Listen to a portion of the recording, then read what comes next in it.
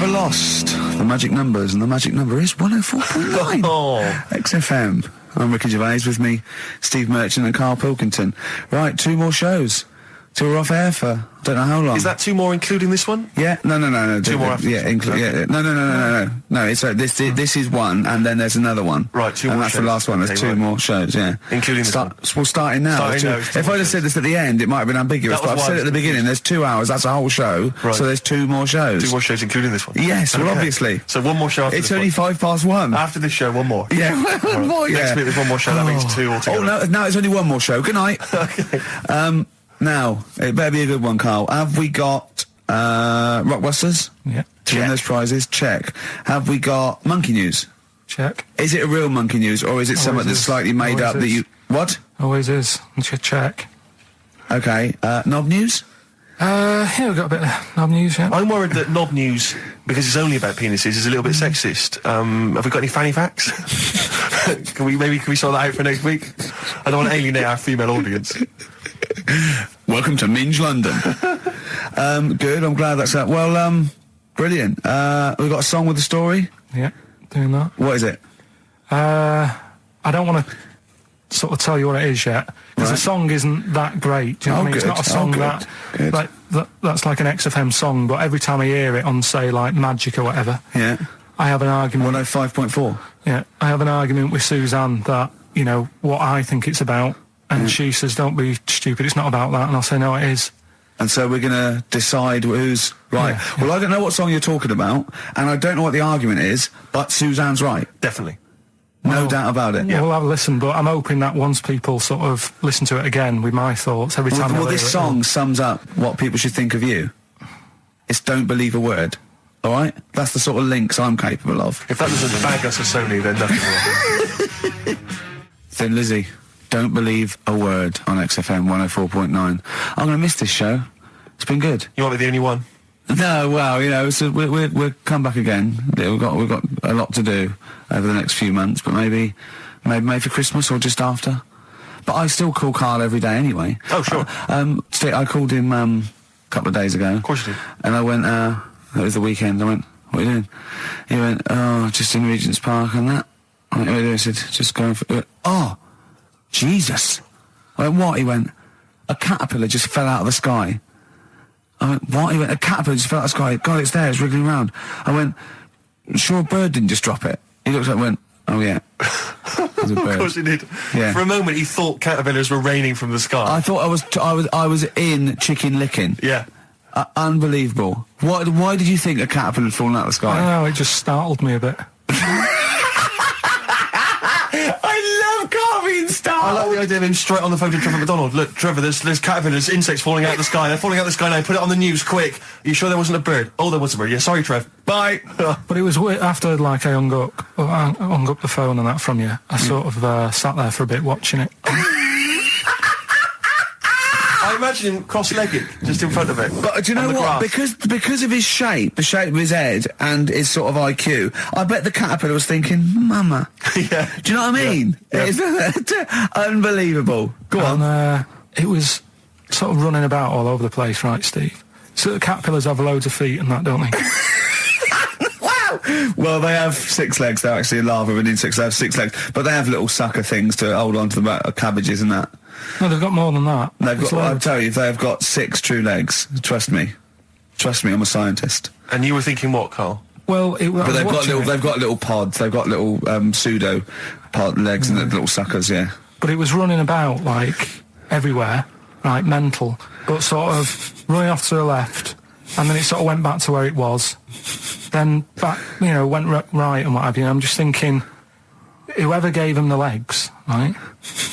What's the point if they don't know where they're going and that? Do you know what I mean? If you can get about... Imagine that sentence. Did you hear that sentence? Can we play that sentence back? No, I don't think we can. Imagine who gave him that legs. Whoever gave him them legs, what's the point if they don't know where they're going and that? And that. Always and that. And that, but maybe you just, to be fair to the caterpillar, with all its legs, okay, and you know where it's going, it had just been plucked from its house by a bird, shot up into the sky, and then dropped from 80 feet. hitting the ground. Onto the head of a weird, bald-shaved monkey. It was probably concussed. Yeah, it's one of them things again, though. But it still knew more about the world than you. How does that make you feel? I just think it's a waste of time having all them feet. It's the same thing as the... Now it's got feet now. It has a nightmare buying shoes, doesn't it, Carl? all the... what was it you were saying about leeches and that? Because we were talking about insects. Well, they're not That's just all insects. these- They're not insects. What are they? Well, I think they're probably... class are probably platyhelminth. Probably sort of like a flatworm type thing. That's what you were thinking, wasn't it, Carl? Yeah, I'm not sure about that. I don't know what the phylum is, but they'd be, What was the leech? What was an interesting? Well, leech fact? there's an experiment where you get a maze for a leech, and there's a bit of blood thing, and it eventually finds its way to the blood. Okay, and then it knows. Okay. And if you put it back to where it starts, it knows where it goes straight towards it because it's learnt it. If you liquidize that leech and feed it to some leeches who have never done the maze, because of a thing called chemical memory, they find their way straight to the blood. That is extraordinary. It's extraordinary. Yeah. I mean, it's incredible. We should try that at Hampton Court one weekend. But maybe with some tourists. We'll just blend up some tourists. Or the people on them, I'll tell you who would do it, those people who go on Celebrity Love Island. Any of them. They will do anything to get They will be liquidized. People have enemas. They will do they wank off pigs. They will do anything to get on telly. What about that? Be liquidized and fed to another. Get one D-celebrity slapper, liquidize her and feed her to another slut. So we and blend see up if she Happy can Tippers. find her way. And see if she can find her way to Channel 5. Yeah. What a brilliant show. Hosted by Jimmy Carr. Of course. That'd be amazing. The Kinks, Better Things on XFM 104.9. Steve Merchant, Ricky Gervais, Karl Pilkington.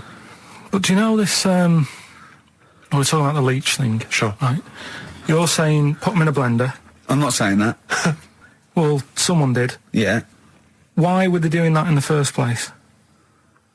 Do you know what I mean? How did they find out that if you put leeches in a blender... I don't know. They probably kept feed them to notes. another- I don't know. No. But what made them? Were they just having a laugh? What made them go? Was it a party? It was a couple, a couple of 40-year-olds. They were at a party. It was a couple of research scientists. They'd been given £1 million, and the boss was coming around to say, "What are you doing?" And they were just making a smoothie, and they went, "Quick, See, Mr. this Yakamoto's come round, throw in some leeches." What are you doing? Just leeching. Just feeding these leeches to some other leeches. All right, well, that looks like science. I'm off. Well, that's what they Here's another £1 million for next year. Bye. Yeah. That's how they work, though, isn't it? A lot Yeah, of these that's scientists... exactly how they work. I'm That's just it. saying they're getting away with murder. Go on. Well, just the way they do sort of spend And loads you of time. can't say anything in front of him because everything's got a point with him. You can't have a conversation with Carl because he always sort of puts in a curveball. You tell him something, and the question comes back that you never could have expected. When I told him that story about the monkey who'd run away because he had an argument with his father, he said, "What was it about?" No one in the world thinks that. Well, no one in the world the- would ask that question. The leech thing. Do you know how you said show the leech the way to its better food, whatever it's eating or whatever, Yeah. in the maze, right? Yeah. It makes its way, Yeah. right? It eats the cheese or whatever. Right? Blood, right? And then you give it... Everything's a cartoon with Carl as well, isn't it? Everything is a cartoon. It's a leech with a little hat and a little baby bell at one end. But what happens if you got another one and move the bit of blood, right? So feed those two leeches to one, then what? So is it going to get confused or... Do you know what I mean? Which way will it go if it's eaten two leeches that have done two different ways? Yeah. Is it sort of stressed out? I don't know. It probably knows both routes. It probably goes, well, there's one over here. Oh, there's one over here as well. I'm happy. I've had two for the price of one. Right, and okay. I'm full of leeches. Then what's the best that can happen for? Like, What are you talking about? What do you want out because of me? I'm just saying, if by doing that they can go, right, we can do this. We're humans. I'd say, Oh, what do you mean? What do you mean in the name of Christ? do it with What do you humans. mean? all I'm saying is, what's the point in doing it? Think what do you mean? If you could do it with humans, I'd say. But well, what right, Carl, think about what you're saying, man. yeah, I'm saying. If you could do it with humans, do what with humans? Say if Einstein, right, didn't do all that maths that he did, right? Say if he got to E equals and then he died. Squash his brain, give it to someone else, say, right, eat that. And they go, right, it's E equals MC squared, isn't it? What I'm saying is... But they wouldn't. They'd go E equals... Oh. Wouldn't they? If it was chemical memory, they'd go, oh, E equals... Oh, yeah, same as Einstein said. Yeah, I just ate his brain. What am I saying? What have you made? Carl, think what you're saying. It's unbelievable. The thing is, right, you are what a scientist does. You just keep saying why and what and why and what. But nothing's ever enough for you, which is good. It's nice to have an insatiable... I get annoyed with all the amount of time and effort that's put into stuff that's useless. What's the next stage to squashing that leech? If it's not going anywhere, forget it. Work on something else. It's the same way in some science magazine I was reading about, is he anything smaller than a quantum electron or something? Yeah. It's like, if it's not getting in the way, don't worry about it. Why are they worrying about things we can't see? If you blended up Carl's brain and fed it to someone, would it make any difference? No, they wouldn't even notice, would they? No. You fed it to a leech, and the leech would go, oh, I don't know what I was doing. I don't know what... Where was I going? I'm even more confused. I don't know. Talking of leeches, did you see the dregs that they put into Big Brother last night? I've not been watching it. It's bad enough anyway. It's a house full of people you wouldn't cross the road to save, right? Yeah. But there's three. They've put in three more to spice it up a little bit. They've put in a low esteem model. Sure. Right? They've put in Mr. Bean, who is the whitest man I've ever seen. Mm-hmm. I mean, it's like a new race. Yeah. He's nearly see-through. And this thing that looks like Matt Lucas in a bikini. Wow. Unbelievable. The fat things on her back, I thought she was coming towards me. Really? It was unbelievable. And the first thing she said, she went in, she looked in the mirror, adjusted herself and went, oh, me minge. Oh. That's the level. Do these people have relatives? Is there anyone in the world who knows them, claims to be a friend of theirs? Families. Do they have family there, or the family just moved away? No. They're probably their family. Their family are probably quite proud of them because they're on the telly. Oh. It's probably like saw your daughter last night saying "Oh, we minge" on the telly. Yeah, she was on the telly, wasn't she? Yeah, she was on the telly.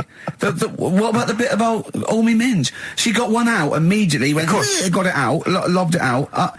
It's unbelievable. It looks like an experiment. I can't watch it anymore. It's just too much now. Because I can't relate to those people in the first series. I always remember it seemed like a genuine social experiment. Yeah, exactly. There was intrigue, there was drama. Yeah. It was genuinely great hypnotic television. Now it's like putting ants in a jar and shaking it. I don't know but even now I couldn't watch that once a night every week. No, I know. It's just. It is unbelievable that what people are willing to do now and the title, because they've just put in people. It's unbelievable. It really is. You don't care about anyone. But I suppose what's good is that I think you watch it now because you want one of them to fall over and hurt themselves. Yeah, or just choke on a chicken bone. And no one else in the house knows the Heimlich manoeuvre. That's a good idea, isn't it? Yeah, feed him more chicken. Send in more roast chicken. So we got a wonderful celebration for you.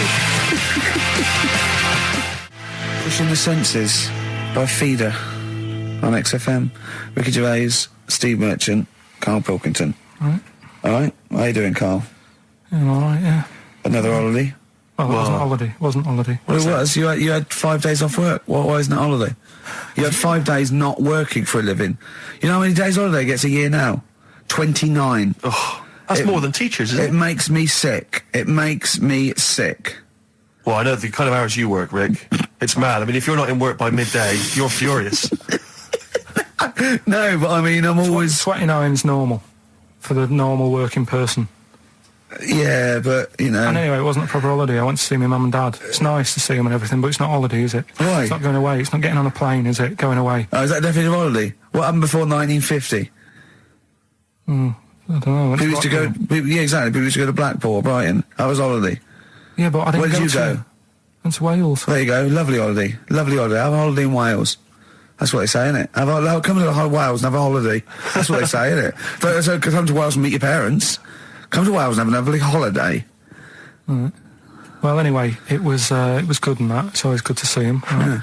But week off work. Do you know, like my mum likes gnomes and stuff. Yeah. Right. Of course she does. She's lived with one for 30 years. She said, get your dad to take us to this park where they've got 6-foot gnomes and stuff, right? have a walk about. Sounds like a nightmare. It sounds like a living nightmare. Keep an eye on Carl.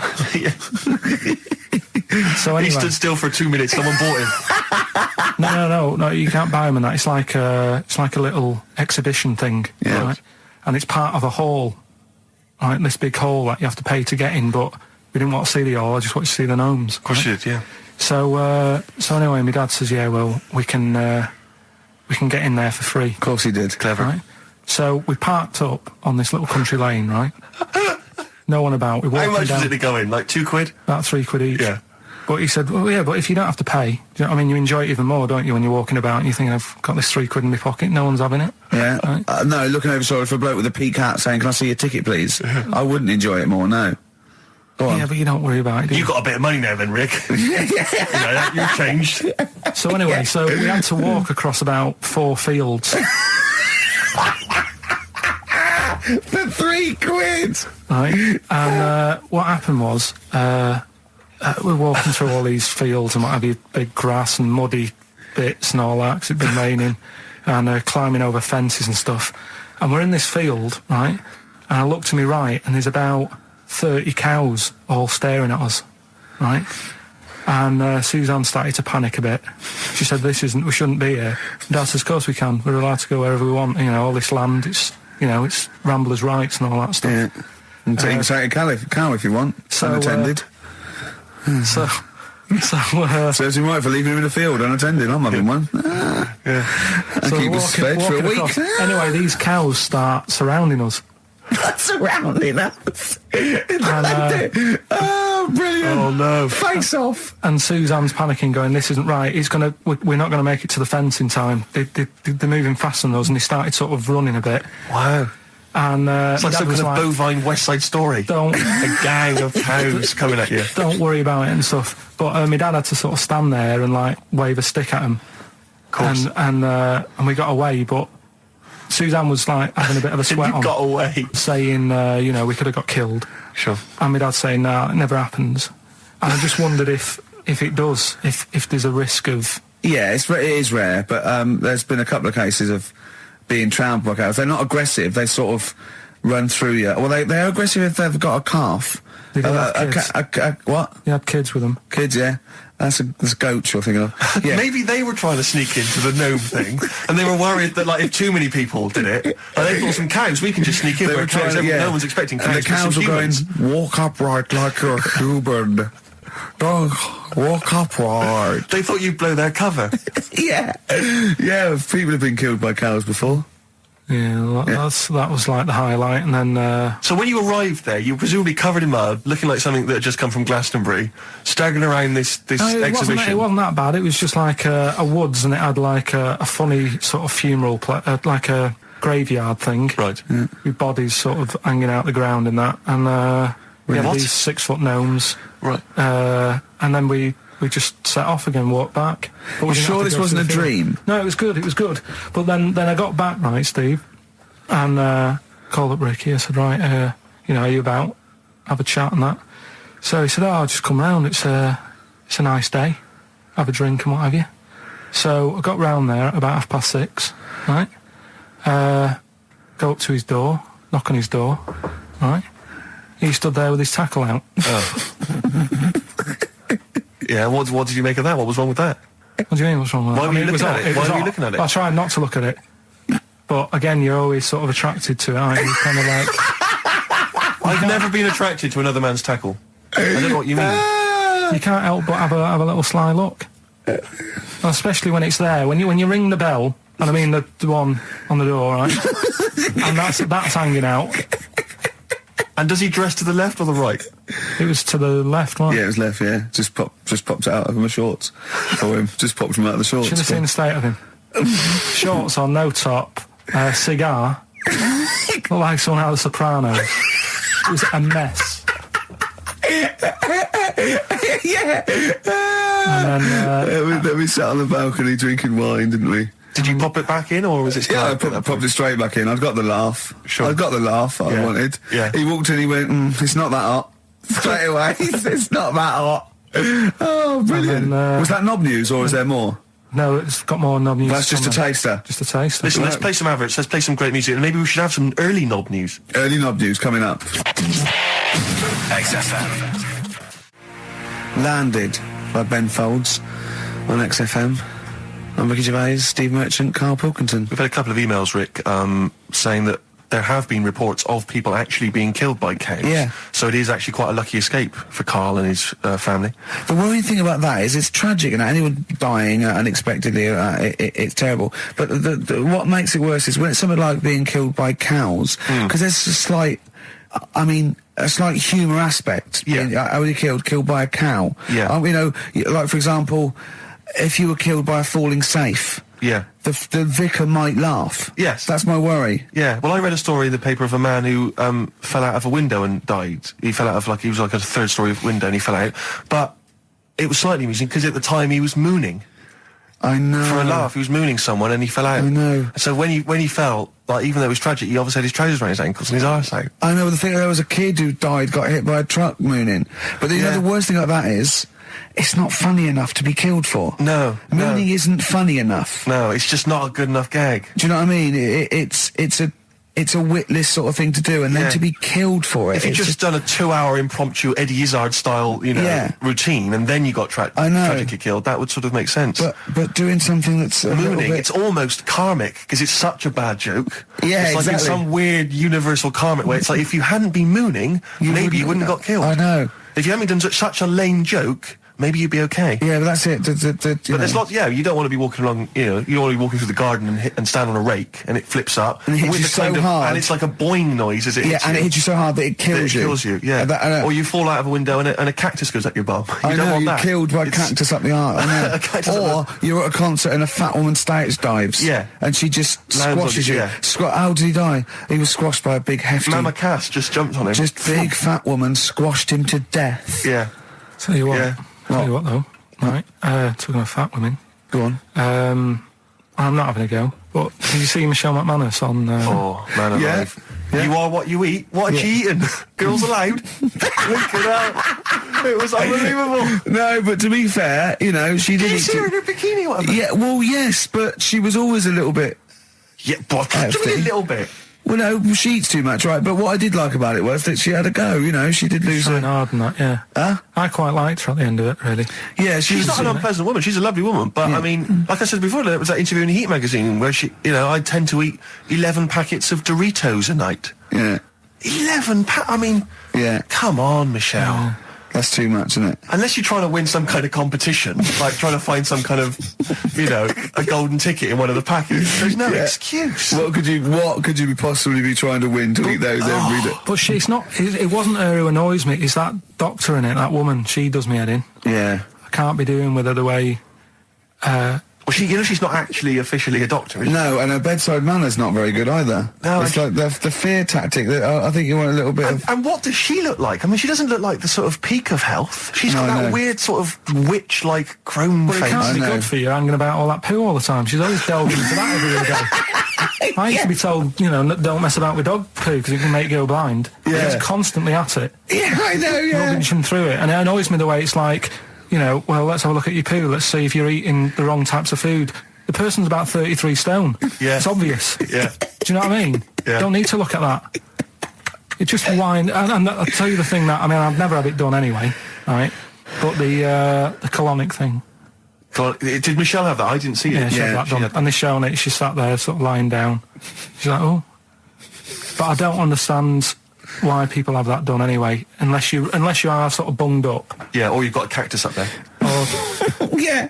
But the other thing is like the way, like it's a clear tube. Why do you need to? You know what I mean? Why do you need to see what's whizzing past? You know what I mean?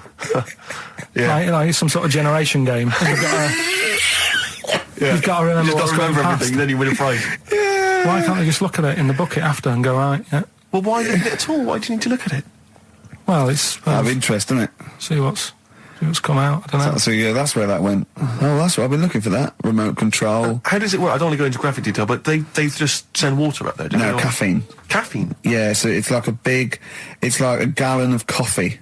Wow. That goes up there, and it wants to come out immediately, obviously. And then It percolates. But when did that happen? How did someone sort of go, tell you what you want to do? I think it was first invented on distraction. To win a car. I don't know, do I? I suppose they thought there's stuff up there that's not coming out. It's for, they find things up there. Though, isn't it? They did that thing that they find things up there that they swallowed when they were 5 and that, don't they? Lego bricks and stuff. Exactly, marbles. But I mean, meats and things can stay in there. It gets caught in a little recess in your 30-foot of tubing, and it doesn't come out. Talking of meats, I saw an advert on the way in today. Question to both of you: who eats pepperami? I don't know. Have you ever eaten a pepperami? It's disgusting. I've never seen anyone eating a pepperami, buying one. I've never heard anyone say, "A delicious pepperami" earlier. I don't associate it with anyone. I've never seen anyone eat When one. you think, what is it? Just sort of like curdled, salty. It's sort of like, do you want to try a big long blood bogey? Yeah. I won't. No, it lasts forever. Oh, that's scary then. Yeah. You just keep it. It's like keep it under your couch. It'll be just as nice in a year's time. It does look like something you'd find down the back of the oven when you were cleaning out. One of those Gordon Ramsay documentaries. Yeah. Yeah, exactly. But because I always associate it's pepperami and it's the those nutrition drinks, which are it looks like a dog food tin. I think it's just called something like nutrition or Nutri drink or something. Oh, yeah. And you always see some empty ones on a brick wall near a council estate.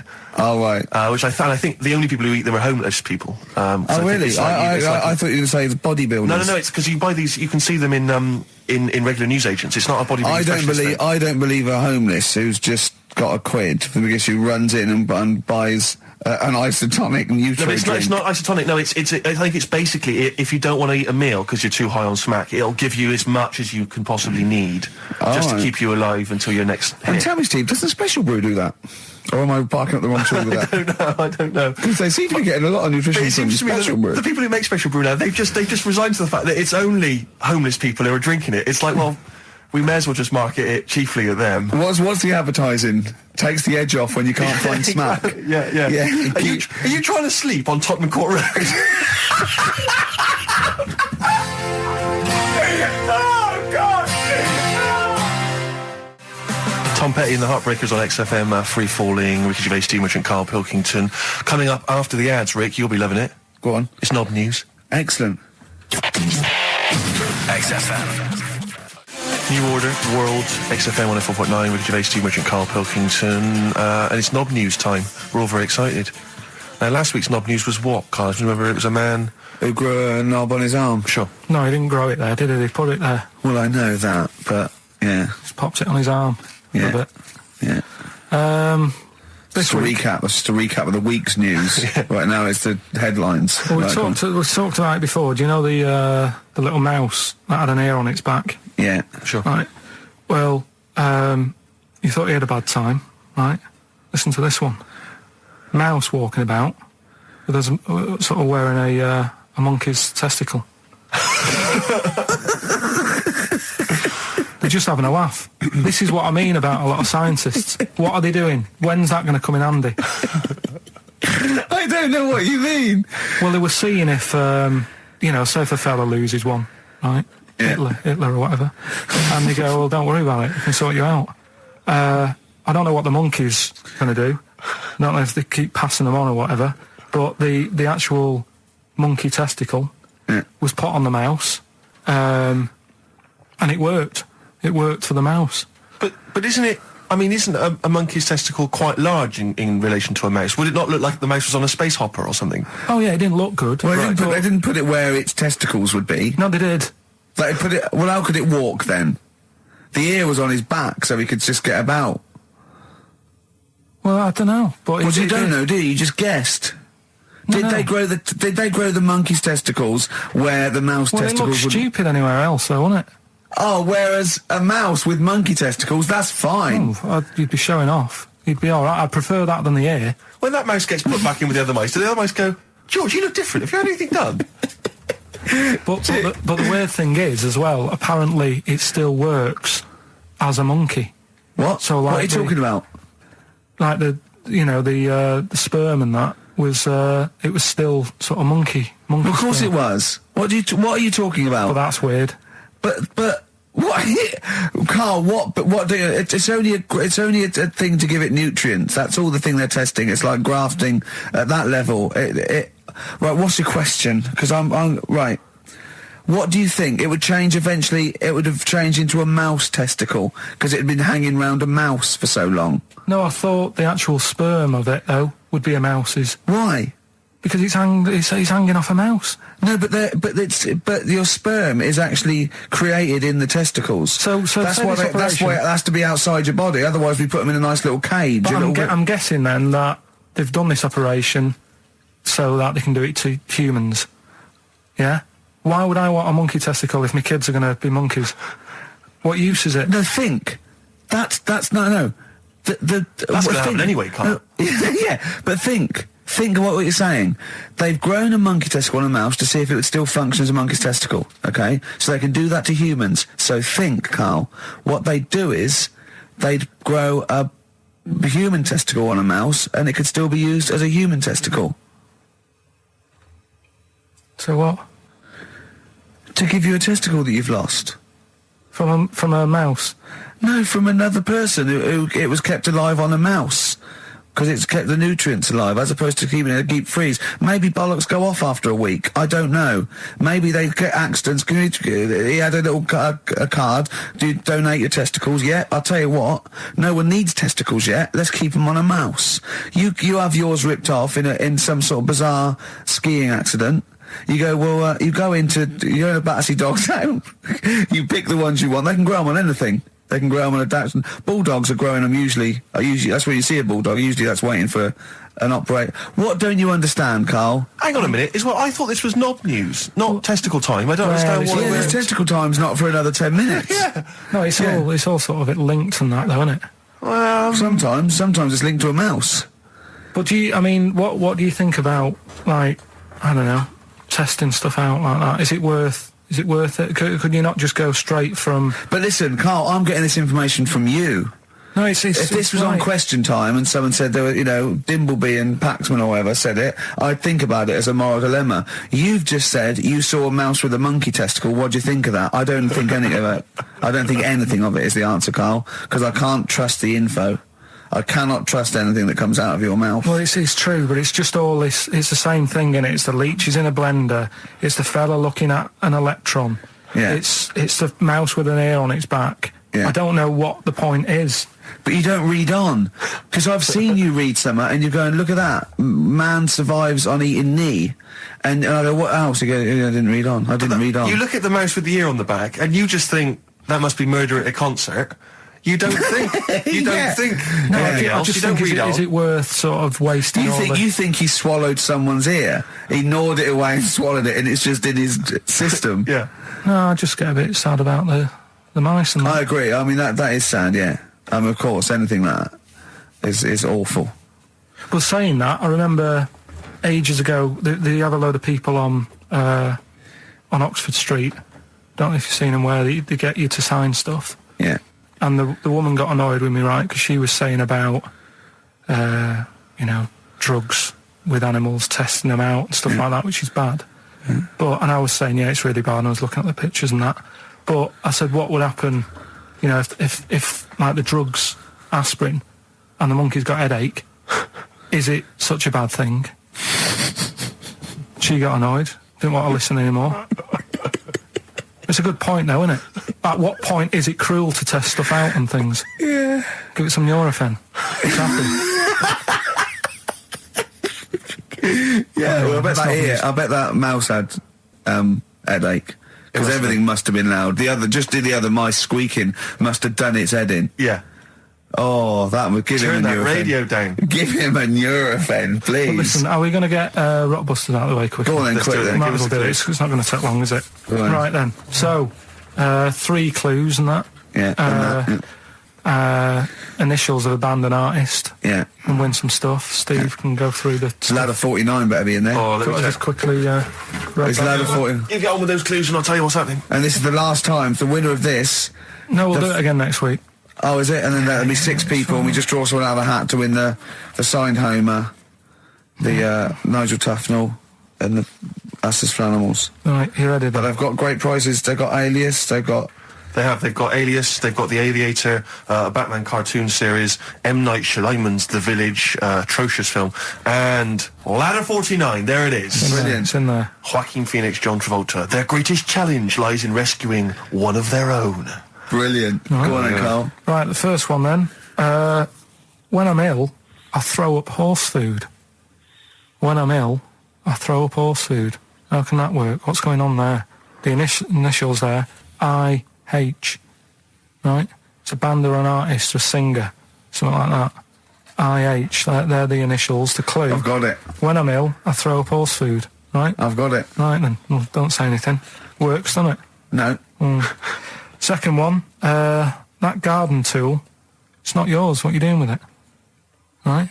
Yeah. That garden tool you're messing about with there, it's not yours. Yeah. Give it back. Right? What's that? ND. ND. Right? Artist or a band. What's going on there? Right? Third one, that male sheep sounds fed up. Why is he fed up? Right? TR. TR's the initials. That male sheep sounds fed up. What's going on? If you know the answers to them three, email in ricky.gervais@xfm.co.uk, or you can text in 83XFM. Right? Great prizes. You can win yourself a copy of Ladder 49. Foo Fighters. Best of You on XFM 104.9. All right, Carl. You calm down now about science. It just does me head in, a lot of this stuff.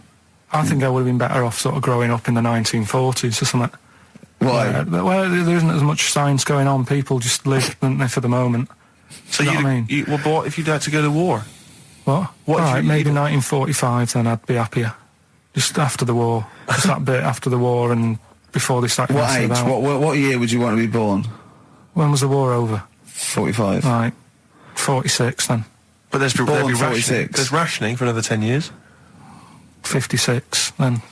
But there's a lot of science going on. Oh, forget it. It just annoys me, all the messing about. They're always messing about with stuff, and I sometimes think, is it doing any good? Is what I mean. Mouse with ears, mouse with monkey's testicles. They're messing about with a mammoth now. Go on. Well, they're just saying, well, they're managing to knock one together. Who And you asked? just think, some scientist somewhere. again, just messing about. Andy. No, but it's just, do you know, I mean, we've done it before about the do we need them thing. The amount of creatures and insects and that are knocking about. You've got that caterpillar that I mentioned walking about, it doesn't know where it's going. Get rid of them. The mammoth, the world's busy enough. It's crowded. It's overcrowded now. How much room are they going to take up? Do you know what I mean? Why are they doing it, Carl? Do you know? All you know is that they're trying to muck around with Because they them. can, because that's all it is, isn't it? Because they can. They're messing about. Someone's Yeah. being paid to do stuff. What else are we here for? If not to try stuff out. What else are we here for? What do you mean? Well, what are we here for? Just to enjoy life, isn't it? Well, some scientists enjoy knocking a mammoth together. No, but don't worry about the mammoth. It died out. Maybe it died out for a reason. Why didn't Noah save it if it was important? Because Noah, what do you mean? Noah's not true, is it? Well, I don't know. There might have been some truth in it. What truth in it? That he put two of every animal that existed into an ark. How big was this then? Why didn't they eat each other? Yeah, I know. I'm not saying. Imagine the noise, Carl. Yeah. No, Trying to get a bit of kit there. There's points to that where I go, that didn't happen, because where could he have been where there was a hamster and an elephant and a crocodile? Where was he? Do you know what I mean? But none I'm of it's saying- true. What bit do you believe? What do you mean? It got a bit wet. What are we talking about? The mammoth or the... No. What is up with you? No, it's just that we had a No, lot... seriously, have you got brain damage? No, it's just that we had a lot of topics going on there. I just don't know which... No, we were talking about Noah. And then you suddenly go, I know where it was, where did we... What? The mammoth or Noah? What? What you did, none of it's true. What? Think of it. Oh, God. Think of the first thing. Build an ark. All right. Could I just clarify, what's an ark? It's a big boat thing. Right. I've never had any experience of Just carpentry. build a big boat thing. But I don't make... Just have a go. Don't worry, you'll be all right. I'll make sure it's all right. But once I've built that, I mean, how big should I build it? What am I... Very big. It needs every animal. Two of every animal. Go on. Every animal. in the boat building, fair enough. I told you to make it big. Right. Don't worry about the fish. They can swim. Okay, but so All what's the thing? birds. Like, Get the flightless ones though. They're drown. Get the flightless ones. They would not the penguins. They're flightless, but they can swim. But all other animals. I should be writing this down.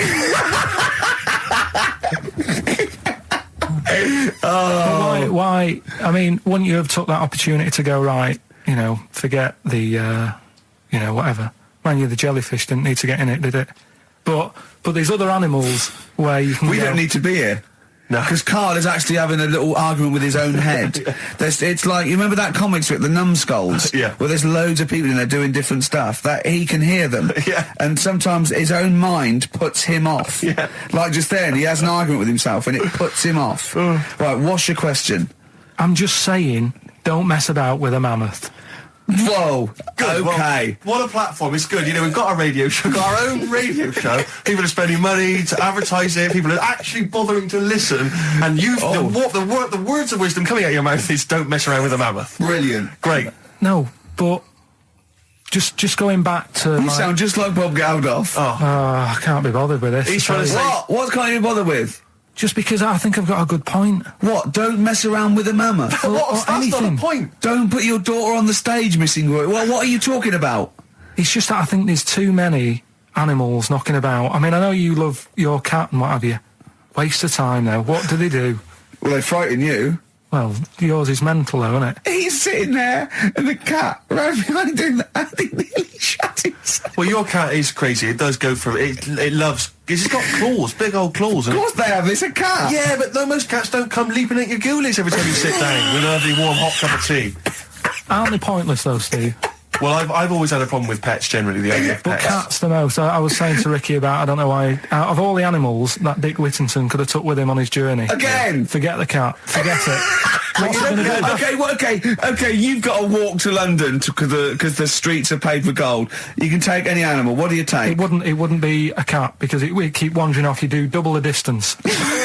Try to get it back. Come here. They don't listen to you. I can't be dealing with them.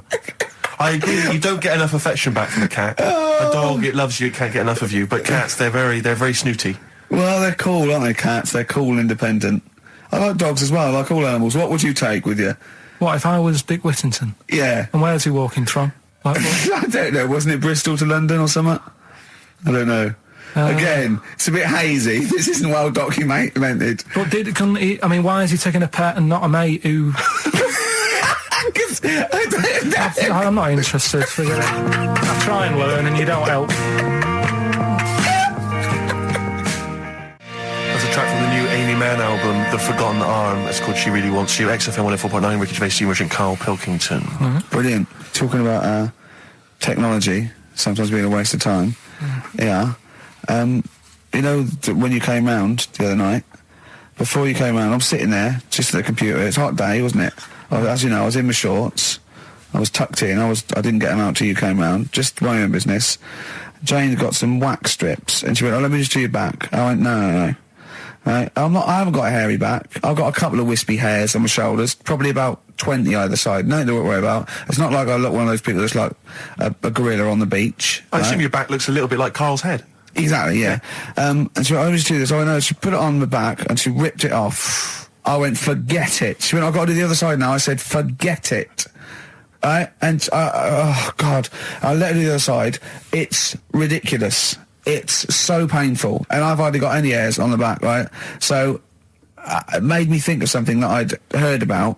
There's a thing that you can do, and I don't know why, for people with really hairy backs and people who are hairy all over, okay, called back, crack and sack. They do your back, and there's some people that do look like little monkeys. Yeah. Right? Yeah.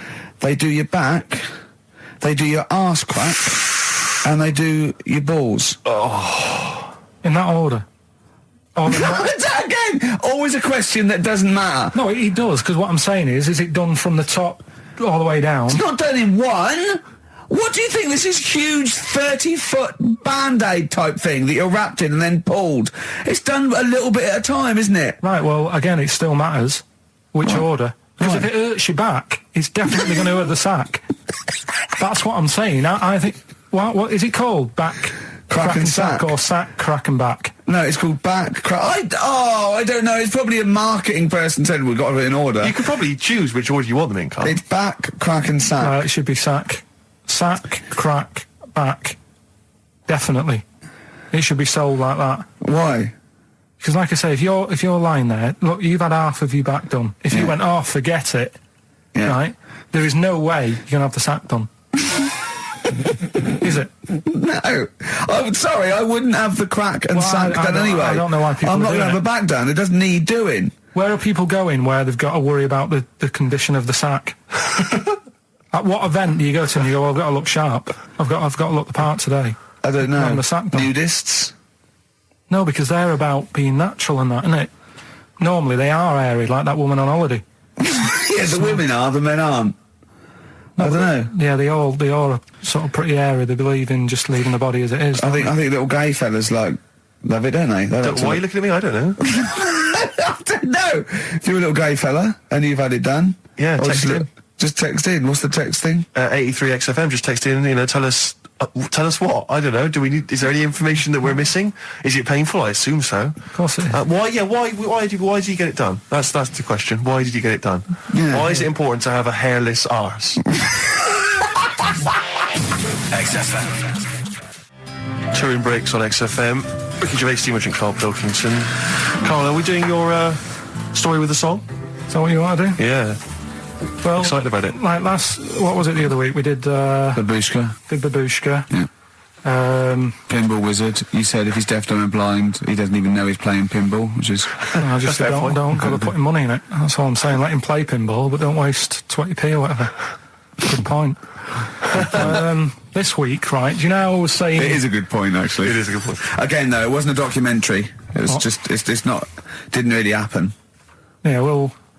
Do you know how I was saying sometimes I listen to song... I like a song to be obvious what it's saying. Pinball Wizard was a good story. You need a song to be obvious. In the ghetto, it's a kid growing up and all that ghetto, rough area, gets killed for nicking cars and messing with guns and that. Living in the city, growing up in New York, rough area, how you cope with it and that, right? But they've got to be as simple as that. Otherwise, I'm not that I've got a brand new combine harvester. It's about like machine. It's brand new. Yeah. It's brand new. But even though it's new, he's willing to lend it out to other people. No, but what I mean is, if you start trying to be clever, the story's lost on you, innit? Yeah. Not necessarily me or Rick, but yeah, sure. Go on, we know what you mean. Go on. On Primates, yeah. Well, this song here, right, it's not an XFM song, and you'll probably hate the song, to be honest. Go on, what is it? What's the song? Yeah. It's Wonderful Tonight. Right? Eric Clapton. Okay, it's all right. It's a sort of bluesy sort of ballad from the late 70s. Yeah, it's all right. But I'm always arguing with Suzanne, because every time I hear it, I'm getting different pictures in my head. Yeah. Of, like, what's going on, right? Okay. And I'm convinced it's about, like, this little crippled fella in a wheelchair, right? And he's knocking about with his wife. And we don't say cripple anymore, do we, Steve? Do we say cripple? I don't think we've said that since... 70s? I think it was the 70s when we stopped. All right, just a little fella in a wheelchair then. Okay. And the story, it's all sort of, how he's being pushed about by his Again, wife. that's not literally. By his wife, she's wheeling him about. What do you mean? He's wheeling him about. They go to a party. Everyone sort of looks round and looks at him. What makes you think that he's in a wheelchair? What's the clues? What's the words? There's loads of little things. It's like, like I say, something about his wife walking around with me and all that. Well, of course she is. She's pushing him about. But walking around. If someone said, she was walking around with me, I'd think they were both walking round. There's a few. But that's not. There must be another. There must be a reason why you suddenly thought that fella's in a wheelchair. Right. My wife's walking around with me. Put on your makeup, and I feel alright. No, and she's always saying, "Do you feel all right?" And that she's always asking him how he is. Yeah, but she's just listen. Let me play it, right? And try and picture the scene, right? But now I'm only thinking of a little fella in a wheelchair. We'll have a listen to it, and you know, just everything that's been said. Okay. Understand why I'm thinking what I'm thinking. No, never. Right, you ready? Yeah. No clue yet, yeah. He's just sat there watching, probably. No. There's no... Wait until he's done. Yeah, no clue. Okay. No, that's all right. Right, that's just a woman getting ready, and he's fine. Yeah, he's just sat there and he's got a great pair of legs. Right, well, he's sat there in the wheelchair watching. No, he's not in a wheelchair. Listen. Right. Yeah. Everybody looks at him. No, her. He's saying she turns heads. Shh. Walking around with him. Yeah, walking around with me. We're both walking around. Are you all right? Yeah, nice thing to say. He's all right. Right? Yeah, he is all right, because he's got a great pair of legs. Right, he might not have any legs and that, but he's happy. He has got legs. Right. He has got legs. I don't know why you think he's in a wheelchair. There's no clue whatsoever. It seems to be based solely on, do you feel all right? Yeah. Which she's you just only saying say that because they're together at a party. Maybe he doesn't know anyone else there. Leg. Right, just hang on.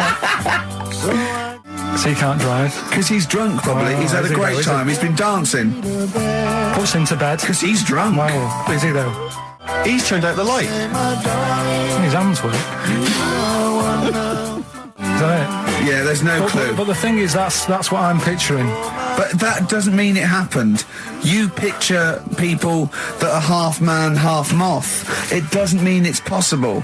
Do you know what I mean, Carl? What you think is usually not true. Suzanne is totally right. There is no reason. I have never, ever thought that Eric Clapton was singing about a little fella in a wheelchair. And the one clue in that, there's two, isn't there? Are you all right? Oh, let me say that, little cripple. Right, and I'll give her the car keys. Oh, why is she driving? He ain't got any legs. Pushing him around and that. No, pushing him around. Well, so he'll do one more next week then. Okay. XFM. Jack Johnson on XFM. Carl. All right. Yeah, we were talking briefly earlier about something that you'd been reading. Well, it's just that you're always having a go at me, saying, you know, you're never happy. True. You know, what cheers you up? What's the best thing that can happen for you and stuff like that, right? Yeah, sorry, I've never said to you what's the best thing that can happen for you. No, but I'm like trying to encourage you. Steve's, and you have a bit. I've started reading more and doing more science stuff, even though some of it does me head in. Like I say, knowledge is almost annoying. Right, knowing about that mammoth is Think annoying. about being a quote. Yeah. Things like, if I have seen furthers clustered on the shoulder of giants, we will fight them on the beaches. It was MC squared. Knowledge is annoying. Yeah. That's an amazing one. Karl Pilkington, 2005. No, but it can get you down, can't it? Right. Knowing stuff that's going on. Yeah, knowing stuff. But sometimes I don't want to have stuff in my head. When I read a horrible story or someone tells me, I wish I didn't know it. Yeah. Yeah, that's all I'm saying. But at the same time, there was something in the paper about things to do before you die, and it was just stuff that I sort of looked at. I thought, don't want to do that. Cross that off. Not bothering with that. At number one, you always know what's at number one. It's the same thing every time. Swim with dolphins. Yeah. Don't know why. Do you want to do that? What's going on down there that it's so good? What do we don't not know. know about? I mean, yeah, it'd be fun. I'd love to sort of encounter most animals, to be honest. I mean, there's be a few animals on the top of the list. I'd rather hang out with a bunch of chimps. I wonder if I it's. love I wonder if it's you're down there with dolphins and you're swimming with them, and then they sort of they click away, they click, And they tell you a secret. You go into they lead you into a cave, right? But down there, it's like being at like Rolling Stones' house in the 1970s. It's They're like berserk. smoking. There's drink, there's women, Yeah, there's don't tell 'em. bars. There's like They're eating tuna. They're loving tuna. they love it, but they can speak. They go, all this clicking stuff. It's nonsense. We're Yeah. having a wild time there. They go berserk, go crazy. It's 24 hours of non-stop debauchery, I think it's spiritual, but isn't never it? mention it to anyone else. It's incredible because they're so intelligent and you know. Do you know about dolphins though? That how intelligent they are. Well, people keep saying that, but what have they done? Do you know what I mean? What's someone done that they've gone? They spoke. You know, I've read a book by a dolphin or whatever. What have they done that makes them so bright? It's the same way they go, you know, they look after you, they save you and that. There's got to be one bad un in that bunch. Of course they. Sorry, I wasn't suggesting they're all flipper. I'm not just they're constantly going round the oceans trying to save people. I mean, they're intelligent, you know. In what way? What do you mean in what way? Well, what do you mean? Why do because Why they do pass people keep tests? saying they're bright? because of the things they can achieve and learn. Like and, what? And, well, they can tell shapes, objects, colours. Sorry, Carl, I mean, they're no match for you. They're not as clever as you. They're way down this, that. But it's all relative, isn't it? For a non-human, they're doing okay. They're up there with chimps, you know. So what do you want to do before you die? Anything? Any achievements you want to have? Well, if I'm ill, I'd prefer to go to the doctors than to go with the dolphins. Yeah.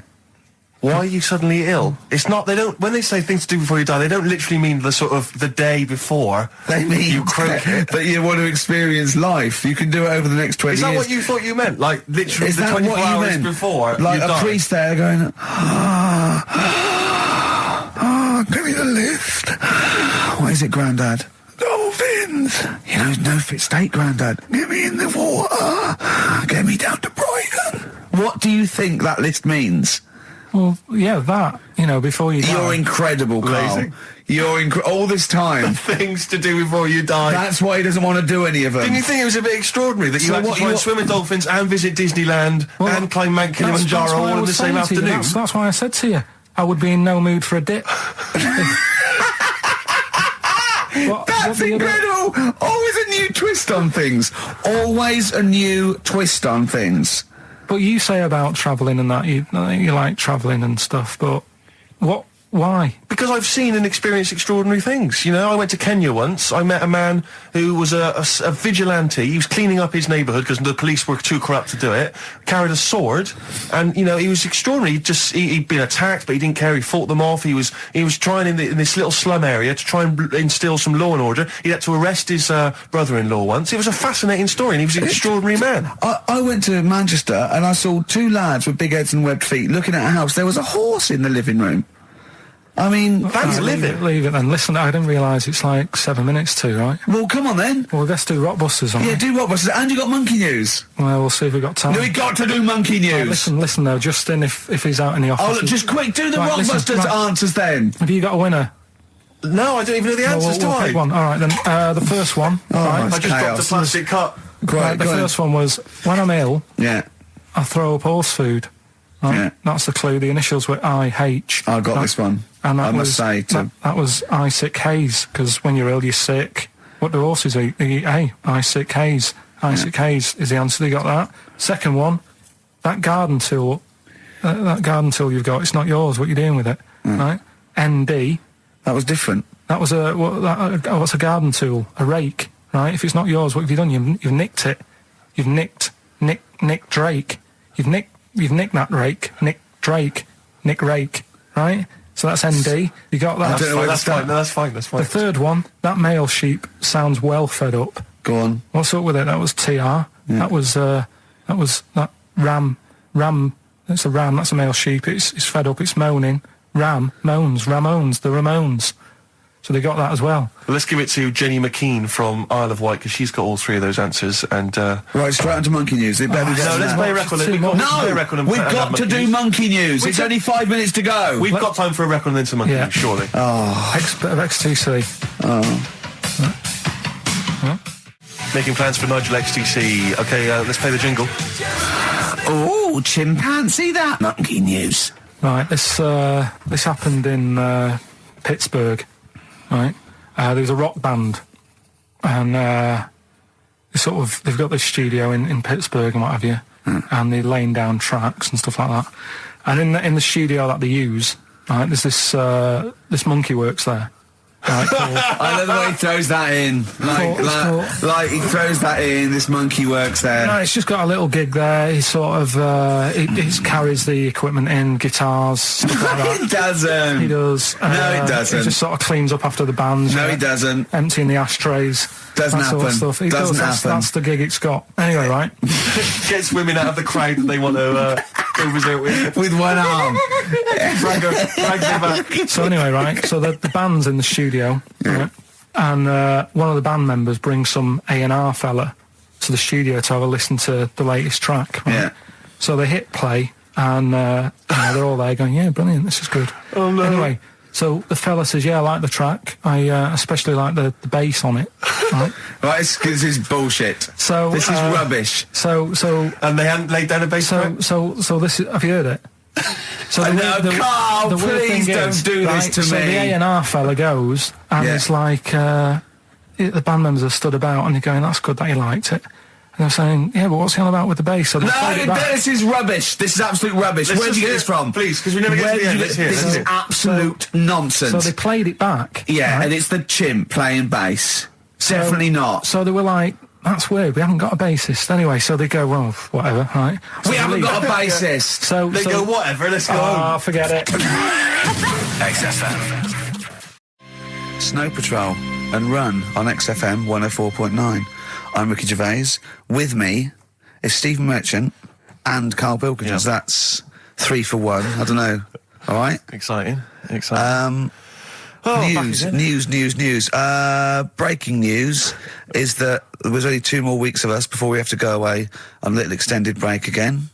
So, can't give any more details yet. We don't know when we can come back because, we don't know what we're doing. We're going to, America.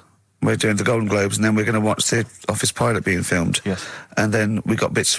I'm doing a bit of a tour, so it'll be sort of the summer times probably. Yeah. Yeah. I'm saying it like they care. Oh, they don't give a damn. Do you know what I mean? Don't give a I damn. sometimes think that because you think, oh, you don't want to let down the people. You want to keep it consistent. You want to give, but really, I know I like doing this more than anyone listening. Definitely. Do you know what I mean? Definitely. I love coming in. I love squeezing Carl's head. Yeah. I love playing some records. You know, I like sort of sitting in the room with you. I know you love it. Oh. I can't wait. I can't think of anything else I'd rather be doing on a Saturday. Yeah. So we got our Saturdays back though. Yeah, that'd be great. I mean, my alarm went off today, and I was a bit tired because we had a couple of drinks last night, didn't we? Last night, yeah. We had party. We were party animals. I've been looking for an office this week, as you know, and it's so stressful. Just walking around, just talking to agents, and right, okay. So my method is this, right? I walk around the area that I want to be an office in because I don't want to hear anything else. I don't want to, you know what I mean? So I walk around. To be fair, it is about a square 500 yards. Yeah. Right? It's sort Your of house is in the centre. yeah. I walk, and so I walk around and look at placards. I go, that's a nice office, and I phone them up. There's loads of different people I'm dealing with, right? And they went, oh, we got one in so-and-so street. I think it was 5th Street or something. I went, oh, yeah, I went along to, I'll see you there in 20 minutes. I got there. You were there, if you remember. I looked around and I said to Steve, it looks all right. There's no pawn shops or anything like that, right? And Steve went, well, it is next to a brothel. And I looked, and there on the next thing, like, you know, model, first floor, Susie, 03. I thought, and I phoned him and I said, do you know what? Don't bother coming here. No, I said, no, I said, because it's next to a brothel. He went, yeah. I went, right, okay. Just for future reference, I don't want an office literally next to a brothel, right? When I go to work, I don't want to walk past prostitutes. Call me old-fashioned. Yeah, right? as you're going into work, there's a prostitute. Yeah. Morning. Morning. Oh, she's got a cappuccino. Yeah, Starbucks, yeah. Business good? Yeah, it's a bit slow at the moment, but it picks up later this evening. Does it really? Good. And I said to him, I've got so my New Year's resolution is being like a little fascist when it comes to business. And I said, also future reference, no crack dens and no wild animals in the porch. And I just can't believe it. There's always something wrong. We went to one, right? It got there, right? And a woman said, oh, I'm new here. She didn't know what keys she was using. And she went, it's the 3rd floor. And she went, there's no point, we won't both get in the lift. I went, right, will you get a desk in the lift? Right, she went, I've got a chair in the lift before. Brilliant. So, just find me an office, Rathbone Place, sort of Percy Street, Charlotte Street, Dean Street. Yeah. Yeah. 1st or 2nd floor. I'm worried we're going to get emails from estate agents, phone calls from them. You know what those people are like. But I don't look at the emails. True. Fair enough. So, play a record. Sexist. Joe Jackson, different for girls. That's why he's not in the charts anymore. I can't believe it. Unbelievable. You were talking about renting an office. I'm a little bit intimidated because I'm just at the moment thinking about trying to buy a flat or something because I'm just tired of pissing money down the drain every month. I know, yeah. And but I'm really petrified. I've put it off because I'm really gullible. When I'm confronted with anyone in a suit who sort of knows what they're talking about, they can sell me anything. I'm intimidated. It's like, you know, you're supposed to go in there and you're supposed to sort of act like you're the guy with the money. This is what I want. This is what no. But I go in there and it's like I'm afraid they're going to say, clear off. I don't want to sell you a house. I'm not interested. Have you ever thought of like really putting on sort of like some sort of cool air? Like, sort of like kicking the door and going, what's that, Oak?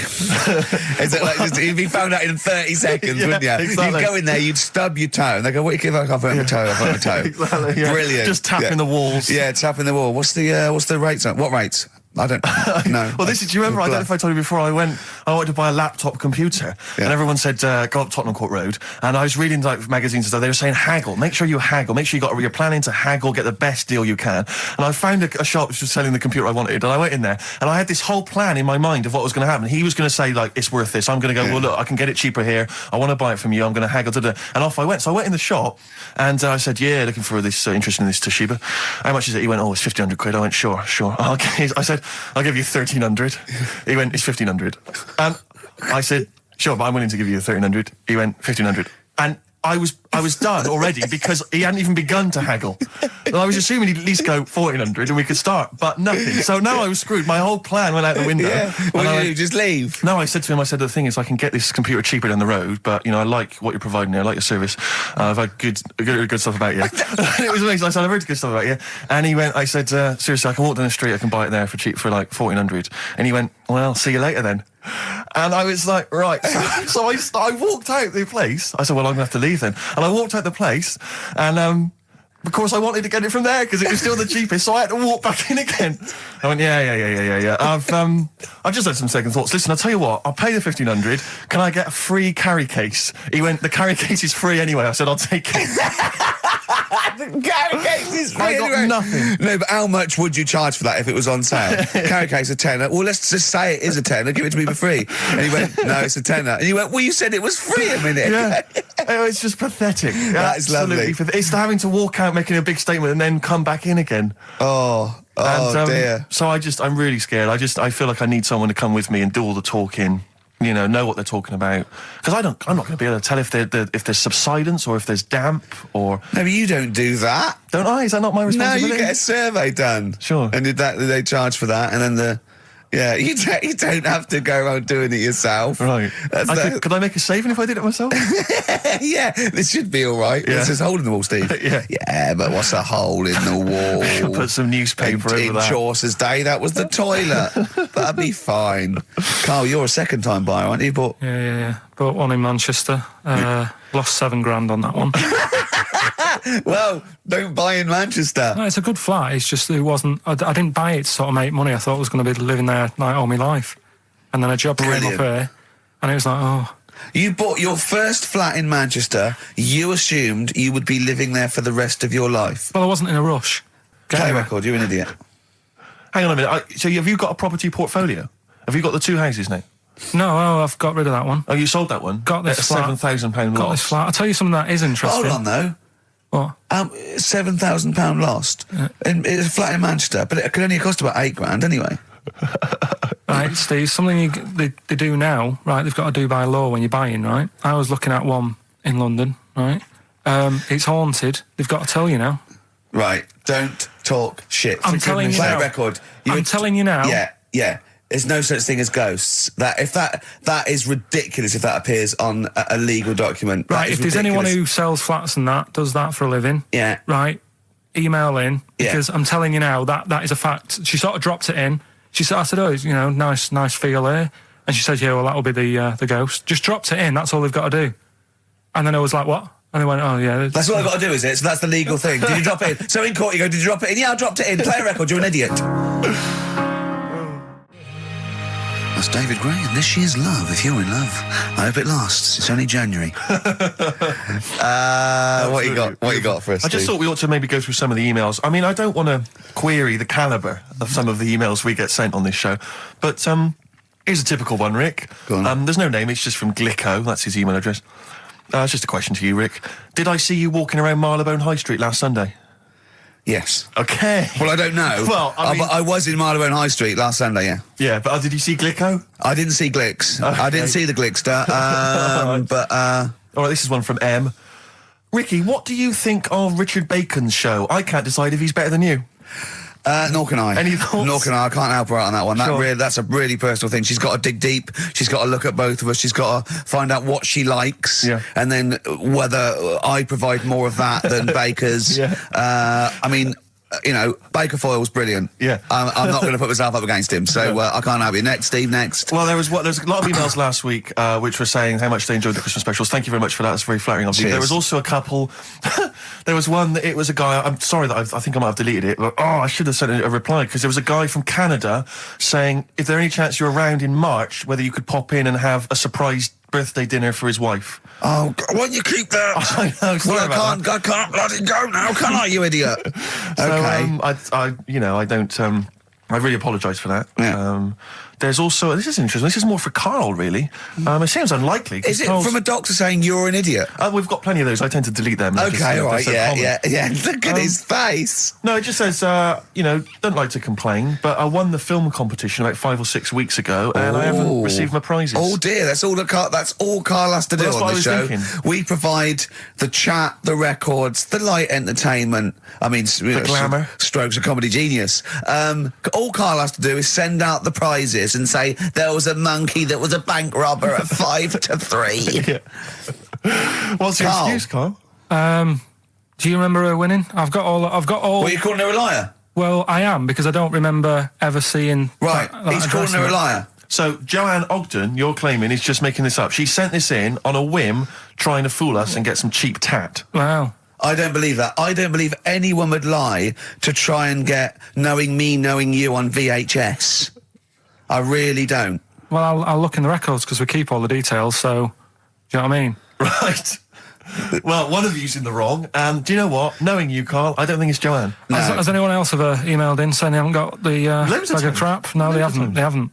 Well, yeah, but one mistake's one too far, because that's one person. So, you might send out 30, but that one person, that's the first time they've won a competition. They want the history of Wind narrated by Donald McIntyre on VHS. Yes. And, Stephen King's It on Betamax. Yeah. No, they sometimes they want the best of Primal Scream on a cassette.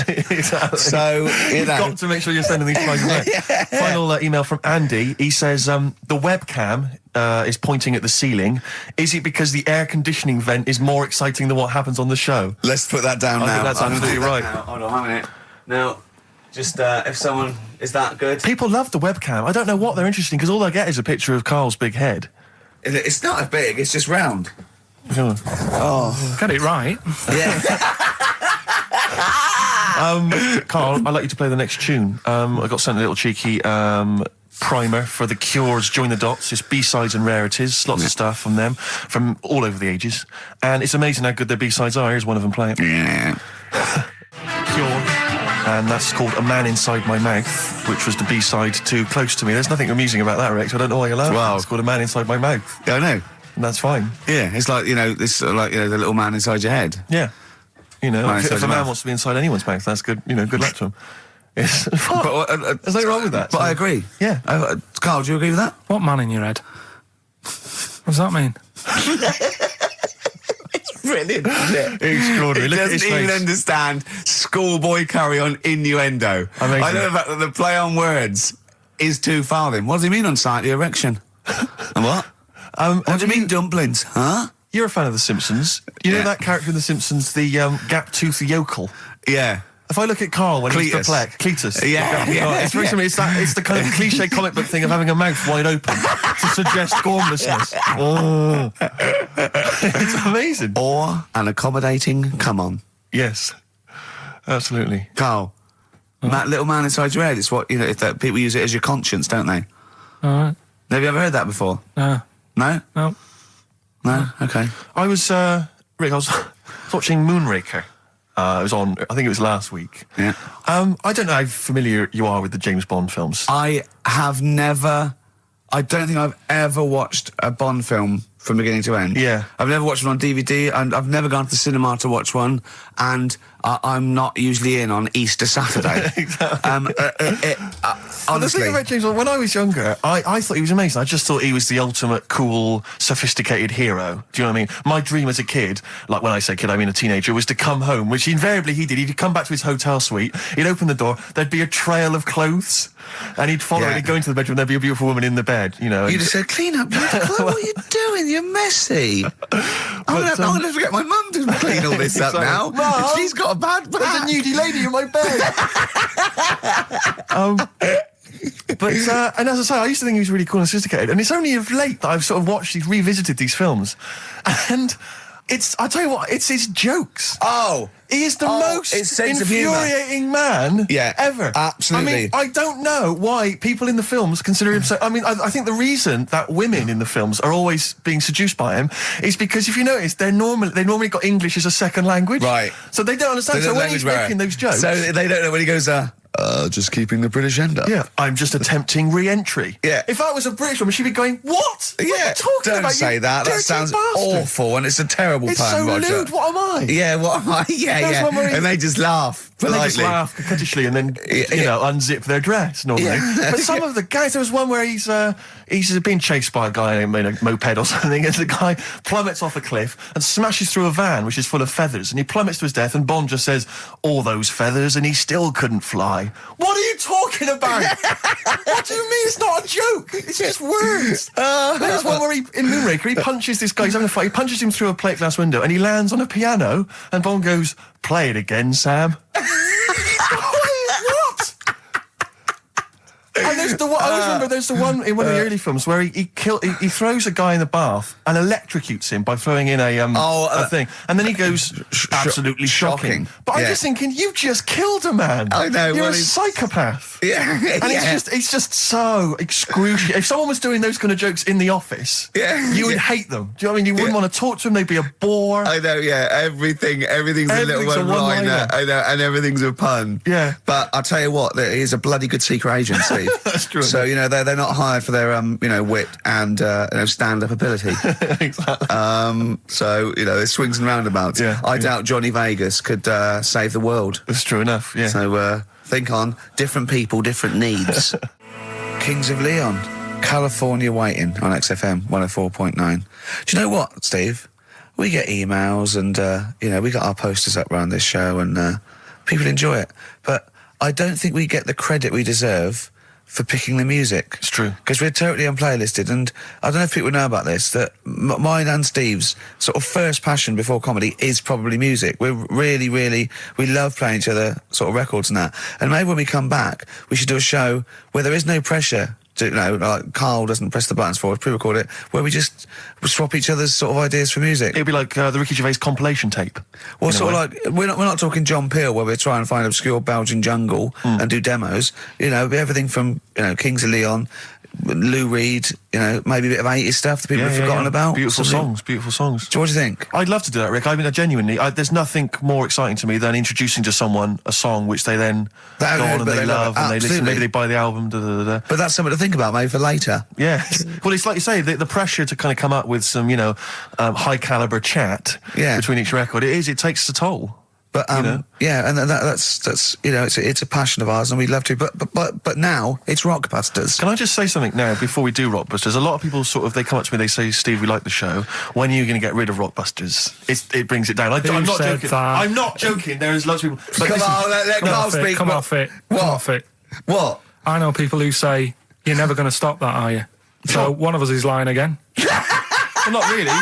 I'm talking about people who've listened to the show. You're talking about Suzanne, your girlfriend. Martin, he'll be at home now with a pad, getting ready to play. But I should just... Mike Freeman did encourage Carl on a couple of occasions. He even tried to get him through with the answer egg when we were doing that naming animal round. Yes. So, but I should just say that people think that somehow Ricky and I are endorsing Rockbusters, that somehow by allowing it on the show, somehow we think it's good or we appreciate it. And I need to point out that it's more like when a child comes back from school and they've done a painting. Yeah. It's crap. Yeah. But of course you've got to stick it on the fridge. It's bigger than the house. You've got to stick it on the fridge because otherwise the kid's going to get upset. In this next episode, you've got to remember the cat is bigger than the house. Exactly. It doesn't look like anything. The humans don't have bodies. Their legs come straight from their head. Yeah, Mummy and Daddy. Please welcome to the stage Karl Pilkington's Rockbusters. All right. Right, so cryptic clues, initials, cryptic. And you work it out and you email in and that. Yeah. First one. Yeah. Don't be stealing my tools. Take your sister's. All right, and the initials NK. Don't be stealing my tools. Take My Sisters. Yeah, so that's like the cryptic clue, and the initials of the artist or band is NK, right? Second one, buy it if you want, not bothered, think about it. Come back, right? Come back if you want. Start again, Carl. I lost halfway through. Right, start that second one again. Right, well, you can buy... It's different. Well, the first one was buy it if one. Now this one was yeah. Well, write it down. Buy it. Right, do it. If it's a cryptic clue, all the letters count. Do it. Buy it if you want, I'm not that bothered. You know, think about it, come back, check some other places out first before you know... That was a crossword clue in the Times. So we've got no time for other clues. Right. So that's SC. Right, do that clue again. Buy it if you want. I'm not fussed. You know what I mean? Think about it. Fust is making an appearance. Fust wasn't there before. Do the clue again. Do the clue again. Initials SC for that one. Do the clue again. No, I don't want to do it again. You haven't finished it yet. I have. That's it. No, do the clue again. I can't do it again. Do the clue again. Buy it if you want. I'm not fussed. Right? Shop around. Come back. It's up to you. I'm not pushing you into anything. It's up to you, wasn't there? SC for that one, right? And the final one, that's good. I can play 10-pin bowling again. Okay, and what's the clue? Christ. That's O for that one. O. All right, so they're the three Now I things. assume that I'm not going to bother to look, but I assume there's a jiffy bag of taps which people can win. All right, well, great, good luck. Ricky.gervais@xfm.co.uk is the email Play a address. record. Thorns. No, buy it if you want. I'm not fussing. Come back, have a look around. I'm open Wednesdays, by the way. Shut up, for. See you later. The Thorns and No Blue Sky, off their album of last year, which is probably my favourite album of the year. I've started getting into that sort of like music, more serious thing in case we do it. I mean, I don't know, from that comment, maybe we should do some preparation. Pre-record it. Yeah. So we can sort of like cut out all the ums and ahs and Like that me sentence there. sort of like eating a sandwich while it's on, singing along, tapping a little bit. Yeah. I won't lay down like this either. We'll get me a chair that I can sort of be upright so I can enunciate. You weren't in the room, were you, when Carl was singing along to Oliver's Army? No. It was a joy. Checkpoint Charlie. Oliver's Army. Nothing. No idea. Oh, bless him. No, it was Rockbusters, well on the way. Any right answers yet, Carl? I'll just check. Let me see, we got one email. One email? No. No, because they probably don't make sense. Yeah, no responses whatsoever. There's some on the text and that. Really? 83 XFM if you want to do it on the old text. Speak up, Carl. We're on the radio. Steve, no, we're on the radio. Yeah, we're live. Just letting you know, do it on the text if you want. Send it in on the text. And what? Well, what is it? Say it. 83 XFM. Right. Right? What's the email address again? Ricky.gervais@xfm.co.uk. Are you tired today, Carl? Are you just bored or? No, I'm all right. I'm good. Yeah? Yeah. Steve? Yeah, well, no, I just wanted to mention to you, I went to a pub near my house recently. I found out that there was a pool hall. You could join like a pool club there. And I love pool. I like to think of myself as looking a little bit like Paul Newman in The Hustler when I'm shooting pool. Yeah. And I went down there and I went with my flatmate, and it's quite a seedy pub in many respects. There's a lot of weird people in there, like alcoholics. And Why did they go there? Strange, isn't it? Weird, isn't it? Yeah, go on. And very, very odd people. And so he was a little bit nervous, and he said, I'm a bit worried, because there's a lot of kind of, there's people from the estate, the nearby council estate, Yeah.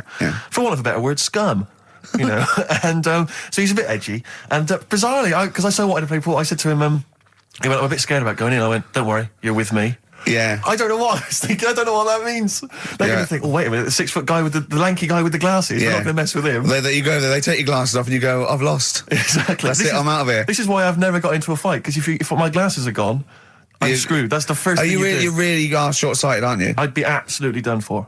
And are you nervous without? Are you sort of like nervous without them? Whenever you see like a kind of action film or whatever, or maybe like a horror film, the nerd loses glasses and he's scrabbling around on the floor whilst the killer coming behind him. That's me. Really? Yeah, done for. Absolutely done for. What did you do when you were at school, when you had to play tennis or football or rugby or something? Kept them on. That's dangerous. Well, of course it is. That's why I was never, as good at rugby as I probably could have been. Because of course you can. How can you play rugby with glasses on? I'm in the scrum going, careful! Your boots. Hello. Yeah. Never mind me nads. Exactly. Watch my glasses. But so I went in there because I used to do judo when I was very young. Well, that's impossible. But this is ludicrous. That must get falling off. Oh, of course. What about gaffer tape? Just sort of like round. Yeah. Yeah. Well, I did. I bought something like a kind of a sports strap to keep them on, and it just pushed them right into my eyes. I could barely see. I was almost blinded. But I swear, when I used to go to judo, I'm sure that the other kids were being taught, right, just knock Steve's glasses off. Knock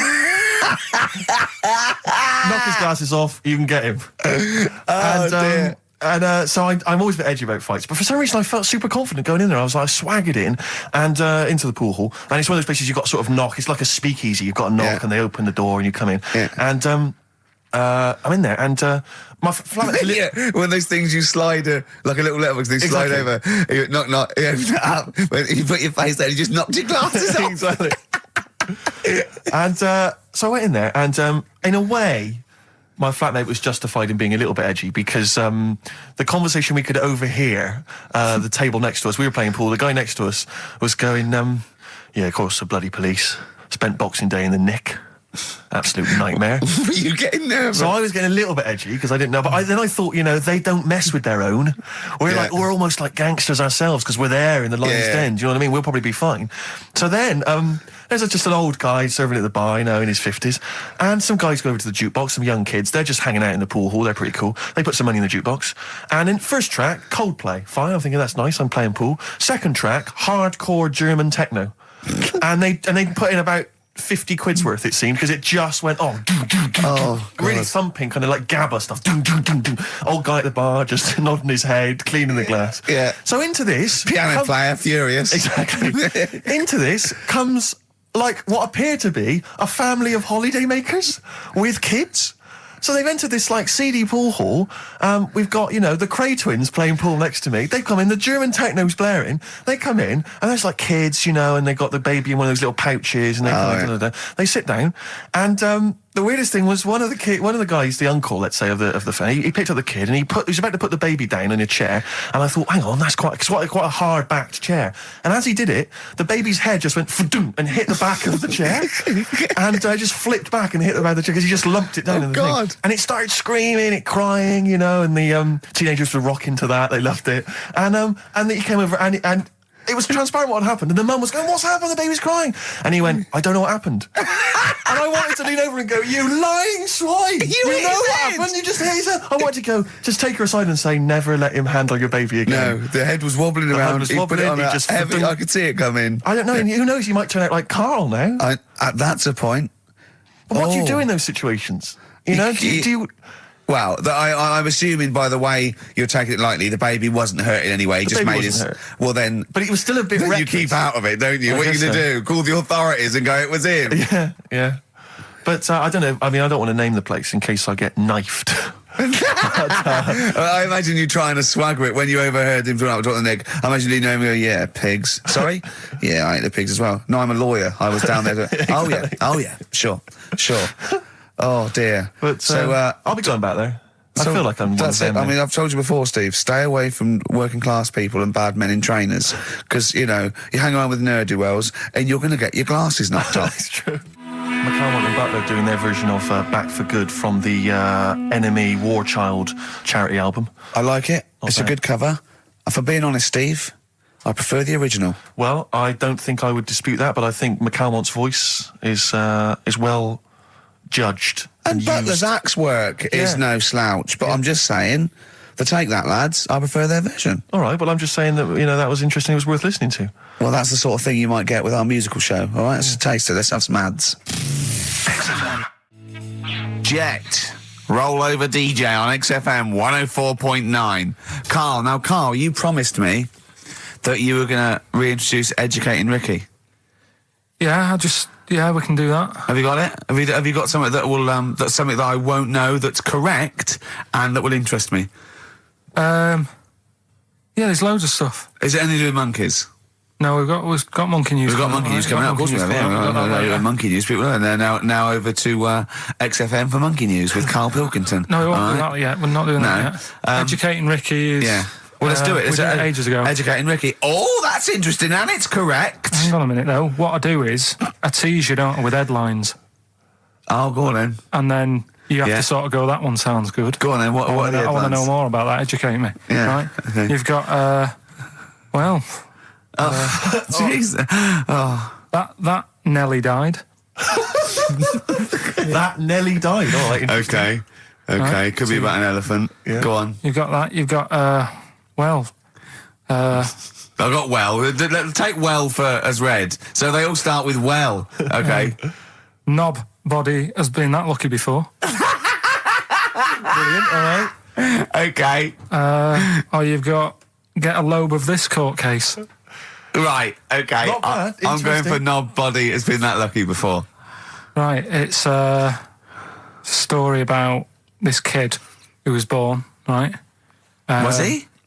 Yeah, he was popped out, like, and the dad and the mum saw the baby, and it was like, oh, that's a good-looking little kid. Sure. And they were proud and that.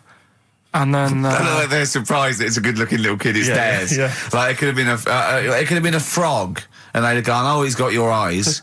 And then the doctor goes, yeah, it is, but look at that. What? He said, it's a boy and hasn't got a knob. I love the doctor saying that. I love this GP. Right. Oh, this midwife saying that. Oh, I love little boy. Yeah, but no knob, baby. Mr. and Mrs. I mean, think. Right. No, but I'm speeding it up a bit. All right, come on. So the baby's Right, so born. the baby's like that, and the doctor says that, and and the woman's like, oh, it's our first as well, and stuff, right? She's really gutted. she's What's the second going to be like? So, no head. so the Just a knob. doctor says, you know, We'll call it Carl. All right, go on. Right, go on. so the doctor says, well, I'll leave it with you for a bit, get used to the idea, right? As opposed to throwing it away. So he wanders off. Yeah. He comes back with a smile on his face, right? Found the knob. So the mum and dad are like, what are you smiling about? He said, you're not going to believe this. Baby's just been born. It's got two. Right? You can have one of them. And they did a little operation. Where did you get this information from? That's in a book. What book? Is it the a same joke as the book that you carry round with you? No. With the woman with 3 legs, the juggler with 9 arms, and the bloke who found shagging a chicken under a rock. Is it in that book? Weird though, isn't it? Well, it's not true. It is true. What, in the same hospital, there was a baby born without a knob. Luckily, Carl. It happened. You're not, you swear to God you're not making The this I'm up. not doctor making it came up, back honest to God. smiling because you won't believe it. There's a baby there with an excess of a knob. It happened, honestly. I'm not, all these things are not made up, the educating stuff. That's why I do it, innit? Teaching you stuff, always teaching you stuff. Fair enough. All right, if anyone can confirm the baby with no knob, they're the going to baby with confirm it two, because they're going to go to the same dubious website that Carl got it from. I always try to be level-headed and reasonable in these situations. And it's You always ignore it. Guatemala or Mexico. Rodriguez was born without a knob. Luckily, baby next door was got 2 knobs. What a load of shite. Play a Play a tune. record. There's still more to come. Oh, I'm looking forward to it. Was it Nelly? Nearly dead. It nearly died. Nelly died. Bones, Radiohead off the Benz album. I mean, might be my favourite album of all time. You said it before, yeah. I Yeah. can't say I've ever really got into it. I remember when it came out, it was just so ubiquitous everywhere. I never really bothered listening I to can it. still listen to it every day. I mean, that might be sad, I don't know. But bit. it's a fantastic album. Yeah. On XFM 104.9, just practicing for when we Talk about music. talk more about music than maybe monkeys and people born without knobs, baby. Carl, any other thoughts? Well, I'm not going to tell you any more educating stuff You're yet. going to tease me with that, are you? Leave you with it nearly died. Yeah. And get a load of this court case, right? But I want you thinking about Yeah, thinking about it. Yeah, just getting my juices ready. think about that. Yeah, like an aperitif. Yeah, sure. But I've just educated you, Yeah. right? And I watched The Office Christmas stuff on last Sunday. Do you enjoy it? I think it was good. Good. I think it was good. Thank you it was very up there with one of my favourites. The second one was good. Yeah, okay. Your second one, there's Um, more the paybacks in the second one. The first one's more set up. Yeah. So, I'd have thought people would like the second one more. Yeah. So that's nice. That's a nice critique. Thank you, Carl. But there was something in it you did about cavemen. Cavemen? You said something about It was a fact about caveman, and you sort of only half did it. You didn't give the full information, like... What? Kind of doing that. You just... Where was it? What bit was it? It was the bit when you were talking about getting a woman, I think, or you were talking about breasts or... Oh, the one when I said the reason women have cleavage is it reminds men of buttocks because when we were cavemen we used to do you from behind. Yeah. Yeah, at the blind date, yeah. Is that a joke or...? Well, I was hoping it was funny. We would... Oh, you mean... no, I don't know. Yeah, I think I did... I think cleavage is meant to represent... In a sort of Desmond Morris pop sort of anthropology type way, I think I've seen that before, that cleavage represents buttocks. And I imagine, you know, cavemen probably did do it from behind. I don't know what you want to know, Carl, really. It's in a sitcom. It wasn't a documentary. It looked like one. Yeah. Brilliantly directed to look like one, I'll give you that. No, but what you're saying, so blokes like... Yeah, I think cleavage is represented like buttocks because obviously buttocks were much more of a sexual organ. Evolutionary speaking, breasts were to actually bring up to suckle young, but and were a sign of sexual maturity, so you're ready to mate. But whereas, Carl, I'm not an anthropologist, mate. I'm struggling here. What do you need to know? But I imagine that the cleavage reminds you of an arse. Right. Well, if it's all about arse, why don't gays like a little bit of tit? No, do you know what I mean? You've done me! So the question put to us today on XFM 104.9, please call me $1, is if it's all about arse, then why don't gays like a little bit of tit? I was worried if it's all about arse, why don't gays like tit? If it's all about arse, why don't gays like tits? Just call in with your... Thanks very much for tuning in. This is in Children's TV. If it's all about arse, why don't gays like tit? It's soon been an hour and a quarter before we got round to gays, so it's good to see they've made an appearance. If it's all about arse, why don't gays like a bit of tit? Is the question. What a brilliant question. Well, if you're an anthropologist or a psychologist, a doctor, a gay, please call in. If it's all about arse, this is the question. I'm not convinced by this whole... cleavage looks like an arse. That's no, why people... not Steve. Nor am I. It's a bit of mock anthropology. I didn't think it would be under scrutiny. I think it's more likely that the reason men find cleavage attractive is because they know there's a lovely pair of Bristols down there. Yeah, so they look at cleavage. They go, here we are. If that's what's on show, exactly. Imagine what's down below. If that's in the front window, right? Yeah, what's she got in the back of the shop? Oh dear. The Coral, Bill Mackay on XFM 104.9. If it's all about arses, Steve, why don't gays like a bit of tit? I think there might be a lecture on that at the Royal Institute tonight. I'm not sure. Stephen Hawking. Yeah, I think he's giving a lecture. Brilliant. I'll tell you something else, though. That's about caveman and that. Yeah. Right? Not really. Go on. Do you know... I love the idea of a little gay fella. He's pulled a bird. All he's done is focused on the cleavage, and he's gone, that's a lovely arse. Right? He's got a bat. Right, pulls the dress down. No! Where's the arse? I've been gone. There's boobs. Boobs. I hate them. They're my worst. No! Right. Sorry, Carl. Cavemen and that. Yeah. Back to it. Doesn't drop a beat, does he? Do you know, like, when you get a bit scared and the hairs on your back and that sort of go up? Well, I haven't got a particularly hairy back, but go on. No, but on your neck or whatever, yeah. On your head. Do you know... Not in your case, but sure. Do you know where that comes from? Do you know why that happens? Why it happens? Yeah. To look more fierce. Yeah. Probably residue of like the erectile tissue would make you look apes, and that would make you look slightly bigger, your outline bigger. Is that it? Is that the answer? Yeah, just cavemen in front of dinosaurs and that. They sort of went, oh. And then... Well, it wasn't cavemen in front of dinosaurs, was it? Cavemen weren't alive when dinosaurs were alive. There was a couple knocking about. Right, okay, fair enough. There was a crossover point, surely. No, Not dinosaurs like you're thinking 250 of. million. What's the... probably the Ice Age. There were still big reptiles. I think it's fairly common knowledge that the dinosaurs did not exist. Well, who gave the dinosaurs the name? Well, no. Well, no. Who gave the dinosaurs the names? He's using cavemen as any genus of Homo. Right. I know he's thinking of the Flintstones, Yes. but I'm giving him like an instep into evolution here. But I should just point out, cavemen didn't have cars which they motored by running along the street. and they didn't mix cement in pelicans. You're aware of that? Right. Go on, Carl. Should we have the Rockbusters answers? We've got to get that attacked out of the way. I'd love to. Number one was, don't be stealing my tools. Take your sisters. The initials were NK.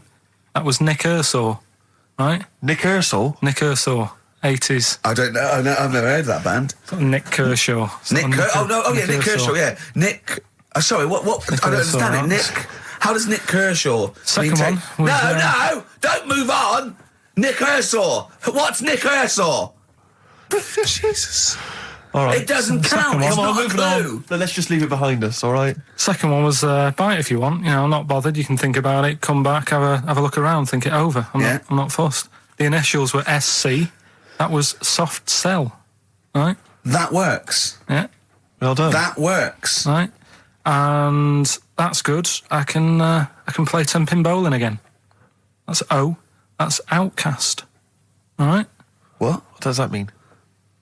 Outcast? You're out. You broke your arm. Right. Got the cast That's off ridiculous. That's ludicrous. I mean, that's You ridiculous. broke your arm, you were in a cast, you got rid of the cast, you're outcast. Did Yes, anyone get that? it. Yeah. I mean, I am stunned. I think, to be fair, that was because how many bands begin with O? Yeah, I think that's why people got it. exactly. But there were guesses, yeah. I could probably make Oasis work if I tried hard enough. We've done that. Oh, pardon me. God. So, outcast. That's ridiculous. Why is it ridiculous? But We've it's had worse than that. ridiculous. We've had worse than The that. leap to We've had bowling. worse than that! No, Imagine that! I remember when I did my wrist in, then it fixed. I went 10-pin bowling. Why did you do your So it's wristing? what you did. Brilliant. So next week's quiz is, what am I thinking? You're an idiot, Carl. Play a record. Who's the winner? Why did you do your wristing? Crash. I had a bit of a what? crash. Had a crash. You had a crash? Yeah. That sounds like a story we've not explored. Not much to it. I just went on a free sort of rally day. Got in this car. I'd been working all night, right? So I wasn't the best condition to be whizzing around a track in a car, Sure. like a Formula 1 type car. Yeah. Spun out of control, hit some mud, smashed it all in, wrote it off, and I didn't realise I'd done a load of damage until... Well, you landed on your head, but you were fine. Yeah. Who's the winner? Mike Godliman. Bad Time from the Jayhawks on XFM 104.9. Steve Merchant, Ricky Gervais, Karl. We're having a good Pilkington. time. We are indeed. All right. Carl, what you got lined up for us now? Right, well, you've got a choice. Nearly dead? You can have a bit of educating. Yeah, let's have educating. Come on. Educating Ricky. Can we just clarify what this is? I think a lot of new listeners perhaps aren't familiar with this. It's when Carl looks on the internet and finds a weird story about, the double knob fun, and tells me about it. And it's usually not true. Okay. If it is true, I know it already. Go on then, Carl. They're not really weird stuff. It's just stuff that's gone on. That's interested me. That's all it's about, and I go on. educate about it. I should just confirm that we've had a number of emails that say the baby born without a knob and then having one transplanted from a baby that luckily enough had two knobs is apparently true. Right, Yeah, there you no, go. listen. So- I don't question that Where's you that? could be born with a deformity and get someone's, fingers, knobs. What I'm saying is, it didn't happen with the doctor goes, I'll leave with it. I don't believe it. That baby's got two knobs. Exactly. What a coincidence. I bet that little bit of information isn't in there, is it? Sure. That he went out the door, I'm going to get a coffee, came back, bloody hell, hold on, look, here's an extra knob. I found an extra knob. We can put that knob on there. Perfect. Right, well, you've opted for the headline, It Nearly Died. Right? Yeah. It's about this elephant. Yeah. 80 years old in Africa. Right? It's had quite a good life and that. But then what happens is, I don't know what it's been eating, but its teeth fall out. Yeah, that's what most elephants die of that because they grind them down, the teeth, until they can't chew anymore. And most elephants dying of old age with an elephant is the fact that you haven't got teeth anymore. Well, it's had a good innings. It was 80. Yeah. Right? So anyway... They used to pulp the food up and feed it to it, and it lived quite happily? No, what they did was, the village got together, said, chewed the food for that's it. sad, isn't it? Made it some False teeth. Made it some teeth. Out of wood. Wooden teeth for this elephant, that's 80. What do you think of that? I don't know. I don't know if it's true. No, well, forget that. You've been proved wrong once. It is true. What do you think about that? Carl, it's like saying, yeah, my Auntie Nora saw a ghost. What do you think about that? There's no comment. I can't comment on it. Would you have gone to the trouble, is what I'm saying? To build an elephant some teeth? It's 80. Yeah. With all the problems Africa's got and that, and they're messing about making teeth for an elephant. What problems have Africa got? Well, there's not enough food to go around, so if an elephant's dead, that's a bit more food left. Do you know what I mean? Why? Yeah, but you're assuming this is in the middle of a village where there was famine and starvation. It might have been South Africa, Kenya. No. You don't know. It's not all Ethiopia. If it was a busy city, people in the village wouldn't have time to be messing about with making teeth and that, would they? It was a little village. Little village. Yeah. And the local elephant. The local elephant, like a local post office. I'll meet you by the elephant. No, to be fair, Rick, I think I saw Bob Geldof on TV saying, please, people, stop making elephants' teeth. They are eating all the food. We're sending it over there. F the number. Where's the teeth? I don't know. It's possible. Send us the teeth. It's possible. It's possible they made this elephant some dentures. It is possible. Wouldn't it have been easier to just pulp it? Exactly. Mash it up, serve it some soup or whatever. Yeah, I think if you're making its teeth, it's really. So I'd have thought I wouldn't have thought it would work for very long, and I wouldn't have thought the elephant would understand that it was teeth. So I wouldn't have been able to thought that villagers could do it. I mean, top veterinary surgeons could have done some, but I think they made it all goodwill. But I don't want to thought it worked, so they probably end up dying or pulping it like I suggested. But thanks very much. Play a record. No, but didn't you say something about wooden teeth? Someone had wooden teeth. I don't know. I think that was possibly my grandparents. They had wooden teeth. Yeah. Well, I don't know if it was wooden. I think the palate was wood, and then the teeth were as you would normally expect. That's like from the 16th century, though, isn't it? Well, it was the 1940s. They used to hammer them in without anaesthetic. Really? Yeah. Just that put into the roots. It wouldn't. Oh God. That's a rubbish time, isn't it? To live. And other people's teeth, obviously dead people's teeth, you could replace it. Just bang it in for a while. Oh God, unbelievable. Oh dear. Play a record, Carl. If you've had teeth hammered into your gums. Placebo, English Summer Rain on XFM 104.9. Right, okay, you got the final educating Ricky, Carl? Get a load of this court case. Yeah. What happened was, right, allegedly. Fella's in court for something that he shouldn't have done, right? Yeah. You got all the detail then at your fingertips. And the jury says he's guilty, right? And the judge went, what, he's not guilty, off you go then, right? He misheard it. They couldn't do anything about it, because once the judge has sort of said, you're not guilty, off you go, you can go home. And the jury were like, what are you doing? We said he's guilty. And he's like... What do you think of the Thorns album? I'm quite a big fan, Rick. Yeah, I like that sort of alt country sound. I know. I like that compilation you made me. That was that sort of thing. Really good. The Jayhawks. Thanks for that, by the way. It was the hanging one, wasn't it? There was the hanging one that happened. Are you still here? What bands have you been checking out recently? Any new things? Just exploring all kinds of stuff. Obviously, I like dipping back into the old stuff. I've tell you I've been appreciating a lot recently, Rick. Billy Bragg. Oh, brilliant, yeah. Great guy. Isn't he playing He's playing in March, yeah. You might want to try and check it out. The hanging one, when the fella was... Sorry, mate, go on. When the fella was hung. He was hung, and... He was hung? He was hung by a rope. So, isn't that... No, I think it wasn't he a Chinese emperor? And wasn't he hung? Yeah. He was hung. Some fella who'd done something, they hung him. And, they wanted him, it's not a word anymore. He was hung. Look, don't be doing that again, because you said squoze wasn't a word, and then I showed you a menu today that someone sent, and it said fresh orange, squoze. Inadvertent commas, and next to it was the word colour, spelt C-O-L-O-R. So presumably either the American menu, right, in which case there's loads of American words that we don't use, or it's just a badly typed piece of work. Anyway, there was a bloke that was He was ung and that, but he didn't die. Ung on that, he was definitely a Chinese. Ung on that, yeah. I remember him now, yeah. He didn't die, and they said, "Oh, just hang on a minute whilst we change the rope and that." And he stood there waiting, changed the rope. They tried to, do it again, and didn't work. It didn't work, right? So they got another rope, right? Didn't work, and then they had to let him go because it's like there's a well-known saying or something from this thing. Yeah. Have you seen? Do you like "Oh My Car's On" by Tim Burton's new single? I don't know that I'm particularly. It's brilliant. Can we play it a bit later? No. Yeah, can we play it? Let's play a record now, and we'll talk more a bit later. Yeah. Hey, can you, Carl? Would you shut up?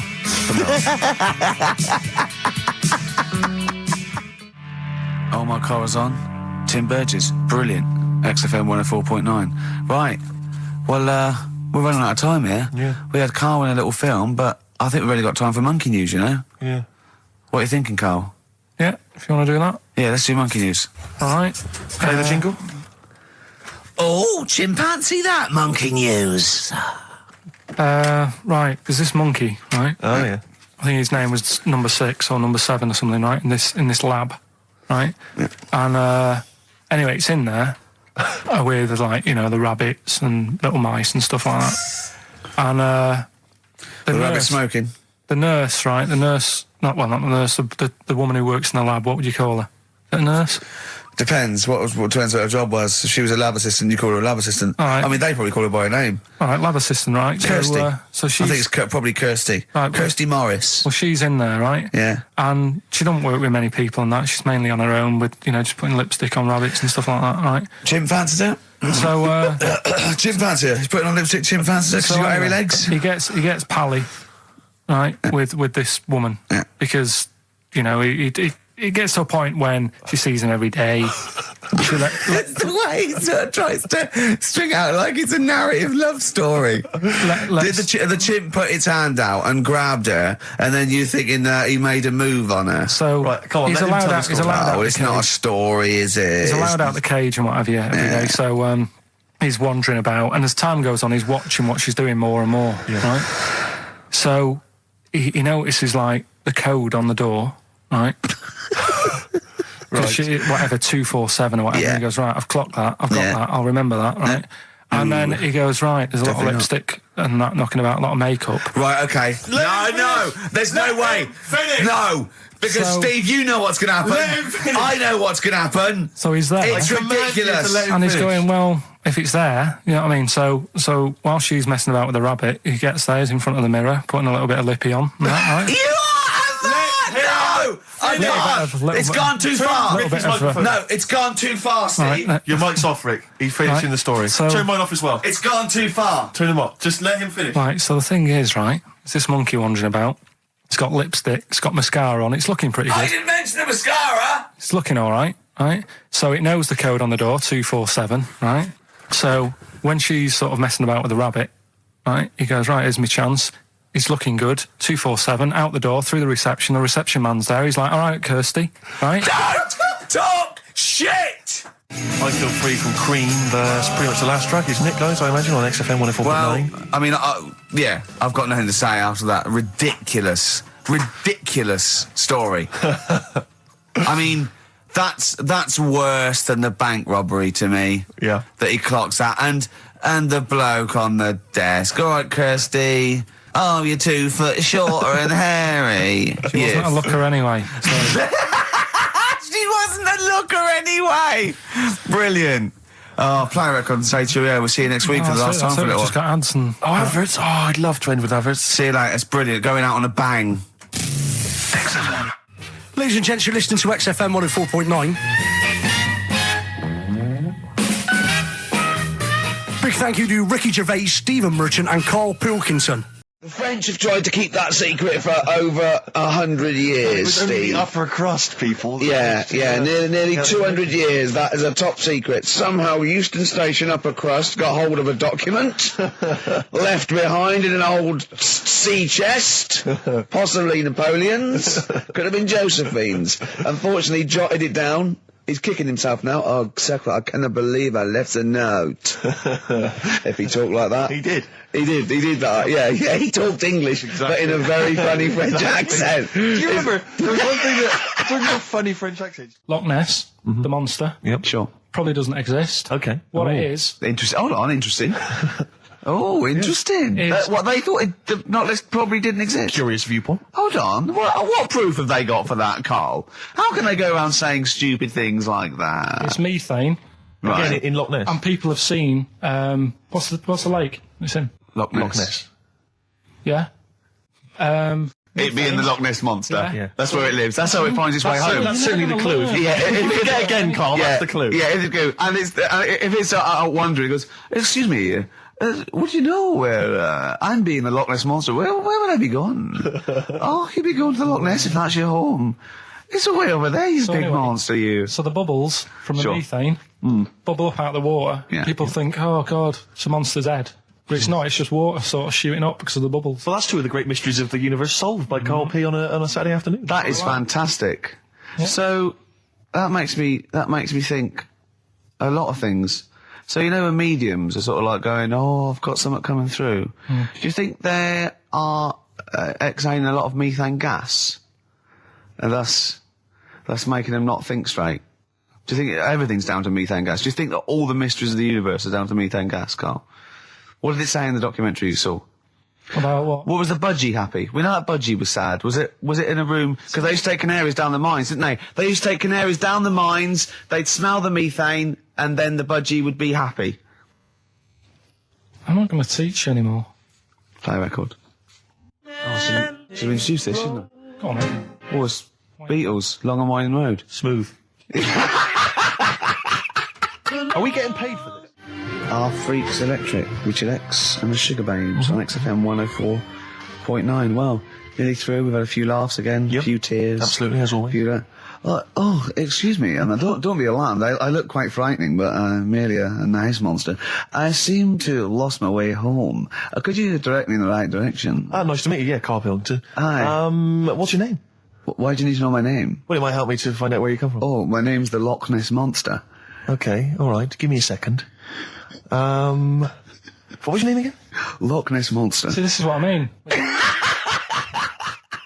I just run this one past you just on the off chance. Yeah. Because maybe that you change your opinion slightly. Yeah. Feng Shui teaches you to use your environment wisely. Sure. If your land and the surrounding area is undulating, it's said to house auspicious dragons. When land is flat and featureless, the dragon is missing and the land is said to be less auspicious. Excuse me, they call me the Brixton Dragon. Sure. I seem to have lost my way. I know it's South London somewhere, but could you help me find my home? What's your name? Well, they call me the Brixton Dragon. Right, where are you from? I see what you mean. I see what you mean, aye. Oh, okay, man. So does that make you query it at all, the dragon? I'm not into it that much. Right, I'm sure. just saying that if you have your head at one end of the bed rather than the other, it might make a difference to your night's sleep. And you get this quite a lot, don't you? Especially Americans, that Elvis Presley's still alive. Yeah. And I think, wasn't there some statistic, like more people believed Elvis was alive than believed evolution? Was that right? Yes. Something like that? No. No, it's something worse than that. It could be something. It was something like that. It's something like, I don't know, it's something like 42% of Americans believe that Elvis Presley has faked his own death and is still alive, right? Yeah. And there's this whole book that's been written about it, because, Carl, you might be interested in this. I know you're always fascinated by things that have been written down and therefore a gospel.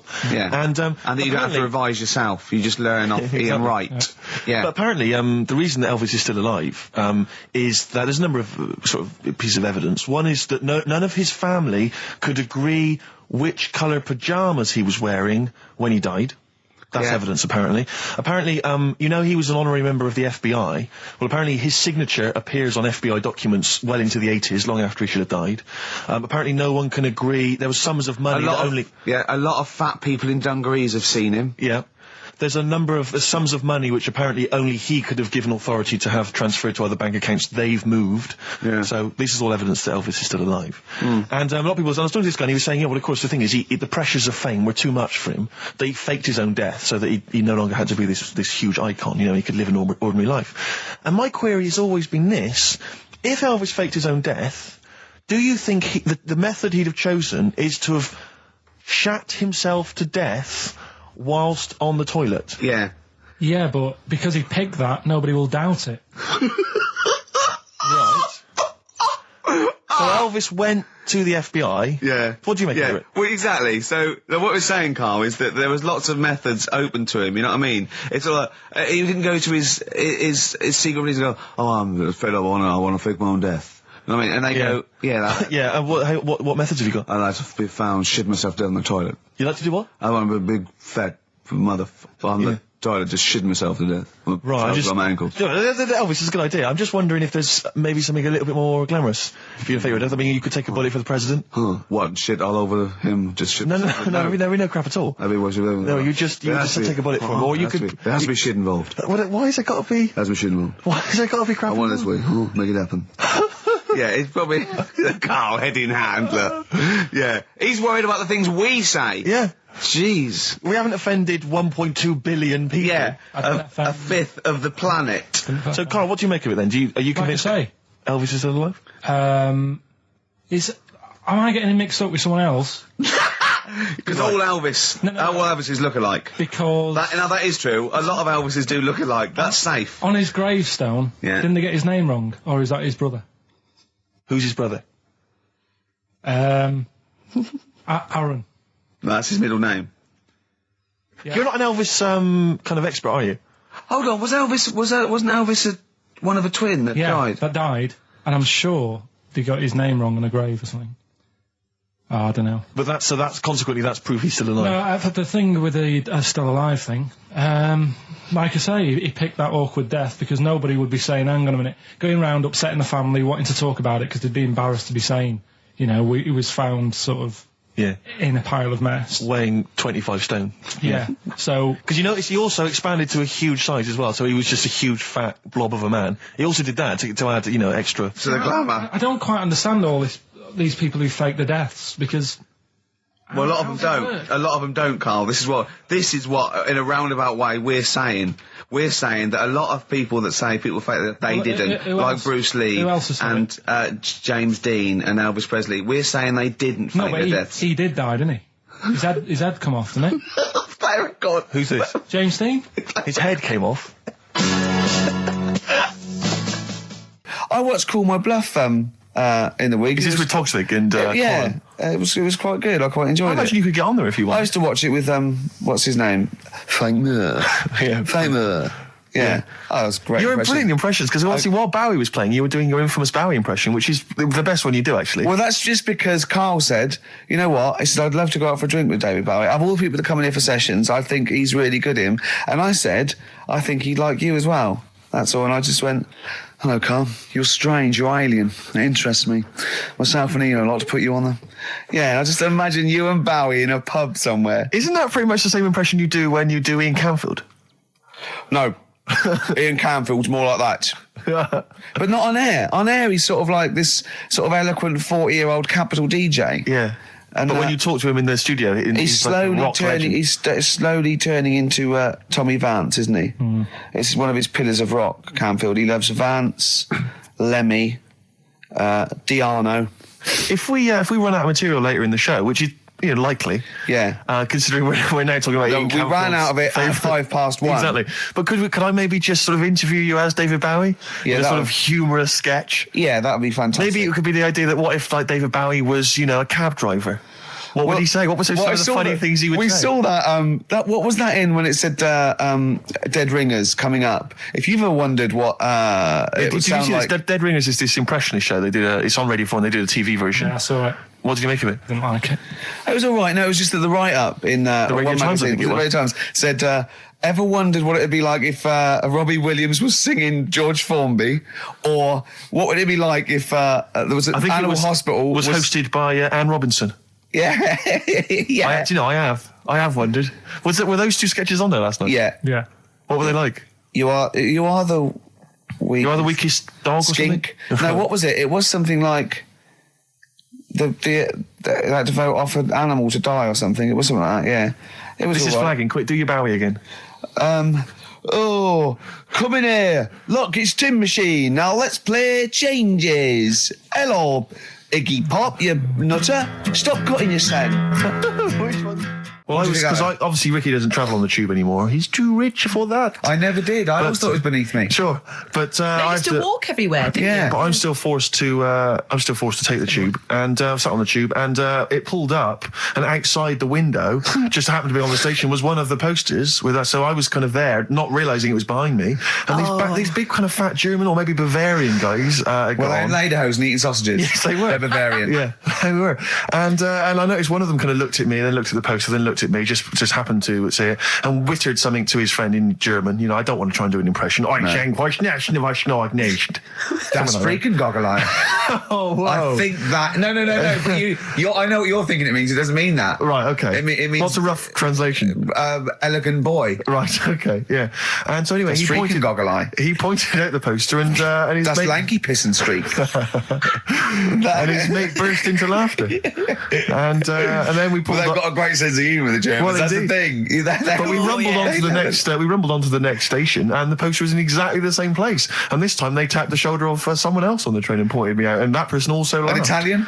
An Italian What it bloke, was. yeah. There was a French... Was there a bloke with a beret, a little moustache on the Exactly, other yeah. side? Yeah. Was yeah. the United... Did you get on the United Nations Express? Just to... Oh, imagine that. Yeah, Or it was faintly See the embarrassing. freak. Look at this freaky goggle eye. Right, whereas I love the fact that before you were at least pretending to be speaking German. Now this is an Italian with an accent. It's just a guy speaking perfectly good English.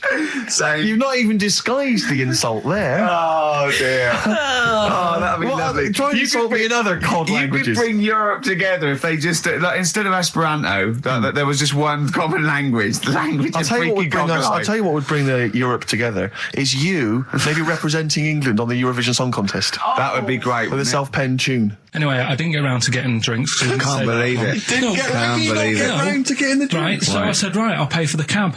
Right? Oh, what a lovely Christmas gift that is. Yeah, So, £2.50. I paid, no, it was like in £3 Manchester there, it is. £3 back. So £6 you spent on him. Well, no, I spent more. See, that's what he said. He said, get the Bolton and back, can't you, for that? He said, oh, you spent on me £6 for my birthday. I said, no, I haven't, because I gave the taxi driver a tip. I'm a little bit worried about his attitude as well. Because even if, I mean, that is a stingy present, but you don't say... Well, I mean, let's be honest, that's the worst Christmas gift ever, because, I mean, you're pretty bad, like we discussed in the past, but at least you spend a bit of money. Yeah. It's just thoughtless. Yeah. This is nothing.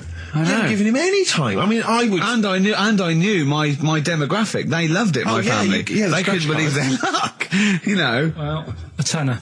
You spent a tenner on him. Well, the cab fare was £6. But the thing is, I don't think he's saying that. I think it's the fact that this is like, you know, frittering away in Well, everyday it's life. kind of thoughtless, isn't He would have loved to, I'm sure he would have been appreciative of a lovely £10 gift that you cared about and bought. A book he probably likes, Fly Fishing, doesn't he, by J.R. Hartley. If you'd have bought that, he'd have gone, that's what I was looking for.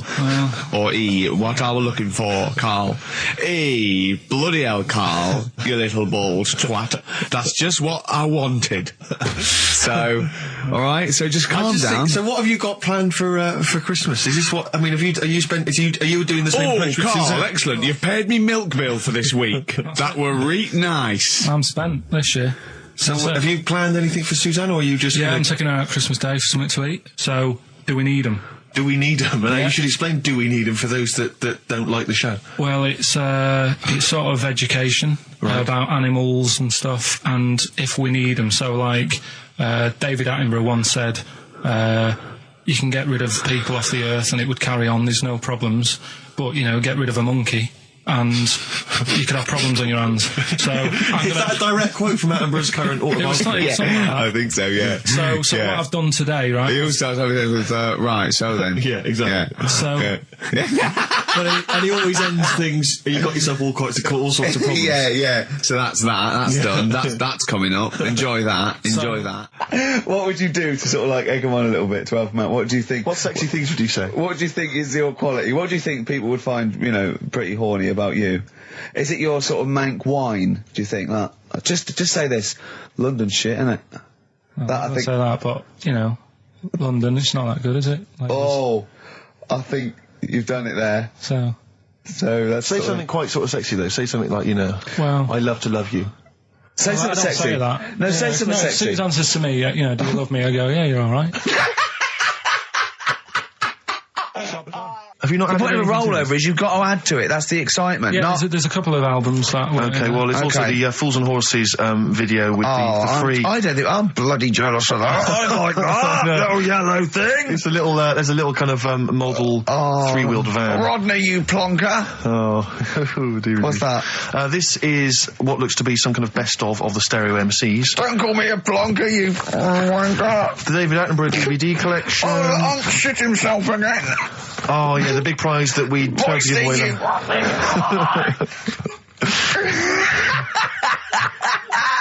Best chill out album.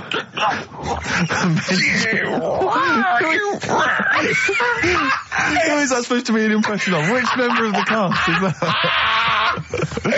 Oh, Is that Cheeky Dell? I don't know. Best chill out album ever, the best air Brilliant. guitar volume 2, and Brilliant. of course for all our fans, Doctor Who, The Aztecs. That's on DVD, and that's one of the William Hartnell's Doctor Who.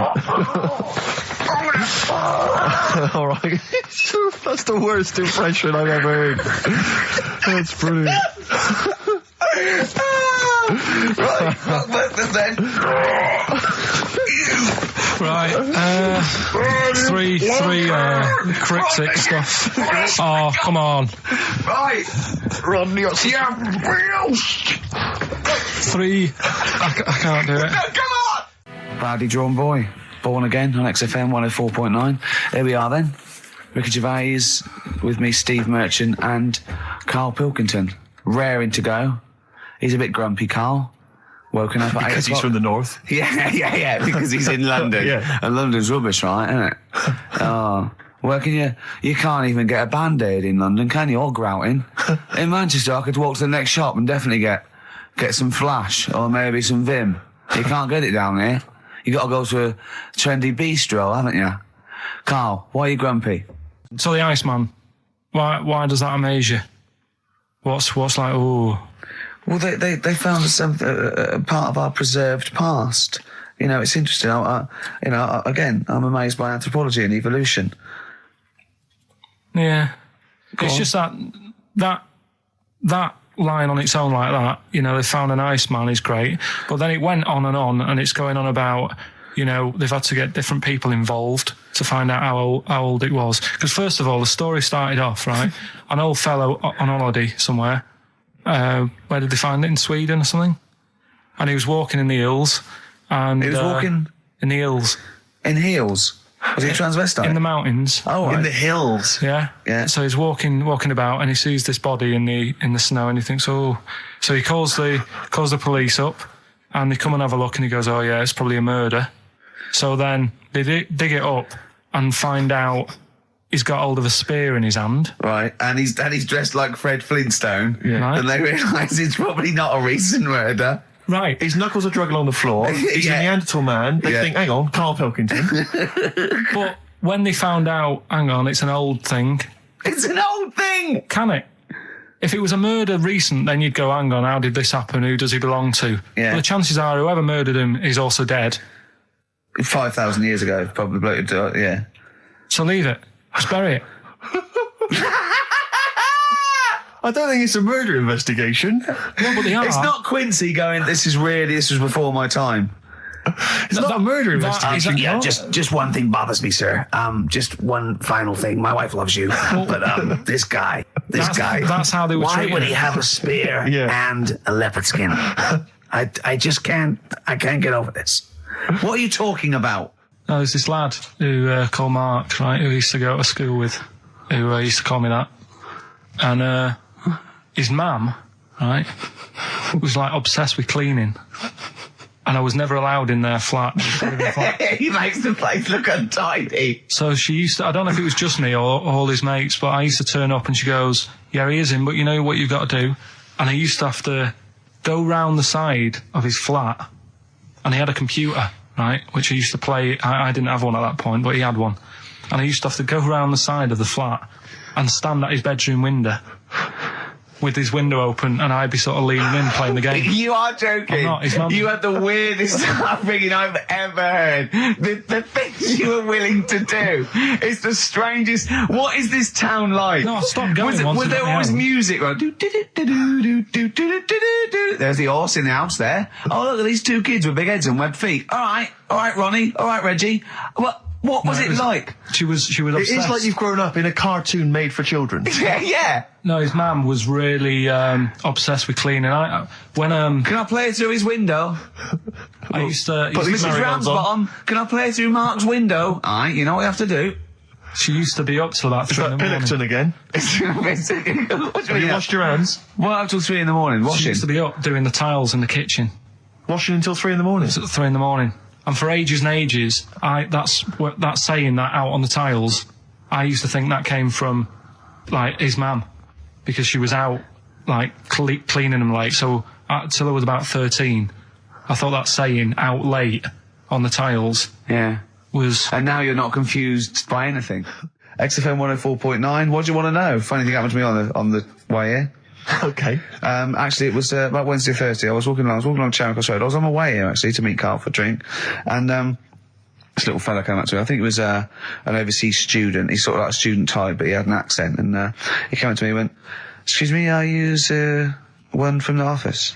And I went, yeah. He went, "Would you sign a script book of the office for me?" I went, "Yeah, by all means, yeah." He went, "Can you come to the bookshop?" And I went, what, you haven't got it on you? He went, "No, but if you come, I will buy one for you to sign." And I went, "I can't really." He went, "Were you going to pass one?" I went, "I'm not, no, I can't." He went, "Oh, I was just in Waterstones earlier. I didn't buy one." I went, "Oh, sorry." He went, "You could just," I went, "I can't." He went, "Okay." I went, "I'll sign something else. Have you got something else I can sign?" He went, "Of course." And I signed a pamphlet or a brochure or something for him. But I love the idea. Imagine me going with him. I'm queuing up, and I'm in the queue. He's going, "You're going?" "Yeah, fine. Can you just hurry up?" And he gets there, and his switch doesn't work, and he goes, "Can you lend me £10? Yeah. I mean, imagine that. I'm a little bit annoyed you didn't go with him, frankly, because that would have been a sale of our book, and I get a little cut from that. Well, behind him was Salman Rushdie going, can we hurry up? Because I shouldn't be out. I'm getting a lot of funny looks.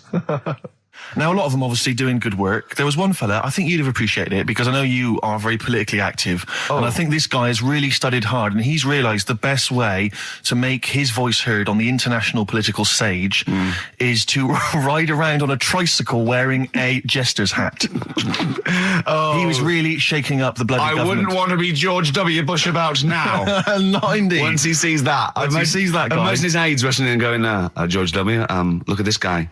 Where's that? That's in London, England. Okay, call off the forces." Is that a large tricycle? Yeah. Is he wearing a nappy? Get me Colin Powell. Why'd you call him Colin, not Colin? It's the way he likes it. Don't about. Just call off the troops. There's a in a jester's hat. Call the troops off. Just bleep some of those bits.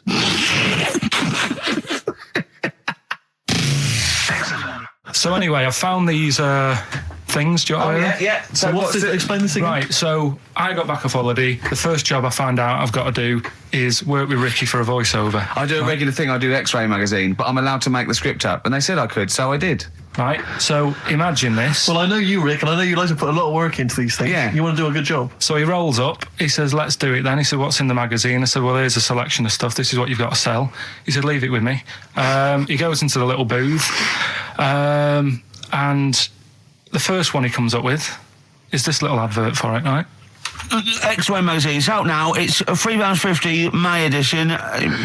Music of Tomorrow. Dandy Warhol's picture, and there's a free CD with all the Placebo and the Donners and Smog and Nightmares on Wax and Alpine All Stars. Only £3.50. It's out now. Buy it, innit? Have you got a sore throat there? Well, that's all right, isn't it? And he was going, "You can't." I said, "We are doing that. I've done one. That is it. That's it." So I persuaded him. He went, "Right, okay, we can possibly put that on XFM, right? I'll have to see, right?" And so I wouldn't do it again. And he went, "But you need one for Capital." He said Capital no. I went, right, I'll do one more for Capital. Right. Because all the stations advertise the XFM magazine, right? So this is the one that he thought would be all right for them. Ooh, hello, you loonies in Radioland. Dr. Frog here to tell you about the new edition of X-Ray magazine. It's out now and it's only £3.50. You've not heard of it? It's a great music magazine. And you get a free CD featuring bands like Placebo. They wear makeup, but leave them alone. Gold Chain, Smog, OK Go, The Donners, and all great bands that you'll love to... Froggy here, hello. Bye. Ribbit, ribbit, Froggy says bye it. Oh, well. So then...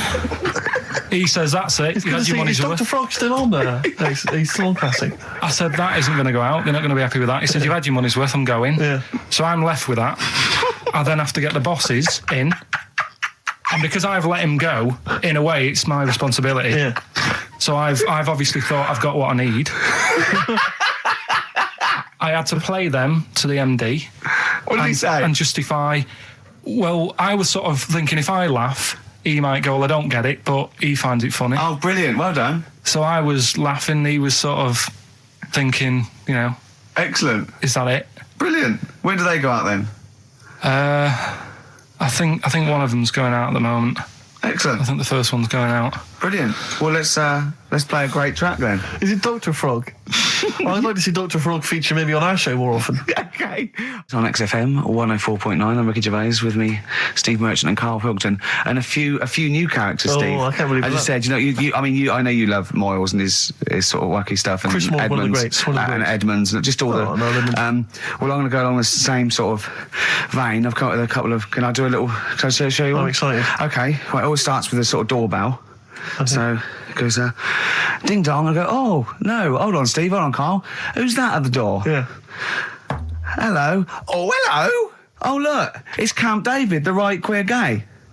Oh, hello. You look all gay today. Is that because it's nice weather? Oh, no, that's not what it means. Oh, have you got a girlfriend, Camp David, the right queer gay? No, but I've got a boyfriend. Yeah. Oh, bye. Right. Oh, ding dong. Oh, it's another one. Another comment. Hello. Oh, look. It's Holy Fuck, the little funny Chinese fella.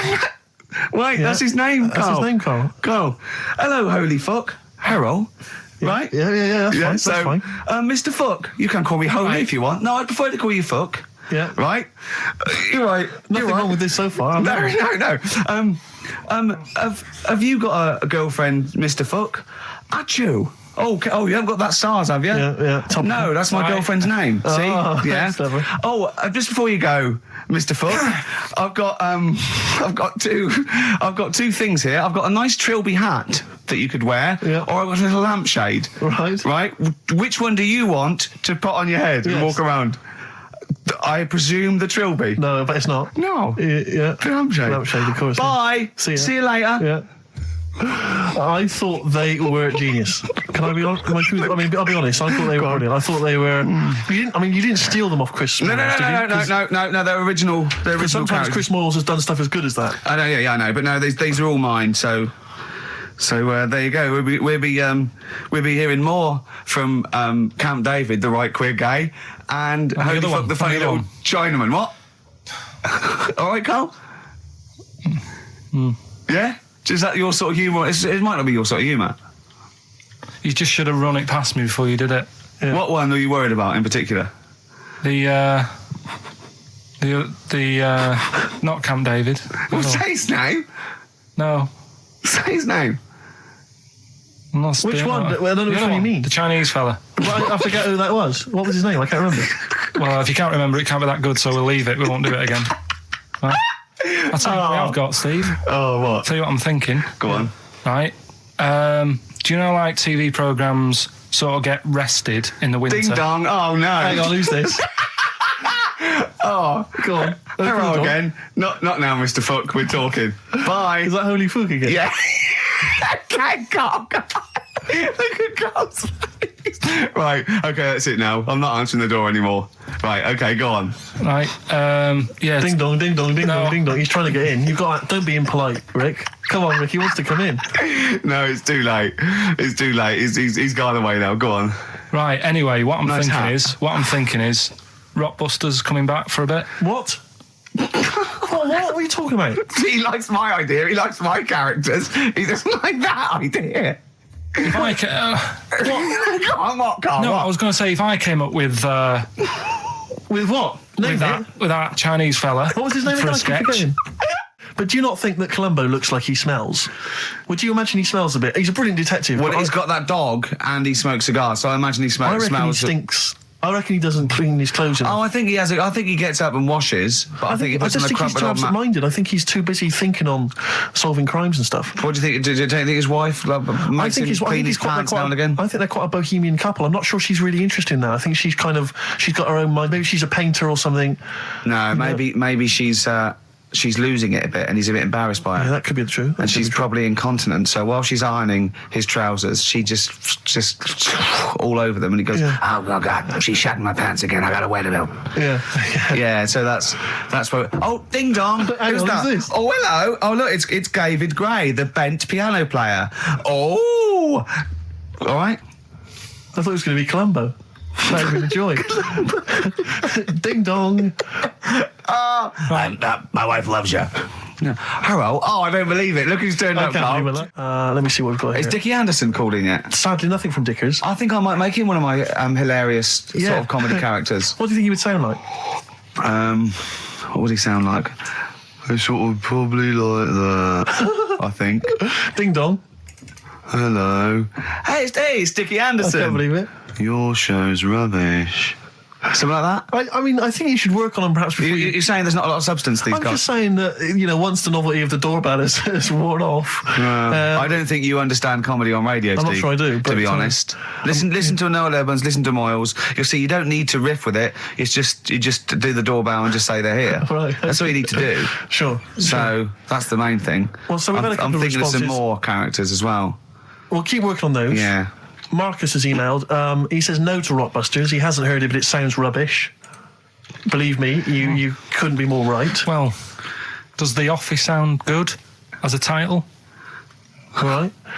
This is someone else. Don't bring back Rockbusters. Please, can we have more Holy Fook? You're not pronouncing it right, Steve. I know. I was just a bit edgy there. It's Holy Fuck, the little Chinese fella. Holy Fuck, the little funny Chinese fella. Ding dong. Oh, who's that? Oh, it's a posh bloke who doesn't care about poor people. Hello, posh bloke, what are you doing? I'm in my Rolls Royce and I don't like the homeless. Oh, posh bloke, don't be a...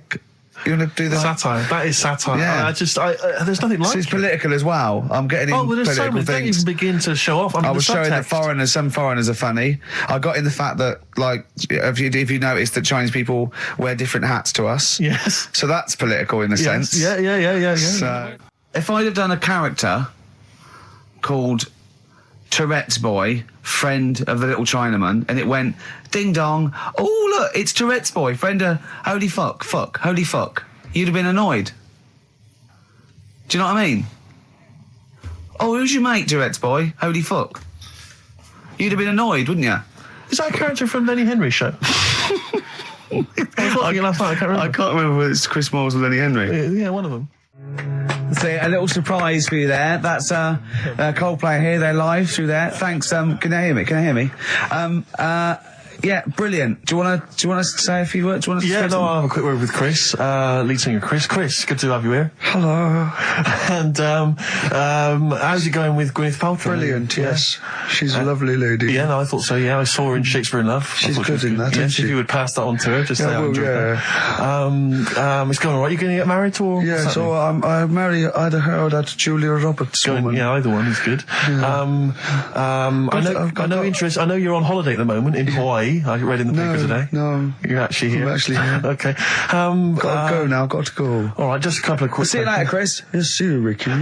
So that's the sort of guests. That's the caliber of guests. We're just trying to up Just things. like Jonathan Ross. We've got guests like Jonathan Ross. That's Coldplay, just popped in. Just pop in. So if you're the Sony people listening, you might Brilliant. want to And we've still got Carl to take off my sock for 20 quid, okay? We're trying to... be interactive. Yeah. I've seen how other DJs do it. They have phones, they go, and how are you celebrating tonight? Oh, we're just going out, Foxy. Have a good time. Here we go. This is, you know what I mean? Yeah. We've got to be, I've guessed, we had Chris Martin in from Coldplay, which is going to be a lot... Well, Chris is still here. Hello. Chris, how did you come up with the ideas for your songs? Just make them up in my head with the guitar. And how old are you now? 28. Thanks very much. And that more from Chris Martin later, I imagine. Cheers. We've also had an email. Cheers. Thanks, Chris. Oh, It's dear. like the two of you are just, you are like children. You're infants. Your mentality is ludicrous. And you're embarrassing us in front of our special guests. Oh, yeah. I can't believe it. Now, of course, last week we've had tattoo here. We've had a number of letters, Rick. I'm just reading them now. Saying, Okay. last week, loved your interview with Chris Martin from Coldplay. Yeah. Genius. Another one here. Great insight into the man who wrote Yellow and Clocks. Yeah. Fascinating. Yeah. Steve Merchant's interview with Chris Martin was amazing. He showed his own TV show. Yeah. Just some of the letters we've received, Rick. Yeah. So Yeah. this week, we're very lucky to have with us Russian pop act Tattoo. Round of applause for them. Hello. Lovely to have them here. Tattoo. Now then, of course, there's been God. much controversy that your kind of lesbian shtick is just something to try and whip up some press attention. Yeah. Is that We are proper lesbians. We love Fanny more than cock. Okay, brilliant. And Tattoo, lovely to have you here. Thanks for coming. Yeah. Now then, you've got some live gigs, I understand, planned. Duh. Okay. I can't help but notice that you sound, dare I say it, Tattoo, you don't sound so much Russian as German. We cannot do the accent properly. Okay. And Tattoo, it's a joy to have you. Thanks for coming down.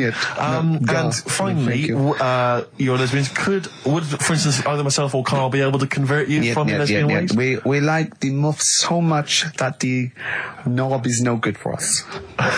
All right, well, thanks very much, Tattoo. Yeah, thanks, Tattoo. Thanks very much. Cheers. Yeah. Extraordinary. So- Next week, share. Brilliant. So if you've got any guests, special guests you love us to interview, then let us know. Ricky.Gervais at xfm.co.uk. Look at Carl's face. And we'll try and get there. Oh, dear. Play a metal, Carl. Rockbusters answers next. I was going to say, well, do you want to do that? No, let's do it next. After the Just record. going to say something. What were you going to say? About gays and that. What? In a bit. What were you going to say? Well, we'll look forward to that.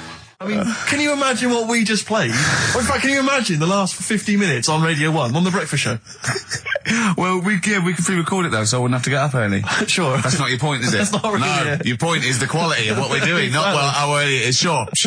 Get it. What yeah. would you provide, though, Rick, do you think, if you went to Radio 1? What sort of... Because, I mean, obviously... Wank, oops. I can do all that.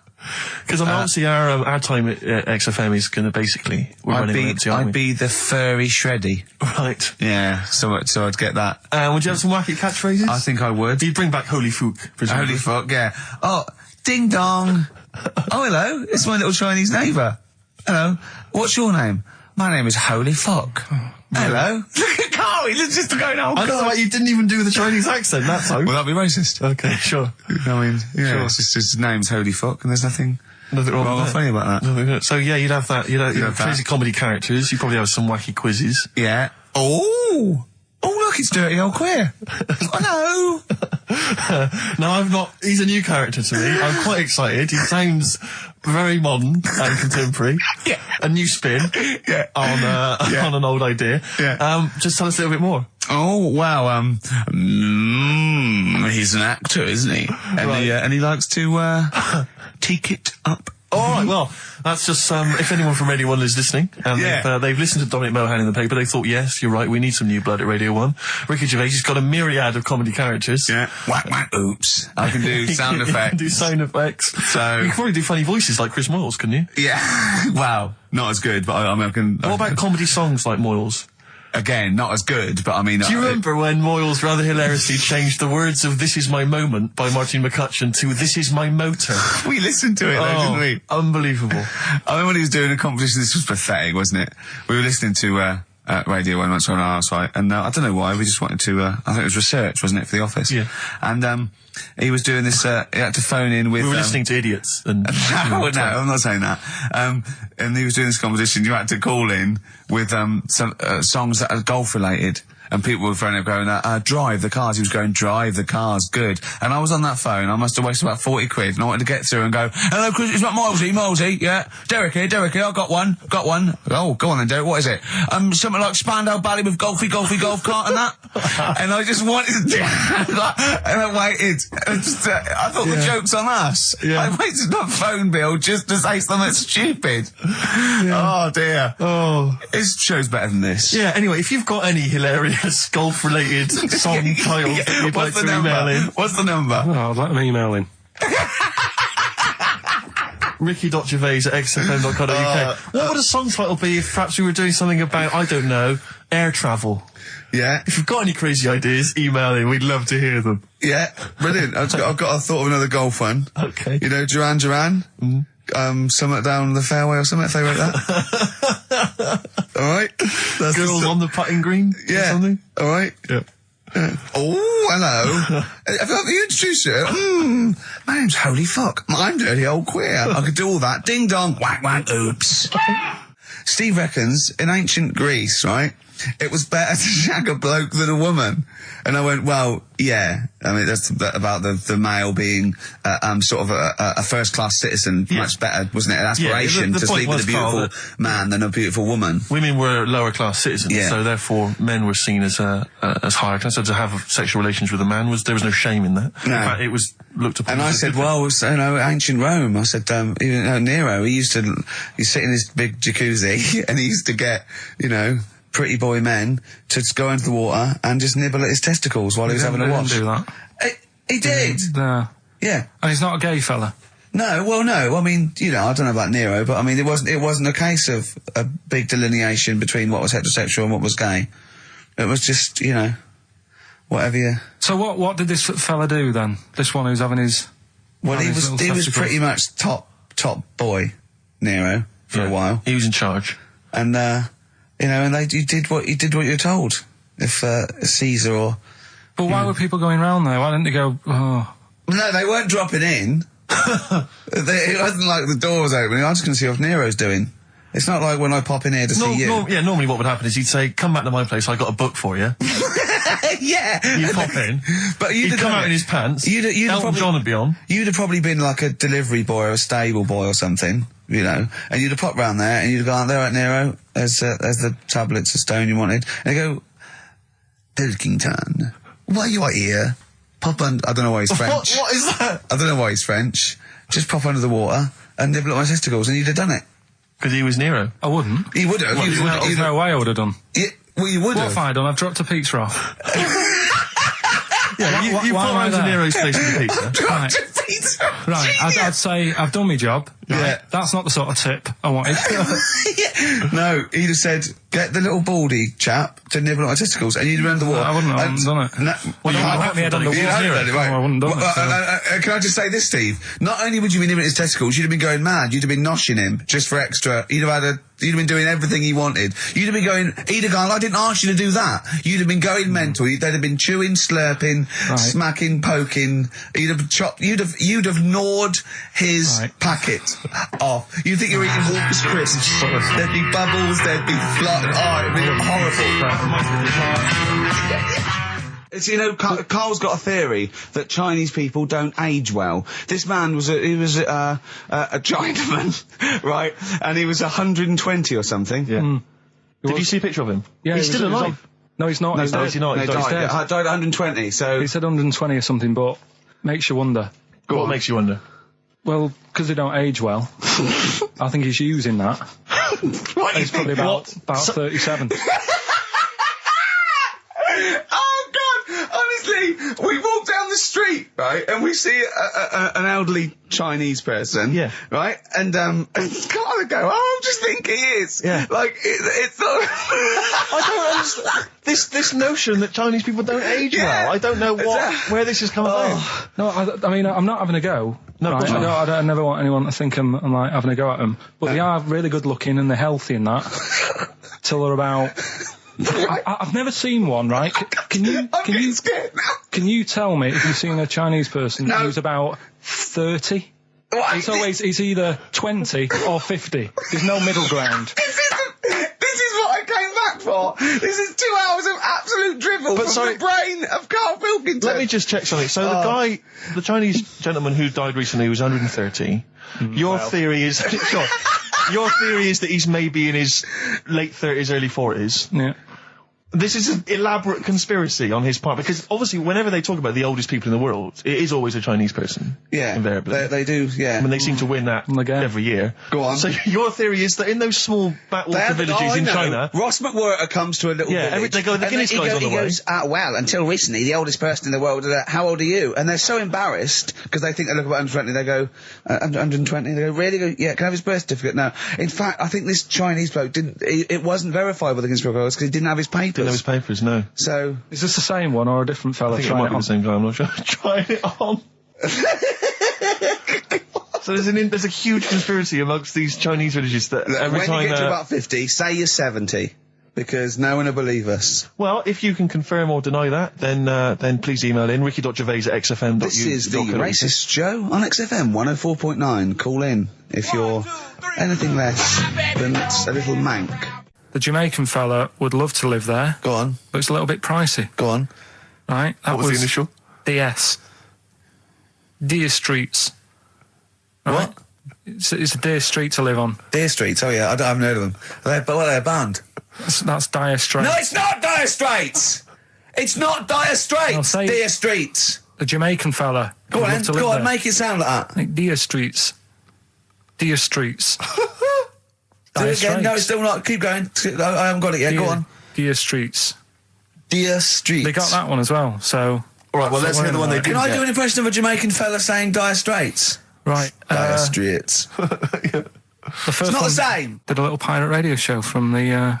got kicked out because they found out, and apparently I put the station at risk because all the stuff could have been taken off us.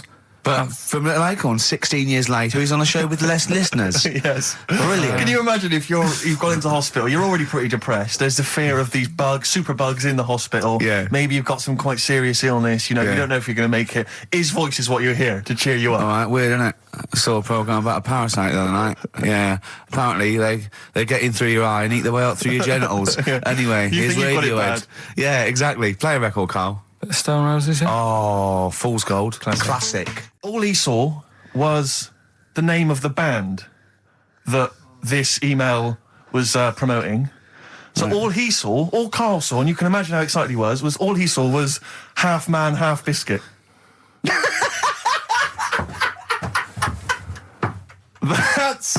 That's all he saw. I've never seen anyone so excited. Oh, God. It was actually just plugging the popular joke novelty band Half you Man, Half heard of Biscuit. them, then? Imagine how excited he was. That is fantastic. Man, half biscuit. Brilliant. Mr. Garibaldi. Oh, half man, half biscuit. That is genius. Oh, amazing. I just saw it, and when you closed it again... Yeah, but the thing is, if he hadn't have told you that, and he'd have erased it, next week you'd be saying about what they've done in scientists, they've cloned a man with a biscuit. He's got currants for eyes. Never go swimming. What? Never go swimming. Bong! Dwarf to live in a glass box. Dwarf to live in a glass box. Yeah, it's meant to be art or something. It's not though, is it? What? Meant to be art? Why is... Yeah, whose idea is this? Is art, or is it someone hired a dwarf to live in their box? It's just a box, and he can even leave when he wants, apparently. He can, go, I'm hungry, I'm going for a walk, and he puts a little note. If it's Damien Hirst, he might end up in 4 bits. So just be careful. But to me, that's like that thing when I said to you about the woman in the jar.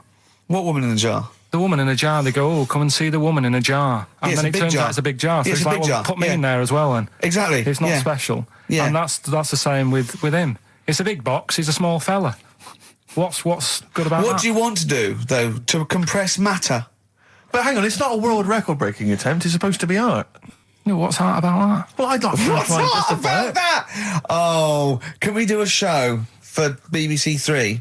Karl Pilkington going around, what's art about that? Yeah. That is brilliant. What's art about that? I'd love that. Would you? I'd love that. Me and Steve are going to do a thing called Is Art Rubbish, where we'd go round and we'd chat about it. Yeah. But we can hand that over to you if you want to do that. If anyone from BBC Three's listening, Karl Pilkington, what's art about that? All right? Weird, isn't it? And what would you go around like Sensation and things like that and Saatchi and going... Dali and that. You put a sheep in formaldehyde, what's art about that? Our butcher does it. All right. Weird, isn't it? Don't believe a word. Thin Lizzy on XFM 104.9. I'm Ricky Gervais, with me Stephen Merchant, and over there, Cam Fools. Is that your impression of me? Yeah. Yeah. The rock one's better. The rock one's better. Yeah, you shouldn't try and be a DJ. Yeah. Growing up with Diano Tuesday night. Carl reckons the gays go out late. Yeah. He played, his favourite song is The Killing of Georgie, right? And he went, yeah, but would it have happened if he'd have been, going out a bit earlier? Yeah, well, no, fair point. Yeah. Is that song time specific then? No, but he reckons he probably got, because he was out late. Oh, right, okay. He said there's one that works here, sometimes he doesn't go out till midnight. But, Dick's son, he was a barber. Barbara Dixon, right? Dixon, well, again... Barbara Dixon. Right, Her name wasn't Barbara Dixon, was it? So, that's that one. Did Ronnie Corbett ever say, ladies and gentlemen, Miss Barbara Dixon? The second no, one... he never did he? He never did. And something new we're trying out, because Rockbusters... He's dead, thankfully, yes. Is gone for a bit. It's over. Crosswords. Oh, this sounds intriguing. Where'd you get the idea from? What's the basic format of this? Right, what I've done is I've take like a popular saying from the show. A popular what? Popular saying, something that crops up quite a lot in the show. In our show? Yeah. Yeah. First thing that sprang to mind was there's this airy Chinese kid. Oh, classic. But more commonly, it would be something like, Carl, you're an idiot. Yeah, Carl, you idiot. Carl, you're a fool. Oh, what did you mean? You let us down again. Yeah, Carl, where have you been? Yeah, you've got a headache, have you, Carl? Yeah. You better lie down. Typical phrases like that, yeah, sure. typical phrases like that, yeah. Carl, you're a loser. Yeah. Oh, yeah. Right. And what I've done, I've got a load of different songs and took words from the different songs and then joined them together to make There's This Airy Chinese Kid.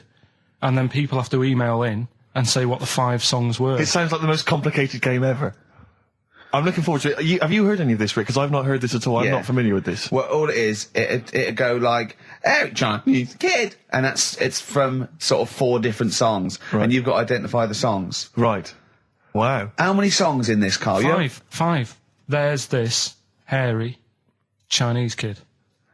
Okay. Right. So... And what are the prizes for that? Are these the prizes? Yeah. All right, well, let me tell you what they are. They're not too bad, actually. We've got Live Forever, which I assume is a CD that ties in with this new film. Think of that! A well-known phrase from the show, and it's hairy Chinese kid. Yeah. Where would you There hear is no that other radio show in the life? world. This is... Go on. If you've just tuned in, I mean, what are you thinking? Think if you've just tuned in? You're going, well-known phrase from Shaw, hairy Chinese kid. Oh, yeah, classic. They'll be playing that in charades this Christmas. So yeah, this is a CD that ties in with this new film Live Forever, which is all about Britpop, and so there's stuff on there from Oasis, Blur, Pulp, etc. We've also got another Red Dwarf DVD, Marion and Jeff, first series of that, excellent. That's on VHS, sadly, but never mind. And also the very best of Led Zeppelin, a 2 CD set there with all the classics on. So that's not bad prizes, actually. Carl, you've done yourself proud. We've upped it. We're getting serious now. We're playing in the the bigger league. We've upped the stakes. And we want Heat Magazine not to lose touch with us just because Rockbusters is gone. I think they're still behind us. So we've got film. You appear in a film. We've got crosswords. How is that to do with the crossword? Because I've got words and sort of cross them. Okay. Right, you don't really cross them. But, good. So words. We're playing a game called Words. Word Song. Hello and welcome to Word Song. And obviously I imagine there'll be some more great music.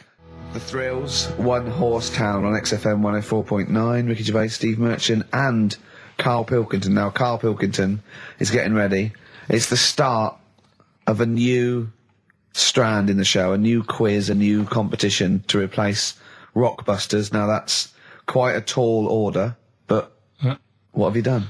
Right, like I said, if you've only just tuned in, what it is, I've took, and I'll be taking, a well-known saying every week from the show, something that crops up a lot. First one that sprang to mind was... There's a little gay fella standing next to me in the urinal? That's next week. Okay. This week, there's this airy Chinese kid, right? Yeah. That's crops up quite a lot. Sweeping the nation. Right. So what I've done, I've got 5 songs. Yeah. And I've edited them together to make that saying. You've got words from songs where any part of that sentence occurs to recreate it. Yeah. Now, what do they need to do? Do they need to say what the song is? Just the 5 songs? I mean, I was going to say song and artist, but if you want, just a song. So there's 5 things there, and if someone doesn't get all 5, it's still worth emailing in because we might give it to the one who's got the most, and then... Yeah. Can I suggest we go for artist rather than song? Only because sometimes it's quite tricky to get a song title. Sometimes it's very odd, or it's not quite what you think it is. So maybe artist is an easier one. Are you happy with that, Carl? It's your competition. I mean, Steve always does this whenever I come up with an idea. Oh, yeah. I'm just trying to make sure it's just the best it can be, Carl. Yeah, no, he came up with a few game shows, and Steve was going, no, it's no good. And Carl said to me, he said, it's the one of The Office ever got on telly. Yeah, but... Well, we shall see how Cheapest Chimps plays out. But frankly, the fact that you said to me, Steve, I've come up with the best game show ever, it's called Cheapest Chimps, what's the idea? I don't know, I just like the name. It's something to do with chimps. I thought, well, I'm not sure that's the best game show ever. And what was the other one you came up with that you told me about? I think a few people will be disagreeing with him, Carl. I think people will say that Cheapest Chimps could be the best game show ever. You know, when I was in school, people like you, I really didn't like. You're a stirrer, Gervais. He flits, doesn't he, from one side to the next, Carl. The one thing, we may argue, mate, but at least we're consistent. Ricky Gervais flipping from one side to the other. One day he's on Carl's side. When was the last time Steve wrestled you to the ground and got you in a leg clamp? No, you're right. Never. What, is that supposed to be a good thing? Well, didn't you see us? Yeah, I saw you struggling in Carl's office earlier. He was punching my legs to release me. We were on the floor. And I was squeezing him with my mighty legs, wasn't I, Carl? Right. It was like, I imagine that's what a crab feels like when an octopus has got it. We were playing that, weren't we? So anyway...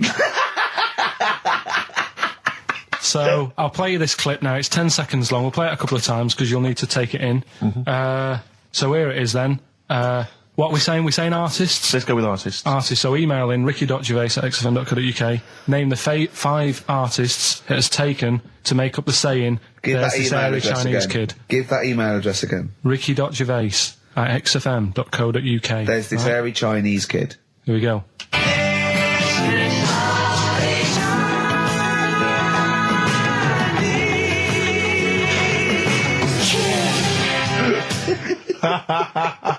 Play it again. Play it again. Here we go.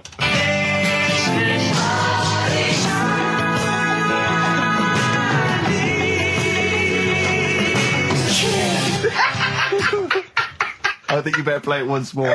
Oh, I've got them. Have you got them all? Yeah. That's nice work. Here we go.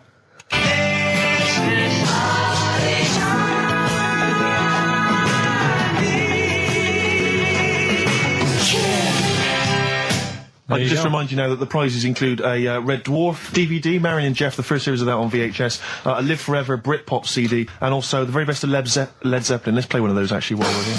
Brilliant. Rock and roll. One of the prizes on Carl's competition this week is the very best of Led Zeppelin. That's obviously rock and roll. We've also got a Live Forever Britpop CD, Marion and Jeff, and Red Dwarf. And should we play it again? So people There's have got this another hairy chance? Chinese kid. Who are the artists? Here we go.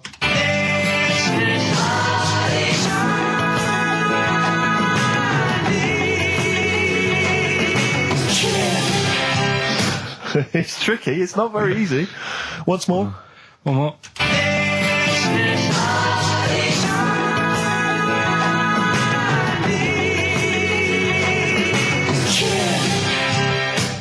Well, there you go. Ricky.gervais@xfm.co.uk. Those prizes can be yours. Who is he and what is he to you? We have not had any successful answers on your quiz, Carl. We've had people who've got what you get a when maximum you of put 4. a duck in a microwave. Yeah, yeah. Bill Withers. Nice. All right. Cheers. So I'm not talking about Cheapest Chimps. That's safe. That's going to run and run. Yeah, that is going to run and run. That's really got legs. I'm going to check the press Monday. I can only assume it's a triumph. Exactly, another Pilkington triumph. Yeah. I'm going to give the prize, if you don't mind, Carl, to Karen and Jeff Gillian, because they're the only they were the only couple that got the second answer, which was very, very But tricky. they got 4 today. But they only got 4 right. 4 is the top answer, so should we give the answers play it, now? Carl, and then tell us who each one is. All right.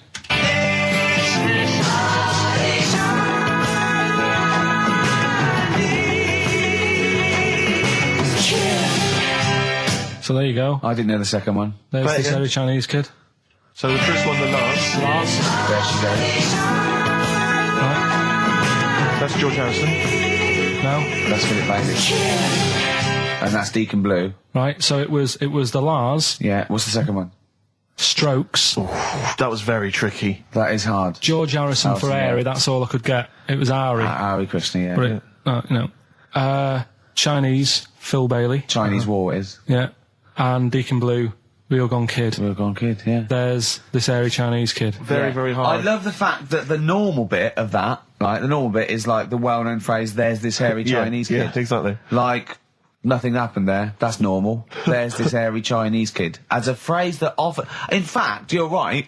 We must have said that phrase 20 times today. When was the last time that was said 20 times? Never. I don't think it's ever been said anywhere. There's this hairy Chinese kid. I mean... Even in China. I don't think it's... Well, it's very rare. Definitely not said in China. The prizes they've won. The prizes they won: Red Dwarf DVD, Live Forever, the best of Britpop, Marion and Jeff on VHS, and the best of Led Zeppelin. Well done to Karen and Jeff Gillian. I've also seen no proof of this hairy Chinese kid. None whatsoever. Do you know, I think, you know, people don't want to hear about this today from us. They want to hear, you know, the new features, the songs of phrase.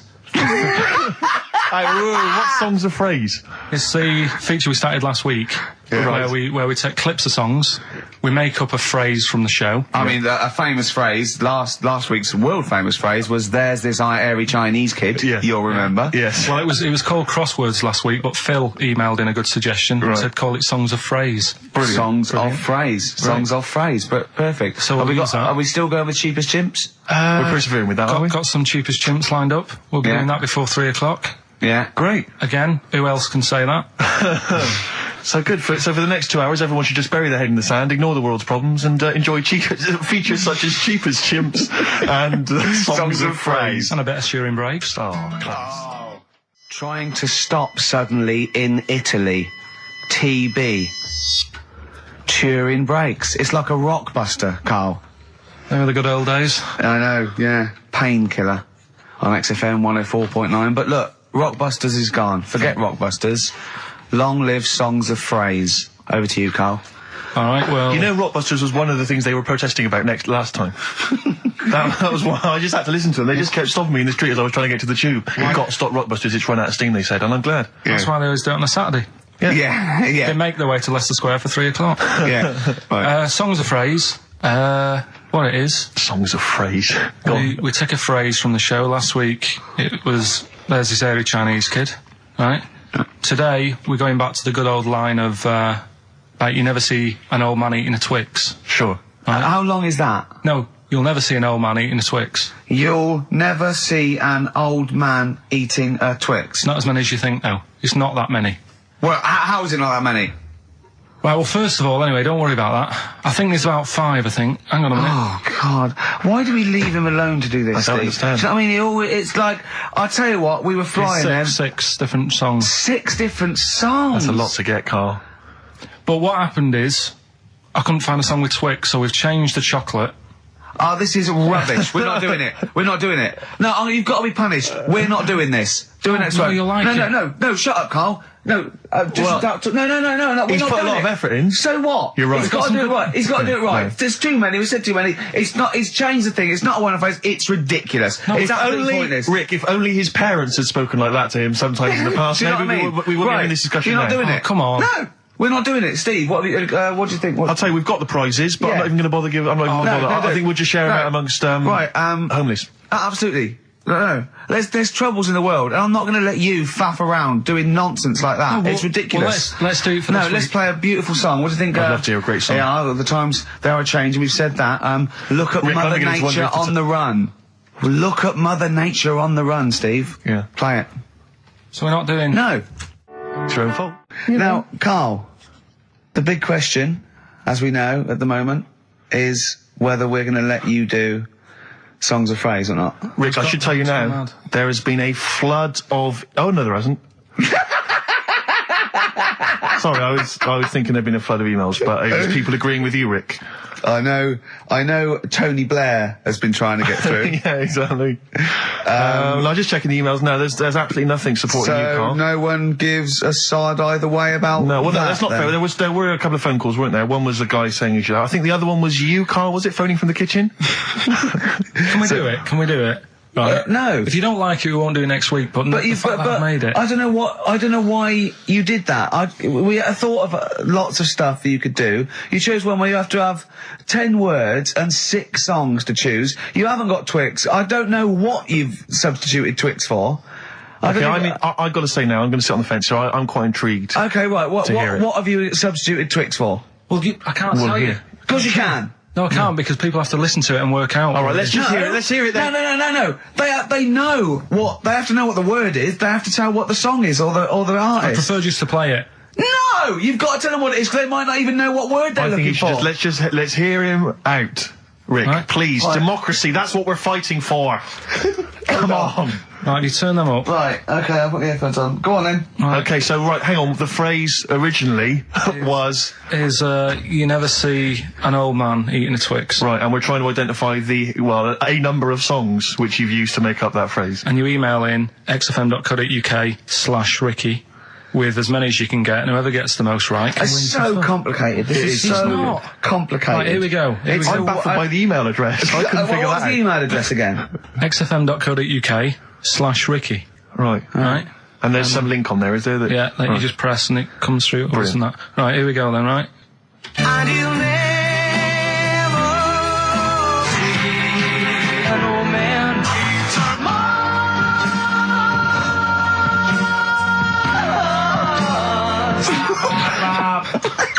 Well, I missed a little bit at the end.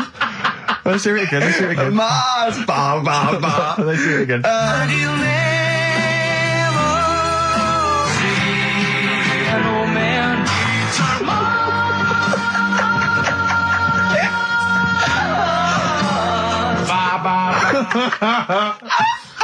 Oh, no. Oh God. Okay. Right, we'd say the prizes, Steve. Right, so how many songs were there? Do we know? I think it was 6. You think there was 6? And you'll never see an old man eat. It might be 5. 5 or 6? Yeah. Anyway, why not email in the answers and how many there were, and you might be in with a chance of winning on DVD the original series of Citizen Smith with Robert Lindsay. That was good. Paul Whitehouse's Happiness, the first series of that on DVD. We've also got a couple of CDs here. The Best of Britpop, Live Forever, Oasis, Blur, Radiohead, and all the rest of them on there. Right. Supergrass's current album as well. That's all I right. think it's a current album. Yeah, it is. And Okay. less convinced by this one. If I tell you that some of the artists include Delamitri and Deacon Blue, then I know you'll be rushing out later, Rick, to buy this. Scotland Rocks. A compilation of... Is Wet on there? let's see. What the about Wets- Biss? What happened to Biss? Let me see. I'm not gonna... I tell you, it doesn't... I mean, we've got Gun on there. Oh, yeah. We've got... baby, lately. Aztec Camera. Yeah. Big Country, obviously. Proclaimer's not on there. Wait a minute, where's Runrig? There they are. And obviously Rafferty, Baker Street. Do-do-do-do-do-do. Brilliant. So that's definitely worth entering for, surely. So xfm.co.uk/Ricky. Play it one more time. Yeah. Just right. and you'll never see an old man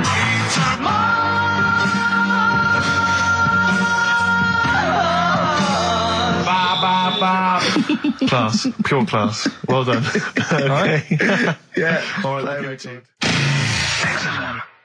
Oasis. Stop Crying Your Heart Out on XFM 104.9. I'm Ricky Gervais, with me Stephen Merchant and Karl Pilkington. Karl's competition is in full swing now. I just will remind you, when playing songs of phrase and trying to guess the songs and artists, what do you want, songs or artists? I think songs is better. Yeah.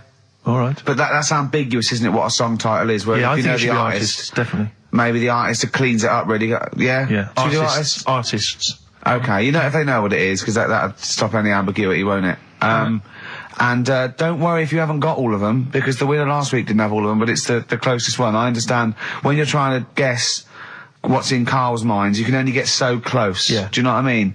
He wants us to bring in Darren Brown. He go, because he won't be able to read my mind. And Yeah. I think he's right. I think he might be. I think he's the one person that could outwit Darren Brown. Yeah. Now, moving on, Carl. As we have to. Should we just play it very quickly? Just play again. Just if Carl's you're in case you competition? want to join in. Go on then, one more time. It's Songs of Phrase. And you'll never see an old man.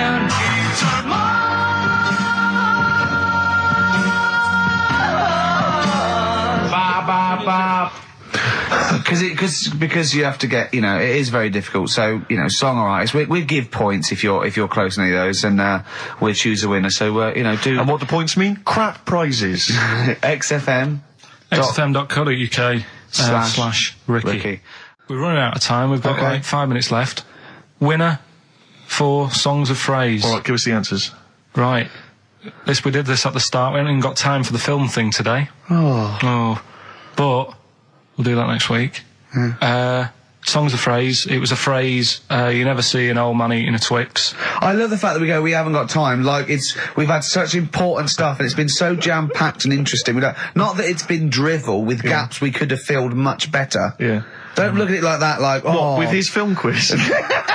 Come on. Oh, dear. So, Songs of Phrase. You never see an old man eating a Twix. We had to change it to Mars Bar. Here's what we had. Jerry and the Pacemakers. Echo and the Bunnymen.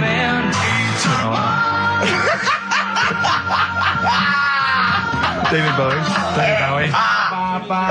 And the Beach Boys finished off. Oh, what do you mean I thought that one was? What do you mean? Who's the winner? Oh, it doesn't matter. You've got to give the answer. Who was that one you didn't know it was us?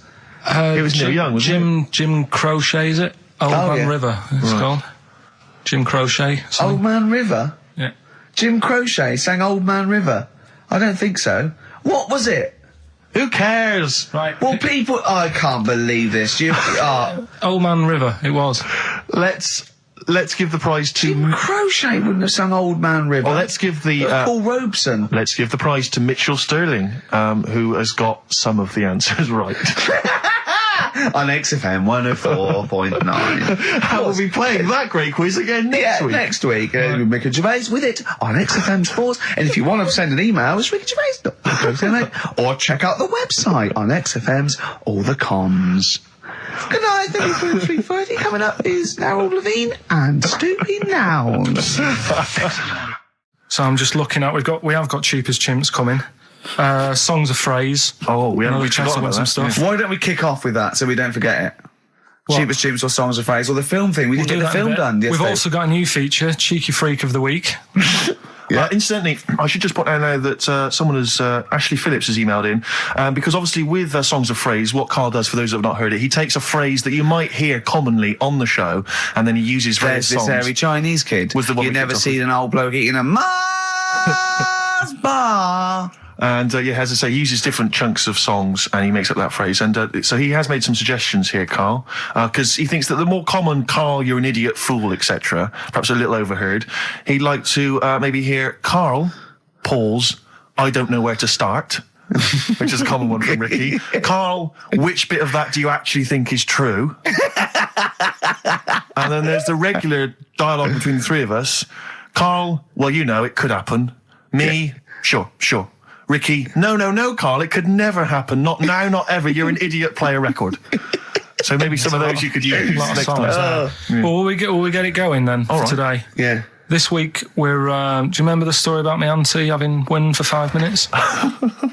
Yeah? Your auntie, was it your auntie Nora? Auntie Nora, she was on a lot of medication and stuff, and I think that's a side effect comes with it. So, she had wind for 5 minutes, so I thought we'd dig that one out. Okay. Classic line, me auntie had wind for 5 minutes. Okay. So I've got loads of songs here. How many is that? Me auntie had wind for 5 minutes. 7 tracks. Oh, that's tricky. Why do you learn? Okay, so you need to identify, if you can be bothered, the artists. Yeah, that's what we're after, isn't it? All right. Okay. Let's go. My auntie had wind.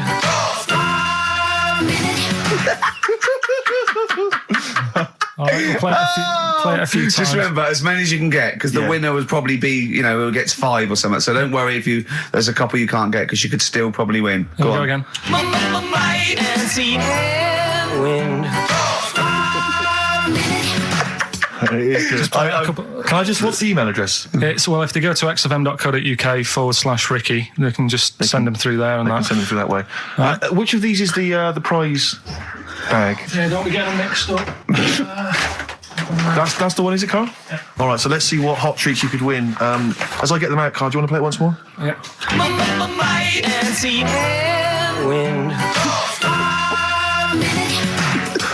I recognise all of them except one. Yeah. Right, let me see what Maybe we've got 2. here. Once again, Carl, you excelled yourself with an arbitrary collection of DVDs. Just hanging around, were they? Just hanging around. Again, I'm always interested to know which of our XFM listeners has tastes as broad as this. Go on. We've got the recent BBC adaptation of The Hound of the Baskervilles. Brilliant. Okay, fair enough. That's We've all right. got, what's this? This is something involving Air, the band Air. I think it's a single at best. Yeah. This is probably worth having. This is the current Flaming Lips album. So you've excelled yourself there, actually, Carl. That's not bad. An XFM mouse map. They're as common as muck. Oh, hold on. You can't give away that mouse mat. It's a piece of foam. Now, I was going to dismiss the oddball sci-fi movie K-Pax featuring Kevin Spacey and Jeff Bridges, but Carl, is it It's signed by Kevin Spacey? It's signed, yeah. It's an actual. So win that and put it on eBay for £4.50. And man alive, What is that? Just look at their faces. No, Carl, don't give that. No one wants that unless it's ironic. Series 1 and 2 on DVD of popular northern-based sitcom Bread. Buy it, sell it. The game's getting hard because someone's dealing you a losing card.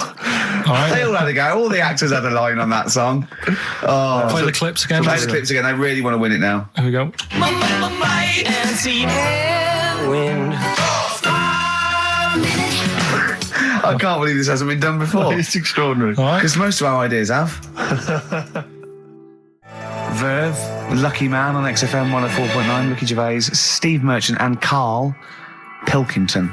The emails, I should point out, aren't flooding in on the No, but it competition. always takes time when they go through the website. Does it? Yeah. Okay. So they'll be arriving in a bit. Do you want to play it once more for those that have just joined us? All right, then. Wait and see and win. There you go. Brilliant. My auntie had wind for 5 minutes. Brilliant. Genius. Name the artists. Right, I'm going to play this thing again because it is a bit slow today, the email. Oh, because it's too hard. It's not too hard. There's just clips of songs. What are the artists? Email in. Wait and see and win. XFM.co.uk. He's getting annoyed because he put the work in and no Well. one's he's getting annoyed. Oh. Remember, I think Kevin Spacey and the signed K-Pax DVD is probably the only incentive to try and have a go at that one. Do you just think you could win by getting one of them? Exactly. Coming in They're there. coming in now. Okay. This is electronic. Anyway, competition, yeah? Right, let's get the answers. Let's get this out of the way. Songs of phrase. Songs of phrase. Just in case you just tuned in, it's a new feature we've been doing. We take songs and chop them up and that. And it's a phrase that has cropped up on the show a few times. This week we were going back to the classic Me Auntie Had Win for 5 minutes. Let's go back to the classic. And let's have a These are the have a answers, listen. is it? Okay. Wait and see and win. Right. So what you had there is you had the knack Yeah. with My Sharona. Uh-huh. Auntie was some Manson track. What? You don't even know what it was. Auntie Everything, I think it's called, some album track, right?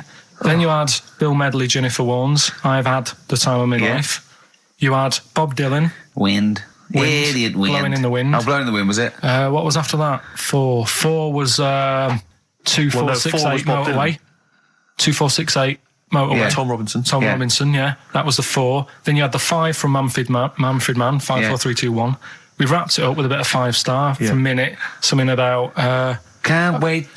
yeah, can't wait another Can't minute. wait another minute. So they're the answers. Yeah, We're well, looking for someone who... I don't think we got anyone who had them all right. But Nobody got all 7, although in your little answer list then you only listed 6 because Yeah. you got your numbers went out of sync in your own brain. Well done. Once again, smooth. I tell you what, Carl, why don't you next week at least write down the answers for yourself? don't need to. Well, you clearly do, because you just embarrassed yourself. Don't need to. You've proved that you do. Fine, anyway. Well, well done. I'm going to give it to Paul Tier, PJ Tier, because he got 5 of the 7 correct. Well done. So he gets... And he's getting that signed Kevin Spacey Yeah, DVD. if you can just email us your address as well and get them off to you today. All right. Brilliant. That's what you're dealing with. I think I do more than press the buttons. Right, see, this is it, right? Carl has had a little strop on since last night, okay? And it's... He's had a little strop on? Yeah. You said strop on. I just wanted to clarify. And, I don't know why. He says that I'm an annoying person. He says that I wound him up, right? Which I don't know. He says that you're winding up because you're sort of like negative about I'm everything. negative? Yeah. And, but what I think it is because we pointed out that his lateness is unacceptable. Yeah. He said, meet you at 6. He turned up at 20 past. He said, well, someone stopped me in the corridor. I don't care. I've got stuff to do. We had stuff to do. I think we're a bit busier than you, Carl. You've got one job. We've got loads of jobs. I keep telling you that. You got one job in a little room, a 9 to 5 there, that you don't even get done in 9 to 5. That's why you're late and mucking around all the time. There's loads of work to do. Yeah, one job. No, cool. it's not. It's one job with a lot of other jobs in it. It's like those little Russian dolls you get. Right? Well, it's not, is have it? a go. Yeah, it is. Yeah. Everyone thinks, oh, he only sits in his studio messing about, making songs a phrase. That's what I do in my free time. Which we've got coming up later. Super slick. Songs a phrase, we're doing that. You can win some stuff. Yeah, we've got the film that we haven't done for the last 2 weeks. The final film, we won't be doing that. Let him down. There's 2 weeks. So you're 2 weeks late on that. Can I just ask, guys, is there going to be some great music? Yeah. Well, what I've got about something from the only ones? Yeah, The classic, Another Planet. Brilliant. Right. Songs a phrase coming soon. Is it? Yeah. Yeah, what is it this week? What's the phrase? We're, remember the story I told you ages ago about my neighbour having a horse in their house? Oh, yeah. Having a horse. What's happened with that? Lenny Henry doing it as a series. So, And people nicking your ideas left, right and centre. well, that's the phrase we'll be using anyway. What? My neighbour had a horse in her house. How many words is that? 6. My neighbour had...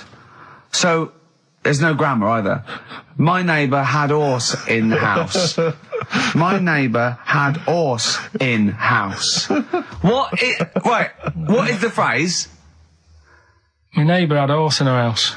Are there any prepositions? Are there any prepositions in this sentence? Look, don't judge it beforehand. You see, I'm turning over a new leaf. I think this is a great idea. I think Carl's a genius, and I look forward to hearing this enormously. Yeah, okay. And I won't be sick on your leg, or squeeze your head, or make you jump when you're making a cup of tea. Just looking through the Guinness That's still the funniest thing, isn't it? Squeaking at someone when they got a cup of tea. Right. It's a good game. Drink 8 pints. Go on. Songs a phrase. Songs of phrase, nicely done. Right, we'll get this going. How do you feel, Carl? Yeah, all Again, right, all disappointment. right. Disappointment probably to your family and friends. Well, I don't think they'll be that gutted, to be honest. Right, songs a phrase. Well, Carl, why don't we beg you to come up with songs of phrase? Because it's a big tease. People love that. Yeah. It's one of the hot new We've got quizzes. one more thing for you to eat. No, I'm not doing any more of that, seriously. Play a song? Right, songs a phrase next, right? That was rubbish, that half hour. Rubbish. That's great. Roots. The Seed, XFM 104.9. I bet that is a record. I've eaten grapes whilst DJing. Possibly. I'm assuming if there's any listeners out there that have a record-breaking attempt they'd like to see Carl undertake in future weeks, they should email in. I think Jono's got that one. Right, what have we got then? That's that. Right. That's the serious side now. Let's get on with the proper show. Right, songs a phrase. Yeah, let's redo that. On to the classy stuff. Yeah. Do you want to do the prizes first? Right, now then, where are they? Here they are. I haven't seen these, but I'm excited as ever. Alright, we have a t-shirt there, arbitrary t-shirt that you have probably stolen off of someone. What does it say? Is it the Red Hot Chili Peppers? So if you found that, that's not too bad. It's a big t-shirt there. On DVD. This, should you be giving this away? This looks like it's the film Don't Say a Word. Yeah. And it's, it doesn't have all the proper packaging. It's literally the disc, the DVD disc, just loose. So enjoy that. The current album from Oasis, Heathen Chemistry, DVD, on DVD, The Life of Mammals, the complete series, the David Attenborough recent DVD, that. Walking with Cavemen, which I think is a DVD, it's currently on TV, isn't it? And, Well, there you go. Not Also bad. the X-List, which is a good new compilation, double CD compilation from XFM with loads of stuff on there, including Nerd, Snoop Doggy Dogg, Athlete, all sorts. Go on then, Carl. So not bad, actually. Simple as Nice one. Well done. Right, so, yeah, it's a phrase that's been said at some point, or said a lot on the show. We've had, like, Hairy Chinese Kid. We went back to, my mum had wind for 5 minutes and that. Today we're looking at, my neighbour had a horse in a house, right? Yep. If you remember, we were talking about that probably about a year and a half ago now. Yeah. Yeah, of course, Right. of course we remember. They've been talking about it ever since, Carl, I imagine. Yeah. Well, so, it's famous. It's a world famous phrase. My neighbour had a horse in her house. right, so this is, this week's Songs of Phrase, and what I've done is I've got songs with those words in that make up that sentence. Yeah. You get to email in ricky.gervais@xfm.co.uk. There's 6 different songs, right? You email in with what? I don't what know. would There you- is 6. Me neighbour had horse in house. Is it really that sentence? My neighbour had a horse in her house. It does work. Honestly, it works. Yeah. Okay. Don't bother explaining it. You Just ready? play it. Right, Yeah. so here's the. Here it is. We're just going to do Had horse in a house. Right? What in God's name was that? Yeah. Name the 6 songs. Had horse in a house. Huh? Are we naming the artists or the songs? Either. Artist. Anyone who gets anything can get a prize. What's Jeez. more, Carl? Artist. Here we go. Had horse in a house. That's tricky, Carl. That's very hard. Once more. Had horse in a house. Email in ricky.gervais@xfm.co.uk. I'll give it Another letdown. Another It's letdown. brilliant, this. No. How No. can you just say that after I've just been stuffing grapes in my face and that? Well, you failed. You didn't get one burger in, right? Even when you tried to chop it up, there's 3, right? So that's it. Well, Steve, out of the goodness of his heart, went to McDonald's. Okay, I got some grapes. You at 62. That's got nothing to do with this, though. This is my game show here. Bob Holness didn't say, yeah, Blockbusters is good, but I never see him eating grapes. So this is a different thing. Forget that. Right? Here's the clips again. Here's the clips. Had horse in a house. Oh, you know I said I was going to turn over a new leaf and not criticise your ideas? I think it's the end of this one, mate. Oh, he's done it again. It's atrocious. ricky.gervais@xfm.co.uk if you've got any idea. So Whatever. ungrateful. Right, songs of phrase. Just give it a couple more plays. Just Yeah. email in. We'll pick a winner soon. ricky.gervais@xfm.co.uk. Well, this is rubbish this week. No one knows it because it's rubbish. Steve was right. Had horse in a house. There's 6 songs there, so if you know what they are, just That's the end of that. I think. That's the end of songs of phrase. email in. I think. We've got Had horse none there. No. house. That's the last week for that. That is Okay, well, rubbish. why don't you give us some monkey news? Is it monkey Yeah. news time? Come on, monkey news. We'll play a song and we'll... No, No, do let's play monkey a song, news. let's play a song. Oh, it's a great track. Cheer up, Carl. Is it new? Is this Waiting for an alibi with Thin Lizzy. What year was Doesn't have this to be out? new. It's brilliant. What year was it out? Oh, Einstein wasn't new when he came up with the greatest theory ever. Oh, hold on. Hey, hold on. You're not new. You're not new. You know, we should give the prizes away. Yeah, well, Carl. this has been dreadful. This thing. We started off well with him trying to force burgers in his mouth, and then he come up with this tat. I mean, this is the end of this because it's. I mean, it was shoddy to start with. No little Dio couple. Well, this is not only. Well, I'm just saying, this is what I was saying in the pub yesterday when you try to be sick on my leg. I was saying, come up with new ideas if you don't like them, but you diss them on air. well, it's just disappointing, isn't it? And Right. What's that? I was disappointed when I was choking before. We were disappointed as well. Yeah, you didn't try. You didn't try with the grapes. You were just like Right. chewing on that. You meant to just throw them in and swallow them. Songs of phrase, it was 6 songs, it sounded like this. Boring. Had horse in a house. Right, what are they? Just give you 6 answers. songs there. We had Lionel Richie, My Destiny, for my. Tricky. Neighbour. Oh, that's XFM. Ooh. My neighbour was Space. Space, Yeah. Neighbourhood. Had Harry Connick Jr. Had to be you. Yeah. Right. Had a neighbour had a horse. Horse from America. America, yeah. We had a horse. In the house. In was Lisa Stansfield with Pathetic. in all the right places. Oh, pathetic. Did anyone get that? Did anyone get that? And No a house one got that. Animals. So that was pointless. All right, well, the most anyone got was 3, Yeah. and we're going to give it to Deborah, and that's Yeah. possibly Deborah and Kate. They got Right. at least 3 of those, so well done. Okay, well done. Yeah, there's prizes on the way. That's the end of that. Well, do you want to do some, give some stuff away? I suppose so, Carl. We could, yeah. Yeah, set it up, set What it do you rolling. think? What is it? Which of your many competitions is this? Songs of phrase. Talking of competitions, Okay, prizes to give away this week. You've excelled yourself again. We've got, once again, Scotland Rocks, the very best of Scottish music, Texas Deacon Blue, Brilliant. and Jerry Rafferty. Proclaim's on there or not? Proclaim's there. Don't worry, What they Delegate's got? on there as well, don't worry. Yeah, it's very Don't quick. worry. There's Biss on there. There's Biss on there. I'm just checking to see if Midgure and Hugh and Gry feature, but they do, thankfully. I don't know. The Rosillos as well. Oh, and Gun. brilliant. That's great. So Brilliant. look forward to Is that. Lulu on there or not? Oh, Is she not on there? I can't Is see she her, not on there? actually. Is she not on there? But, the don't Wets, are the Wets on there? All the Wets or not? Are the Wets Fairground on there? attraction. Perfect. Brilliant. That's on there. So Brilliant. Is Wee Hootie McDooth on there? And is Jamboree? what's this? This is another arbitrary compilation called Strange and Beautiful. The Brilliant. X-List album, which is quite good. The new album by the White Stripes. The DVD Walking with Cavemen, that TV show that's on VHS. It's still got the price on there. On VHS, in case you haven't seen it.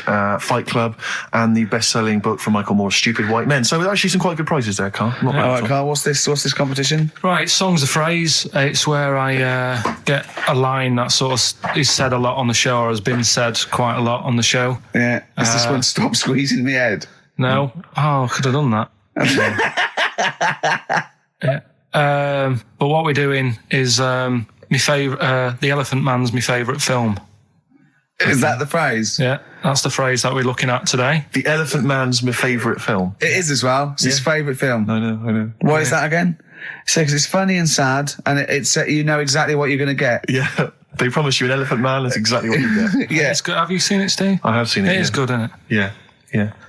Do you remember at the beginning of the Elephant Think Man? of that. Having that as your favourite film of all the hundreds of amazing films. I mean, I mean, it's a good film and it's a moving film. Yeah. But I can't imagine it's a film I would watch endlessly again I and don't again. care about a bloke with an elephant's I head. watched a little bit of it again the other night. It's one of them that, just sort of reminds you. You know what annoys me when he goes, "I am not an animal." He is. Well, I mean, he speaks like one. And what doesn't And help? he's got And he looks funny, like one. No, yeah. But it was a bit unfair because they never let him look in a mirror because he's a bit odd looking. It upset him. Yeah. So his hair was always a mess. And that made him look worse than he actually was. Yeah. But good film. Get it out if you haven't seen it. That's the phrase today. Do you know, I remember my friend introduced me to that film, and if you remember at the beginning there's a big montage because he is working in a zoo, isn't he, or he's being kept in a zoo, and there's a sequence of various elephants, I think, actual elephants kind of rampaging, and it's just quite a sort of moody, atmospheric montage. Is he king of the elephants? Could he Well, rule them? my friend said to me when we watched this, he said, what happens is he gets trampled on by some elephants, and that's what makes him look like an elephant. And I went, right. And I watched it and I thought, that's not the case. And I tried to explain it to him, and he's, to this day, still convinced that the Elephant Man, it's like when Spider-Man was bitten by a radioactive spider. Yeah. It was his mum, wasn't it? Elephant Man. The power of an elephant.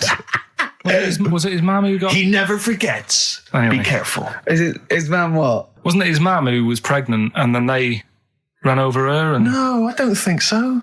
that's the impression I got from it. No. You are joking, aren't you? No. I thought, I honestly... Anyway, right, so the phrase is, my favourite film's The Elephant Man. Hold on, wait a minute. There's 5 songs make up that sentence. Yeah. Right, this week.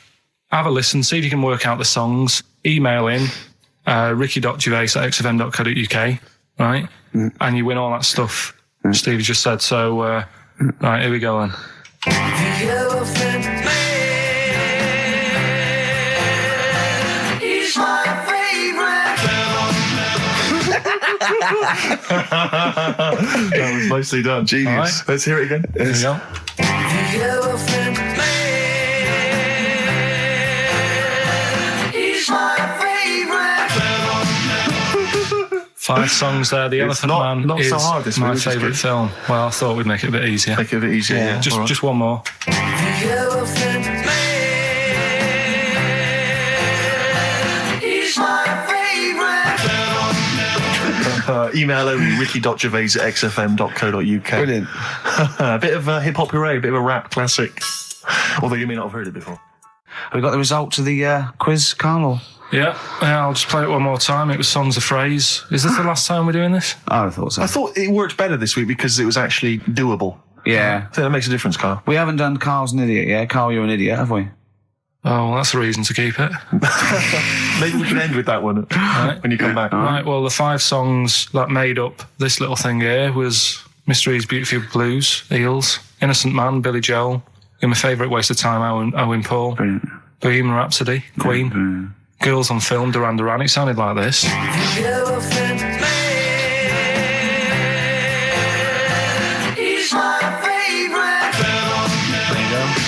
The Elephant Man is my favourite film.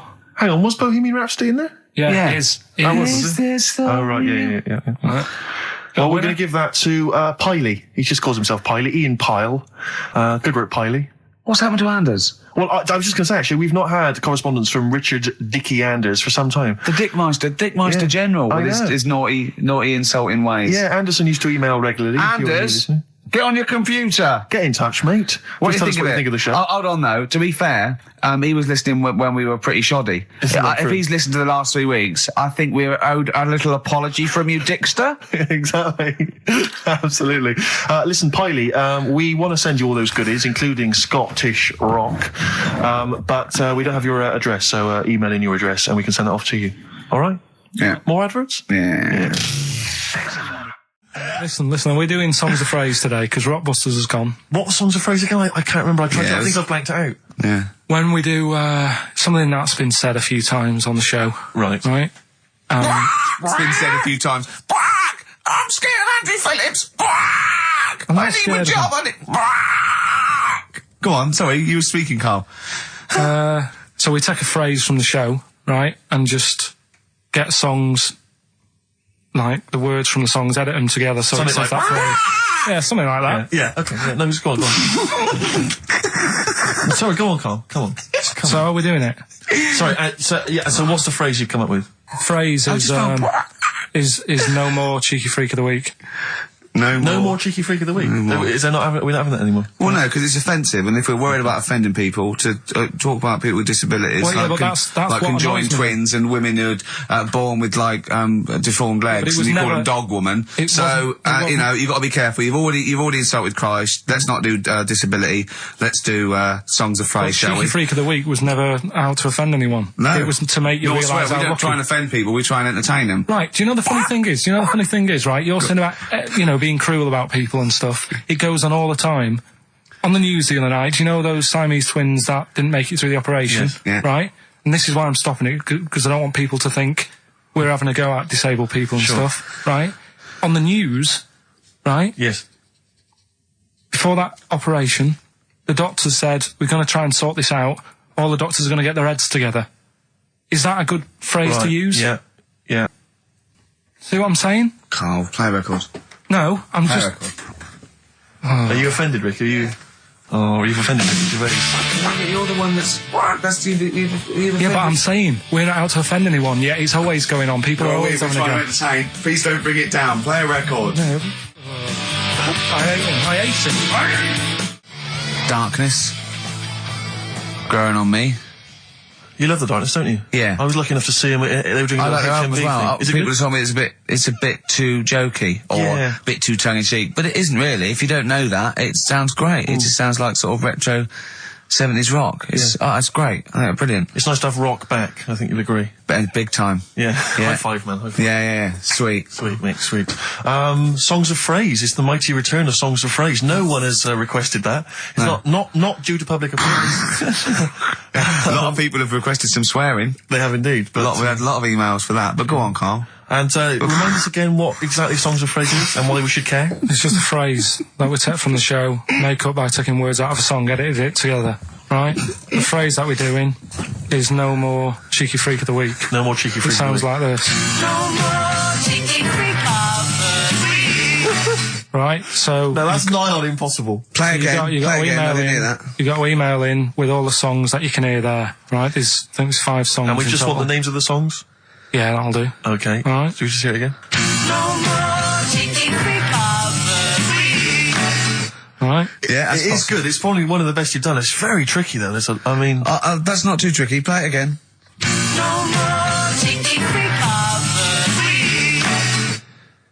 How many have you got, do you think, Rick? Just well, I've noticed the same person singing twice. Is that right, In a band and solo. Yeah. And I know one track straight away from the word. Can I just say, I do think naming the songs is a bit tricky. Let's just name the artists. Is that all right? What's the artists? Just the artists, just change the rules slightly. Yeah. Before we play it again, just let you know what the prizes are. We've got on DVD Later with Jules Holland Louder. Lots of the alternative acts he's had on there. A DVD, a couple of DVDs. With Boogie Woogie piano over the top. Let's hope so. Brilliant. I can't Mary wait. Chainer on there, Stereophonics. We've got Sonic Youth, Ash, Hole, Queens of the Stone Age, Foo Fighters. Quite good. Once again, Cruise of the Gods on DVD starring Rob Brydon and Steve Coogan. That was on at Christmas. It's not bad. It's not the same one. They haven't been sending that back.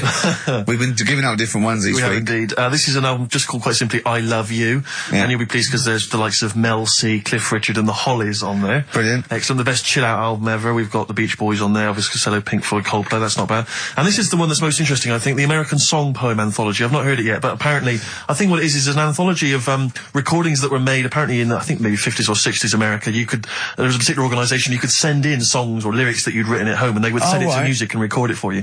And this is a compilation of them. So obviously there's some quite idiosyncratic and odd little things on there. I think it's probably worth a listen. So not bad prizes at all, Carl. Let's play it again. Well, we started that going. Just the artists then. ricky.gervais@xfm.co.uk. ricky.gervais@xfm.co.uk. Once more, Carl.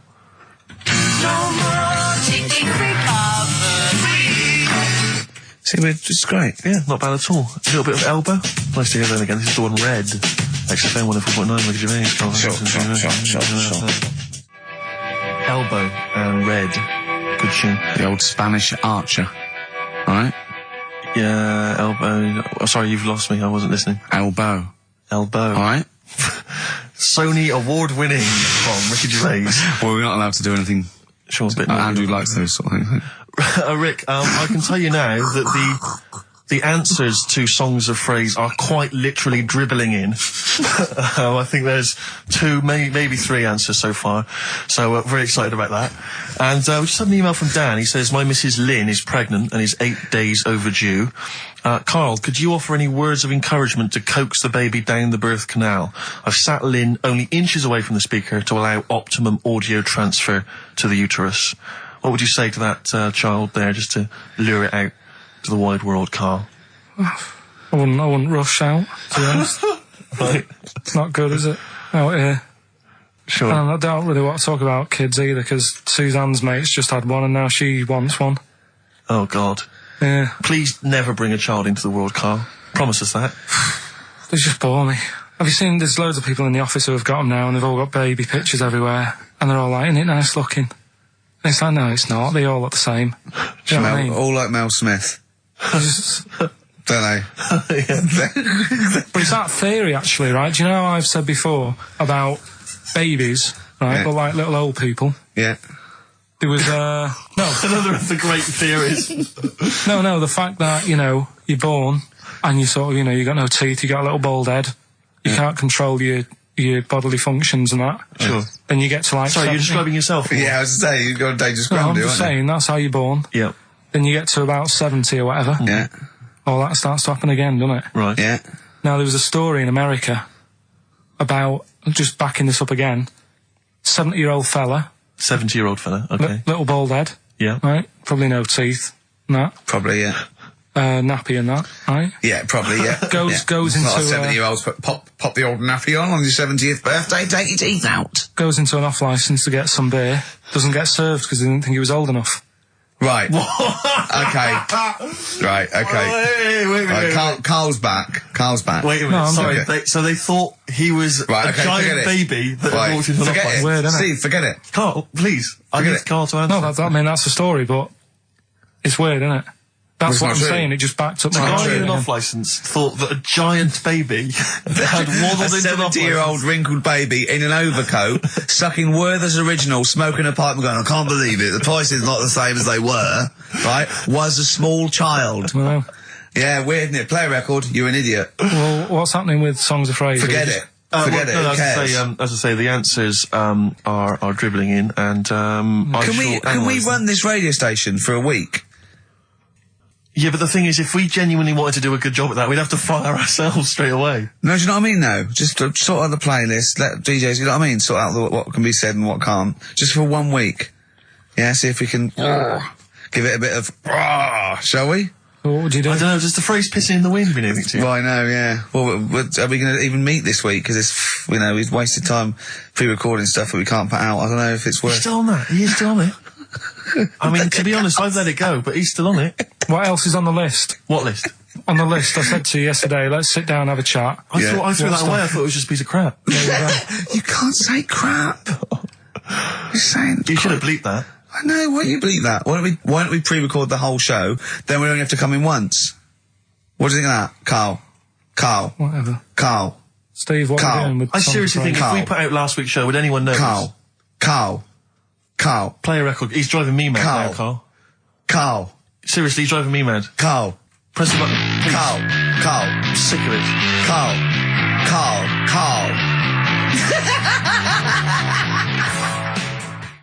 Anyway, Hastings answers to soon. Rockbusters. It's going to Hastings in 10 minutes, isn't you? Can't wait. He's looking forward to it. Lovely day. Lovely town. Nice little trip. Chill out, come back refreshed. Monday. Let's do some work.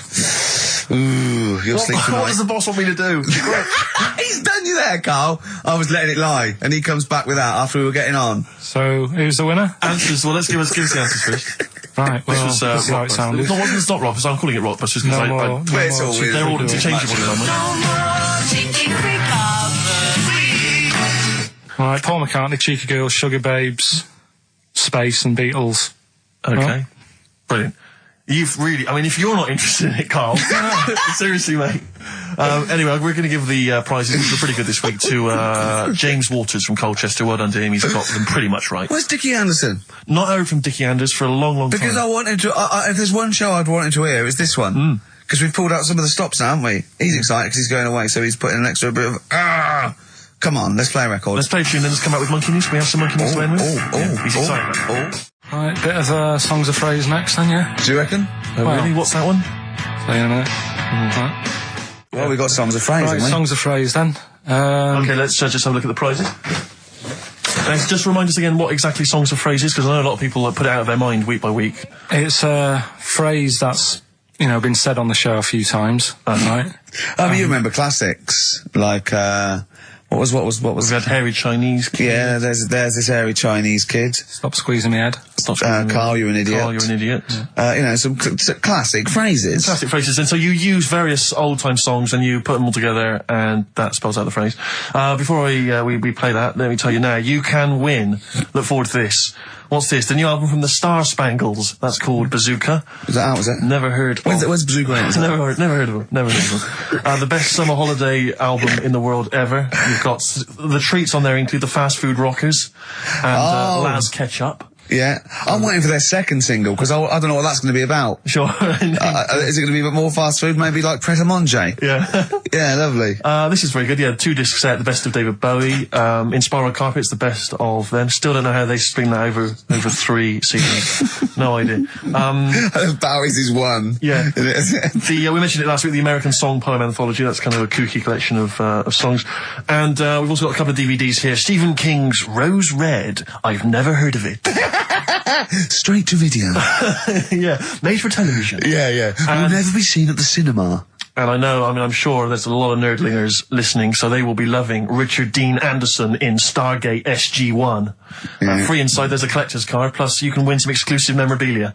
Brilliant. So I think a pair of their... Right, all you've got to do is listen to these, like, 13 songs, probably, to a well-known stupid phrase. It's only seven different songs, right? Well, just get the most you can. Just be rough. Artist or song, it'd do, right? And the phrase is about me dad nicking from telephone boxes, right? You got to give them a clue, because they've got to know what they're listening for. It's hard enough when you know. Dad is never going to stop robbing from telephone box. Is that it? Yeah. So what are these songs then? Go on It doesn't matter that some people don't know what that's about, do they? Doesn't matter. No, they know. Well, your father's a thief. Is basically the point. Email only. ricky.gervais@xfm.co.uk. Let's hear it. All right. From...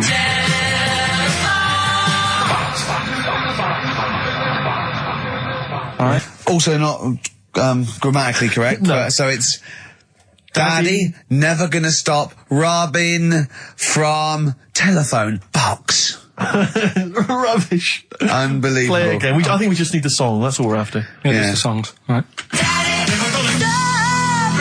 From...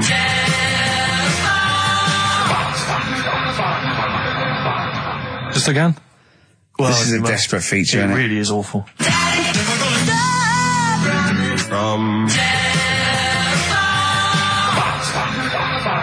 See, Rick, if we took more of an interest in this show, we'd have come in, listened to that, We'd and have said said we're not no gonna play way. it. We'd have said no way. I don't we're care doing how long that. you spent on it. We've got a reputation. Yeah. We've won awards. We've won major awards. We're not putting that tat out. But Yeah, no. you know, that's what. But we're just giving the listener what they're used to. exactly. So I think more fool them for listening. Ricky.gervais@xfm.co.uk. Right, listen, songs of phrase answers next. We'll go out of the Well, way. I'll tell you what, play it once more so that people have got a chance to actually enter. Hang on, If you keep can't talking, be bothered. keep talking, keep talking. Oh, I can't be Should be ready, Carl. This is Right. terrible. Here we go. From... Right. That is the well-known phrase. Daddy's never gonna stop robbing telephone box. The well-known phrase. And we're looking for the songs, I think. I don't care. All right. We were playing earlier songs of phrase. We have had. I mean, the answers I could literally count on the fingers of one hand. Now the right answers even less so. But do you want to play it once more, Carl? Oh, God. From... There was 7 songs in there. Right. Read them out, Colin. What are they? It was Oh, have you got it written down? I can remember them. Daddy Cool. Boney M. Boney M. Yeah. Never Gonna Give was You from Up, Rick Rick Astley. Astley. Yeah. Never Gonna. Write them down! Stop, Sam Brown. I think that Right. was Stop. Robin was Miss Robinson by Simon and Garfunkel. Mrs. Robinson. Yeah. Hang on a minute. That's not Robin. Oh. From Russia with Love, Matt Monro. Right. Telephone hanging on the telephone, Blondie. And then Box, Living in a Box. Living in a box. Well, listen, no, I don't think anyone got them all right. No. If you did get them all right, I'm sorry, but I gave up checking the emails a long, long time ago. So I'm going to give it to Michelle Flower because she got a few of them right. So well done. She got a lot right there, actually. Well done. Good, well done. She got 5 out of 7, so well done, Michelle. And you get all those great prizes. Incidentally, we mentioned that Stargate SG-1, I'm Yeah. sure you look forward to that, Michelle. That features Richard Dean Anderson. Had a lot of emails, people saying, is that the same Richard Dean Anderson or Dickie Anders that used to email in and said he loved the show? What's happened to Dickie No, I've Anders? not heard from Dickie for ages. So, Dickie, if you're listening, Richard Anderson, if anyone knows Richard Anderson, what's happened to him? I think we know his top 3. Yeah, exactly. So, Dickie Anders, if you're still out there, get in touch with Anders. It was also, oh yeah. So anyway. Anders. What have we got? What What are you providing then today? Have you got a quiz for us? Yeah, we've got, what's her name if you want? We've got, We've got what? what's her name? What's her name? don't Is know. that a new one? Don't know. Yeah, what's the name? Yeah. What girl am I thinking of? Songs of phrase? Songs of phrase. We've got that coming up. All right. Yeah. Okay, so quiz time. I know everyone's been looking forward to this. Which quiz is Well, it we're this going to week? play along because he's done Songs of Phrase where he cuts up bits and pieces from records. You have to guess the title or the artist and makes a well-known phrase, i.e. a phrase that we've said a lot. And the challenge is that me and Steve have got to try and work out what it is as well before we will tell you the phrase, but let me just see if I can guess. Play it. Tell me why, tell me why, tell me why. Play the game of swing. Right, I know what that is. I didn't hear it. Can you play it once more for me? Right. I know what that is. Right, it's why don't they play the game of swing ball? Because that's what he said when he turned on and saw people in wheelchairs playing tennis. And his point was... Tell me why, tell me why, tell me why. Play the game of swing. Oh, dear. That is so naughty. This show's been a bit naughty, I think. I don't know what's happened to us. I think it's like sort of end of term sort of madness, but I think we've got to calm down here. We've been a bit naughty there. We said, bloke with 2 dicks. We said Chinese people don't talk properly, which is a little bit offensive. Yeah. Know what I mean, Carl? Well, they don't know. Right, okay, let's leave it now. Okay, stop there, Carl. Carl does not necessarily reflect the opinions of XFM or any other human being. If you think that me and Steve have been being offensive, we are strongly behind the guise of irony, satire, and ignorance. Carl only has ignorance and hate. Yes. No, but as long as you say something good about someone, you can also say something bad about them. How does that work? Go on, give us an example. Well, Chinese, Yeah. yeah, great people, right? Good. The women really good looking as younger people. No! They get What are you older. doing? I'm just saying, as long as you know what I mean, there's good and bad and everything. For every Well, what are the positive old and ones negative. like? They don't age well. What do you mean? The fella in Karate Kid, the teacher, was only about 36. We started this. Oh. Fact. So, songs of praise, email in, ricky.gervais@xfm.co.uk, right? I mean, I have to say, Carl, this is very tricky this week. You've got some very obscure sounding songs there. Yeah, just all we want is the artists. I think just the song, Carl, mate. I think actually, that's hard. No, that's hard. Yeah, the artist. Just the artists, I know. Okay, so these are the prizes this week. Well, let's play it again so they can hear it. Try and work out all the different artists. Yeah, why don't they play the game of swing ball? Right? Tell me why, tell me why, tell me why. Play the game of swing ball. Right? That's tricky. It is tricky. That is tricky. That is good. But there's some great prizes, including, Carl, I can't help but notice, torn from the current, well, I think today's issue of the Daily Mirror. What, he's giving away a giveaway? It's a free CD from the Daily Mirror, which you can buy it, you spend 30p on the Mirror, you can get this anyway. But it's still in the piece of plastic that it came in, I love Just that. ripped. Anyway, there are some other treats on the Oh, you'll be loving getting that through the door. So there's the Jingly Jangly Sound of Summer, Good Vibes, a 2 CD set featuring music from Crowded House, R.E.M., Simon and Garfunkel and the Beach Boys. I'll tell you what, I've thought of another game. We can put Carl's into theory, right? I can tell him a sort of like a person or, a people or a place, right? Or a profession, and he's got to come up with a good and bad. A good and bad thing. It is dicing with death. Yeah. Are we ready to do this? Well, listen, if we're quitting in the next couple of weeks, then who cares? Okay. Good and bad, right? Well, hang on, let me just tell them, we're on the prizes here. Alright, okay. So now 55. I know there's a lot of XFM listeners who are going to be looking forward to the likes of S Club 8 and the Fast Food Rockers. They're all on there. I can't wait. What is their second single going to be about? The Smashing Pumpkins. This is quite a good little compilation of sort of B-sides and live performances and stuff like that, which is not bad. The best summer holiday album in the world ever. I think we've given that away in the past. All sorts of stuff on there.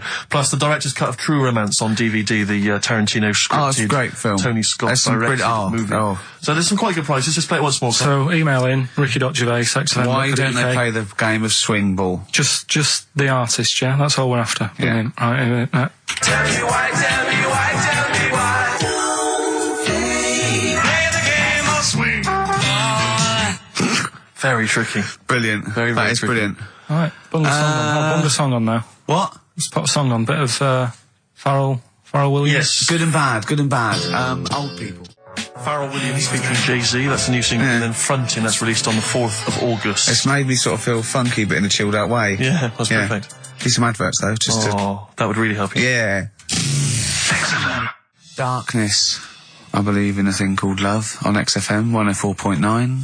Ricky Gervais, Steve Merchant, Karl Pilkington. Karl set the ball rolling with songs of phrase. Why don't they play swing ball? Referring, of course, to people in wheelchairs who play tennis, because he was disappointed they weren't getting around the court quickly enough. So why didn't they play swing ball? Yeah. Brilliant.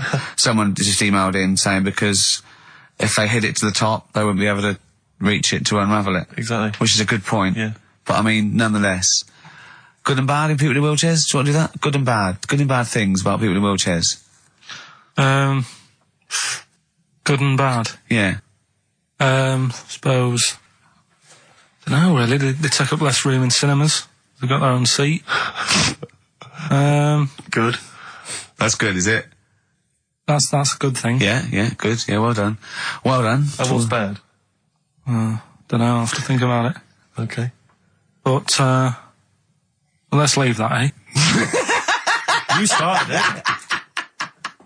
Let me just give the email address. But I mean, let me just give the email address. I just said it, so don't talk over it. Okay, I'm going to do Carl's top thing. Ricky.gervais@xfm.co.uk. That's also the email address for your answers to this week's Songs of Phrase. Play it again, Carl, if you would. Go on. Tell me why, tell me why, tell me why. Play the game of swing. We just want the artists, is that right? Yeah, that'll do. I've got two that you don't like. Not that you hate them, but that you sort of like don't agree with them. Would Liverpudlians be in your list? Probably. What about gay fellas in toilets looking at you? Well, I think they've sorted that out. So.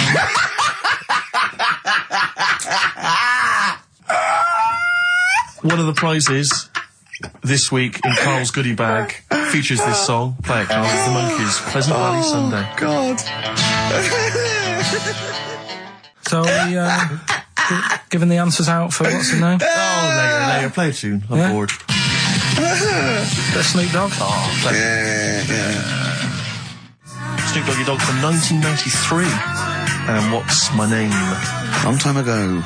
It was indeed. 10 years ago. XFM 104.9, Ricky Gervais, Steve Merchant, Karl Pilkington. Songs of Phrase. We've had very, very few entries. I really think people aren't interested. They really have just given up. I mean, seriously, Carl, That's the one thing you contributed to this show, Carl. And it's the weak link, I think. Missing link. In the chain. The missing link. Oh, do you reckon there is one, Carl? Do you reckon they'll ever find the missing link? Wandering around Manchester. Wait a minute, Carl. The stats then. Let's have the answers, if we can. Right, there was Well, let's specials. play it once more. All right. Tell me why, tell me why, tell me why. Special. Yep. Jermaine Jackson. Play the game of swing. Right, there was Play the Game of Love. I think that was Wayne Fontana and the Mindbenders. Right, you think, but you're not sure. Louis Armstrong was the Don't Mean a Thing if it ain't got that swing. Mm-hmm. Yeah. And Queen, Don't Stop Me Now, We're Having a Good Time, and that. We're having a ball. We're having a ball. Yeah. Well, I mean, considering you yourself weren't entirely clear, I think it's only fair to give it to Paul Brown, who got some of the answers right. PB, you are getting those prizes. Well they are done, on their way They're to you winging their now. way to you. Silence is easy. Star Sailor on XFM 104.9. Right, it's the quiz of the week. If you want to go out and do some shopping, this is probably a good time, and come back again for about 1:15. But don't forget, what I will say is, even though these clues, we're going to do Songs of Phrase, by the way, where Carl picks out a phrase that he might have said once, tries to find words from songs to put it together. You've got to guess as many as you can, song or artist, I can't remember. But even though you might look at it and go, that's mental, I don't know any of them, you might win if you get two right. I mean, I think the winner last week got about 3 out of 3 Well, or I have 7. to be honest with you, I mean, last week, Rockbusters, surprisingly, was a very, very popular quiz. Yeah. It just happened to be awful. Yeah. This one is pitiful. I mean, it's truly atrocious. Yeah. And it really doesn't even have a fan base. I mean, there's no one championing this one, Carl. Last week, seriously, mate, I got about Carl's face. 7 or 8 replies. Oh God, that's terrible. That was like when you told a kid that you couldn't afford a Christmas present this year. Look at his face. Yeah, it is a bit distraught. Carl, I suppose it's like Chris Evans' face when they said they were cancelling Girls and Boys. It's like, look, but I can come up with great TV game shows like that. No, you can't, Chris. Not anymore. Oh, his little glasses slid down his nose. I'm the guy who don't forget your toothbrush. Yeah. What was that money you owe me? No, you owe us. Oh, believe it. All right. So, will I just play it to you and Whatever, you Carl. try and work out what the phrase is? Sorry, it's a phrase that might have once been uttered on this show. It was said last week. Oh, right. All right. Okay. Brilliant. All right. Here we go.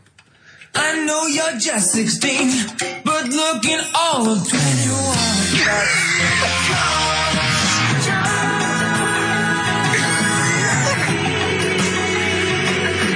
Look older. Right, I didn't quite hear Right. it. I know what that is. That's ridiculous. What was Right? it? What it is it's something like, right? You're only 16, but you look 26. And the Chinese look older than they are or something, because he said that. The Chinese don't age well. That is mental, Carl. It's the most convoluted, ridiculous, racist piece of material ever to be uttered on radio. Play it again.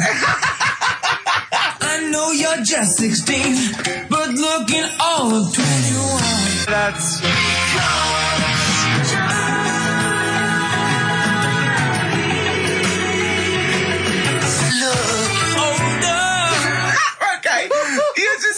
16 and look at all 21. That's because the Chinese look older. Carl, you've gone mental. All right. Oh, that is amazing. So, there you go, the well-known phrase. You're 16, looking all of 21. That's because the Chinese look older. Well-known phrase there, sweeping the nation. That'll be up there with "was up" and "shut that door." If they do a poll, right? Okay, Flat. Well, we're after the artists. Just the artists. Yeah. I know you're just 16, but looking all of 21. That's.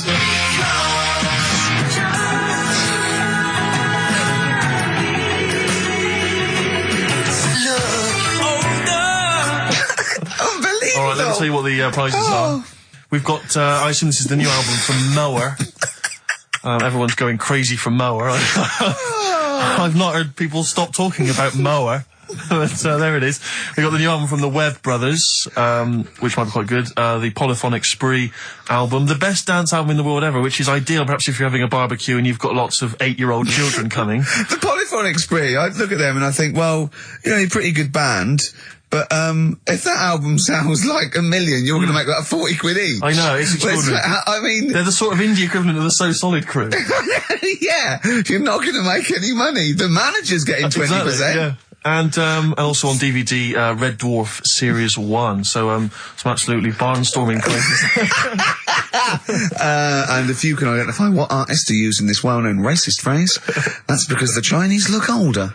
Play it once more, Carl. One more time. I know you're just 16, but looking all of 21. That's...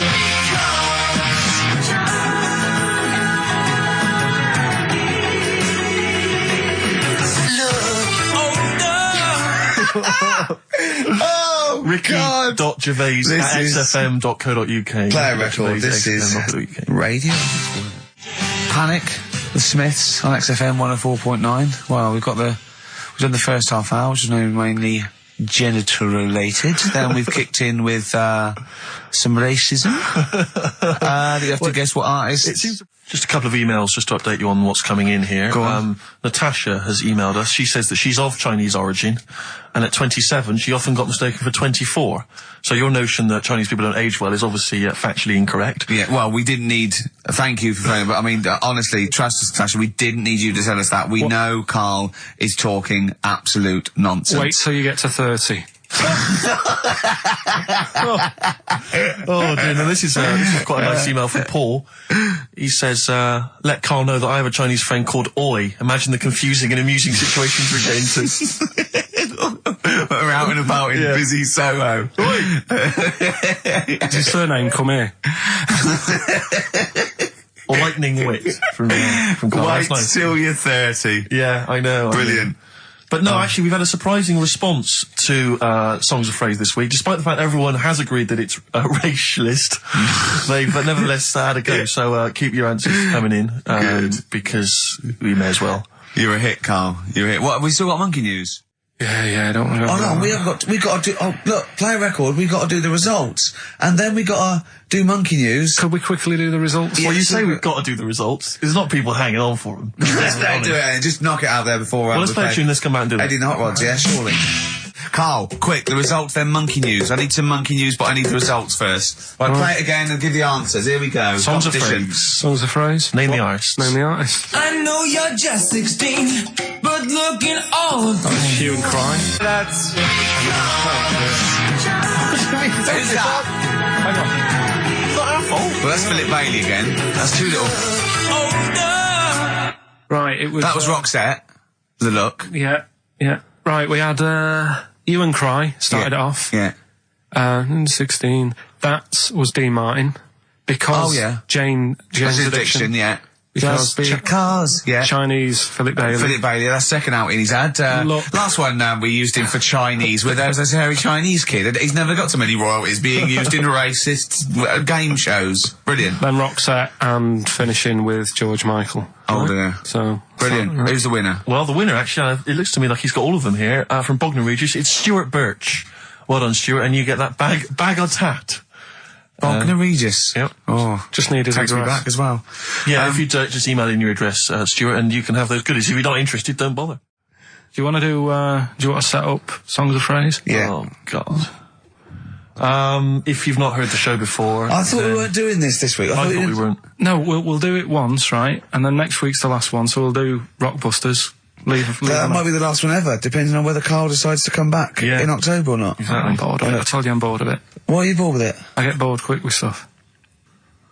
Yeah. I told Suzanne the other night, how lucky she was, that I haven't got rid of her yet. She's, do you know what I mean? Things... You put on a soft music though first, didn't you? You didn't just like start getting that around. You know you're a very lucky girl. Sorry? Well, I usually get bored with you and that. Yeah. Oh, dude. You're lucky you haven't pissed off. Yeah. Do you want all the champagne or what? Well, she was annoyed the other Carl, night. what's that on your ear? Don't worry about it. Where'd you get on? We're walking to the pictures, right, to go and see Bruce Almighty. Sure. Why? And just something to say, innit? Yeah. So you were trying to sneak in the back. So on the way, cutting across Leicester Square, and those fellas who sell roses, he comes over. Do you want one? Do you want one? I said, don't do that. She's allergic to them. Right. So he'd go away. Yeah. She got all annoyed about that. Because she's not allergic to them. Well, she's not allergic now, but they're about £3 each. She go, what But the point of that, Carl, is not that she really wants a rose, it's that you're willing to spend £3 on her. Taking us to the pictures. How much was that? That was £8 each. Did you pay for it though? But didn't you ever... If I know you had her dressed up as a small child. Yeah. Me and my son, please. Or you made her sit on your shoulders and wear a long coat. Yeah, exactly. Anyway, listen, Songs of Phrase then. You paid for her to go in and then you went and had a pint while she watched it. Yeah, there's no point in both of us seeing it, but tell me about Tell it, me won't what you? it's like. Oh, right, Songs of Phrase. So let's explain what Songs of Phrase is. You do it. Okay. Oh, really?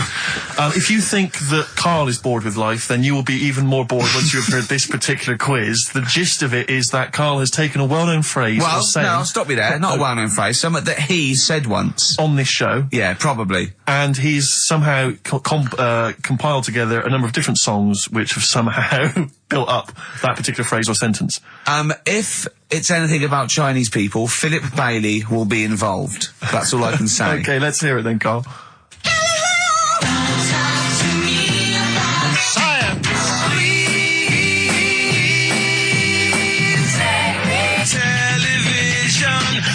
Right? Alright, I don't know what that is. I don't know what that was. This is appalling. I don't know This is what that appalling. is. Carl, I do not know what that is. What is the phrase? I just was saying last week about everyone's raving about Galileo. No, they're not. No, they're not. Raving about Galileo. No, they're not. No, That sounds they're like not. a sort of B-side from Yeah. the Buggles. Everyone's raving about Beyonce and Robbie Williams. Yeah. They're not, people going, Pop what, Idol. what are you into? Galileo's good. Yeah. Forget it. No! Placebo, song for Carl there. That's Special Needs on XFM 104.9. I'm Ricky Gervais with me, Steve Merchant, Karl Pilkington. We were doing Songs of Phrase. Oh yeah, I forgot about that. Yeah. Oh god. So what is this phrase? What is the phrase, Carl? Last week we were talking about Galileo, Right. and I just was saying, years ago, I can't remember now, when was it? When was he doing his thing? End of the 16th century, I think. Right. And he was messing about, trying to find out about speed of light or something, is it? No, he did lots of stuff, Galileo. All I was saying is, Gravity, back then, yeah, surely yeah. everyone was saying, stop messing with that, make us a telly. You know what I mean? There was other things that people would have been happier with. Sure. Back then. Like they Yeah. didn't So have. the phrase exactly is what? The well-known phrase is what? Galileo, well, it goes like this, doesn't it?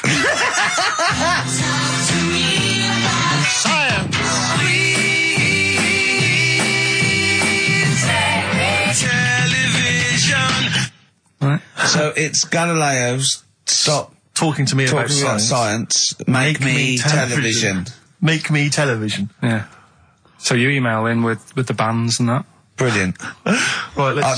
That is rock bottom. I mean, the well-known phrase being Galileo, stop talking to me about science, make me television. As a well-known phrase is one of the weirdest things I've forget cheers out of windows and things like that. That is the weirdest thing I've heard on radio as a competition. Can we have that one next week? Okay, well here are the prizes. If you think, Rick, if you think the quiz has hit rock bottom, wait till I tell you these prizes. No, brilliant. Oh. I know that we're very much pushing new music on XFM, and it's an alternative music station, so you'll be pleased that we're giving away now, that's what I call Music 55, featuring the likes of Busted and Daniel Bedingfield. Brilliant. You really know how to cater to our audience, don't you? The best dance album in the world, that includes DJ Sammy, Scooter, and Liberty X on there. So look forward to that. Yeah. This is not so bad. Nick Cave and the Bad Seeds, a live DVD of a, pardon me, a performance, and some, pardon me again, but, anyway. That basically sums up the prizes. So, I won't tell you the rest, they're all monotonous. But, anyway, I think those crisps, Rick, have gone down the wrong way. Although I was eating goulash earlier. Sorry. I'm fine. So anyway, yeah, that's some of the prizes. And you can win some tat. So, if you can identify these artists. The well-known phrase, Galileo, start talking to me about science, make me television.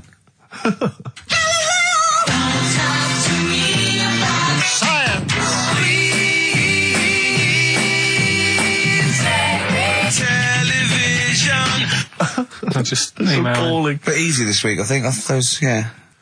Play a record, Carl. I mean, it's ridiculous. Ricky.Gervais at xfm.co.uk. The Pixies. Answers rushing in, we should point out, for the quiz. Most of them agreeing that it's pointless. Some people have called it... It's Songs of Phrase, of course. Some people are referring to it now as Songs of Arse. Which is more than appropriate. But you'll be pleased to know that it's ending this week, and next week we've got the return of the even more pitiful Rockbusters. For the last one. That's back for the last one. We perhaps also need your petitions to Carl. If you want us to stay on the air, then you need to petition Carl, giving good reasons why he should stay, why this show isn't boring, or rather why he shouldn't be bored by it. I mean, you're bound to be bored as listeners, but obviously he's running out of steam now. What are you fed up with? You're just fed up with, in general, are you? I mean, you want your Saturdays back, do you? Just want a bit of a life back, that's all. But you don't do anything with your life why when you've got Why don't you do this instead of, like, your day job? Can't. It's more important than my day job, innit? That's what earns the company money and that. Know what I mean? Well. So... Why don't you do a regular show then? Sack someone who's, you know, quite frankly not putting the weight. I've done that. I did that years ago. What do you mean? Done it. Told you, I've done a lot of stuff. Boxing, done. Tick. Dancing, done. No, you turned up, the place was shut. Yeah, but... Dancing? When did you do dancing? That's when he went and said, I want to do dancing, and he went along to the place, and it was shut, and that was it. And he said, I didn't do it anymore. That's not doing it, is it? Boxing, he had a fight with one lad, then the lad beat him up, and he didn't go again. Oh dear, it's pathetic. Well, anyway, yeah, so this is basically our penultimate show. Next week's the final, and we're all looking forward to that enormously. Yeah. But that may be it forever then, and this, you know, all for one, all, you know, one for all for one. The Three Musketeers, gone forever. Yeah. I, for one, will be pleased. Oh, I have to get some of these taped, because I like coming in and sort of, you know... Incidentally, Rick, don't be afraid to nick as many CDs as you see fit on that last show. People have already nicked them. No, I know, but just take whatever you want. If that Four Non-Blondes is still there, isn't it? I think it's still there. Because I don't want that to be nicked. Yeah. And I got a feeling, because I don't think there's any Smiths in the library, but there's quite a lot of Gina G. Really? What? What was that sigh for? Nothing. What? Ooh. Play a record. Monkey News is on the way, plus the results. This isn't radio. You've got to keep talking or playing music. Play some music? Yeah. I was going to say the winner. I don't think anyone cares. Oh, come on. Someone got all of them, didn't they? Well, okay, play it again then. This was Songs of Phrase. You did this The well-known phrase is Galileo, stop talking about science, make me television.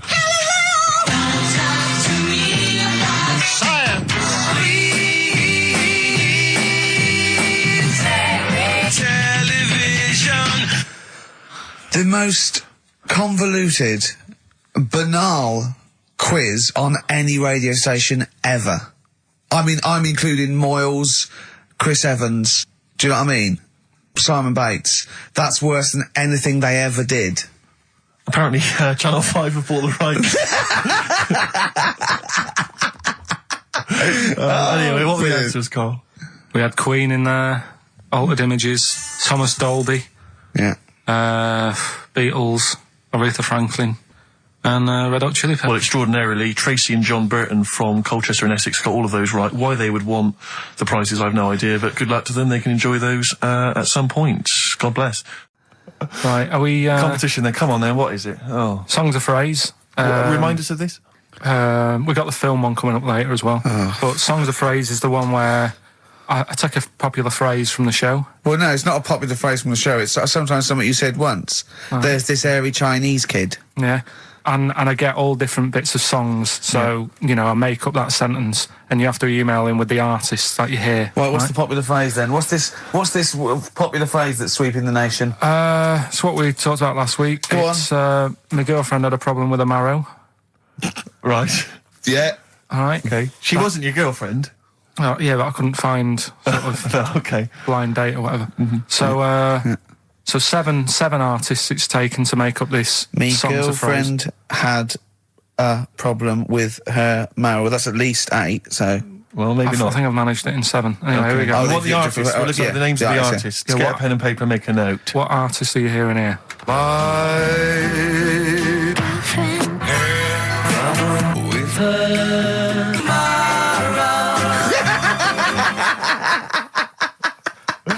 Very good. Oh, okay. Alright, What's so, more? So, what are the artists?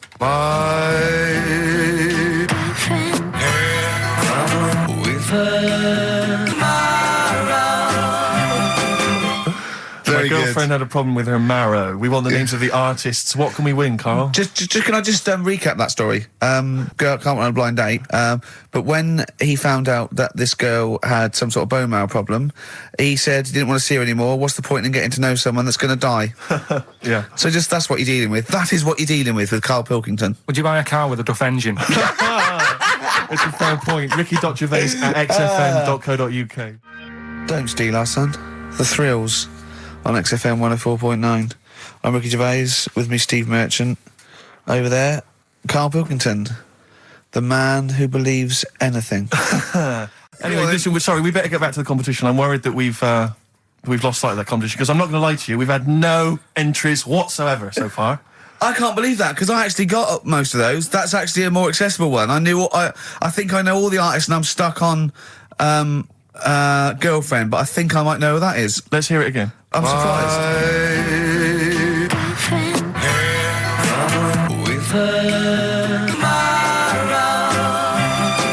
And I think that's a pretty accessible one. An eh? accessible quiz? Yeah, so no one's... Is the email up, or no one's listening? No, well, I think there's a little bit of that. But I think we've accidentally closed down the texting. Oh. So if you're texting in, This don't is bother with that. rubbish. It really is awful, isn't it? Yeah. just play it again. Hang on a minute.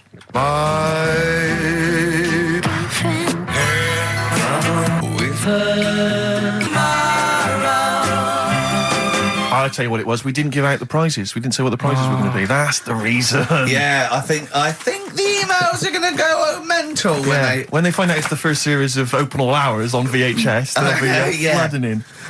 Let's see what and we've a got Bridget here. Nielsen video. Exactly. Right.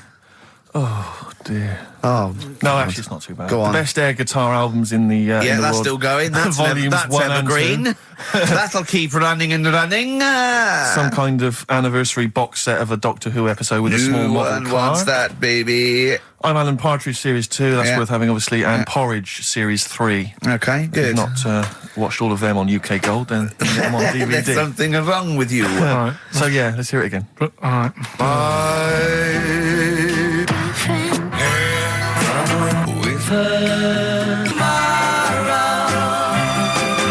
Just name the artist. That's all we want. Just the artist. Ricky.Gervais at xfm.co.uk. Play a record. Right, Adams. Yeah. Yeah. Oh, this is absolutely fantastic. His version of Wonderwall. If you've not heard it Beautiful. yet, you'll be loving it. You'll be loving this. Carl, have we got the results? Yeah. Go on then. What are they? Play it Songs of again. Let's play it Phrase. again then. Okay, This songs of was phrase. the phrase. These were the songs.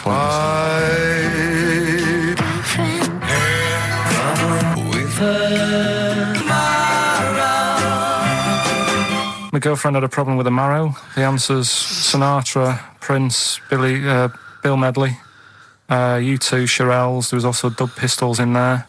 No one got all of them, Carl, obviously. But we'll give it to Mark Cantan. He got, what did he get, about 6 or something? Yeah. Well done, he's from Dublin, so that's nice. Well done. Listening over there, the Irish. Yeah. It's good, isn't it? I actually weed in one of the back of the speakers. Yeah. But it's mine. I've got to get that fixed. And then, you know. Yeah. I thought something. Go on. When the electrician comes round, right, to fix my stereo, okay, they go, what happened to it? I said, I'll pissed on it in the shop and that's why it's mine. He went, oh, fair due, yeah, well done, right? And he goes, right, that's 40 quid. As I hand over the money, just a little dribble, it's mine again. That cash is yours. Yeah.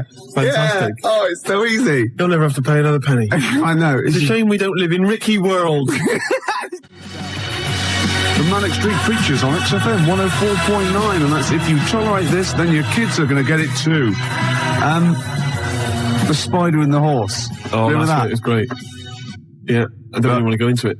No, we had this idea last week, like for Czechoslovakian sort of short. Right? Czechoslovakian animation. Yeah, with that would be the music, obviously. Yeah, it's called The Spider and the Horse, and it's obviously a satire against the government, and the bloke, quite right, has been put in jail for the rest of his life. Yes. Yeah, and Jesuit coming around opening old wounds. Yeah. They were just healing, right? And the horse, we established, is a wicker horse. It's a little wicker horse with a little sombrero. Probably sort of thing you buy if you're away in the Torre Molinos. And the spider is just a blacked up crab. That's it. It's a crab playing a spider. Yeah. It's a wonderful cartoon. It's called something like The Inhumanity of the Eyes of March. Yeah. The unbearable deafness of seeing. Yeah, something like that. Yeah. And it's made by Ivanovich Gororovich. No, we're going to make it. Oh, are we? Yeah, we might as well do it now. Actually, talking of ideas, Gervais, we've had quite a few people just phoning in ideas for game shows and TV things, and we never asked for any ideas. No, people have just we been like offering it. them. We'll have them. They're ours now. Yeah. 0171 580 1234. You can fax us. Just to get this straight, any money made out of this is just mine. That's right. Yeah, go on. This is from Nigel in Tottenham. He's come up with a great idea. Yeah. You get loads of a panel of blindfolded contestants. I'm thinking, who would you have there, Gervais? Or contestants? Yeah, blindfolded. You know, your sort of celebrity panel. Are they got to be celebrities, have they? I think so. Ted Malt's son. Ted Malt's son, obviously.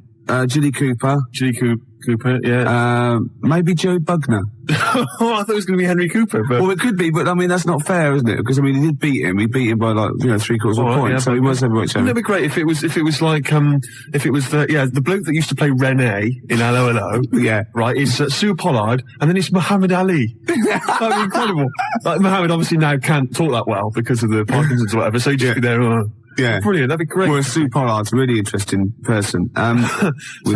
So anyway, you've got your panel of contestants, and you bring on, a celebrity. Yeah. Whose idea is this? This is Nigel in Tottenham. Yeah. So you've got your blindfolded panel there. Yeah. A celebrity comes on, maybe, Nigel suggests Jeremy Beadle, yeah. Right?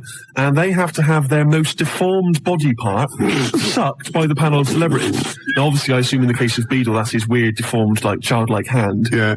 And so they would suck that until... or his goatee. Or his goatee. And then they have to sort of suck his breasts. Jeremy. They have to suck Jeremy until they identified him. Oh. You know, and then... Oh, that would be great. Oh, because it'd be like a little doll's hand down the back of your throat. Yeah. And I imagine he doesn't... Oh, no, he's probably perfectly manicured that side. The other one's a mess, though. Yeah. He can't do that one. So, that's any other deformed celebrities? I'm trying to think if there are any others. I got a feeling it might be Beadle every week. Is it, No.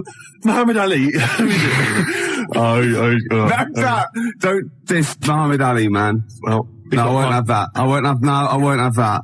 Anyway. Ali's my man. Anyway, Other deformed, I don't know.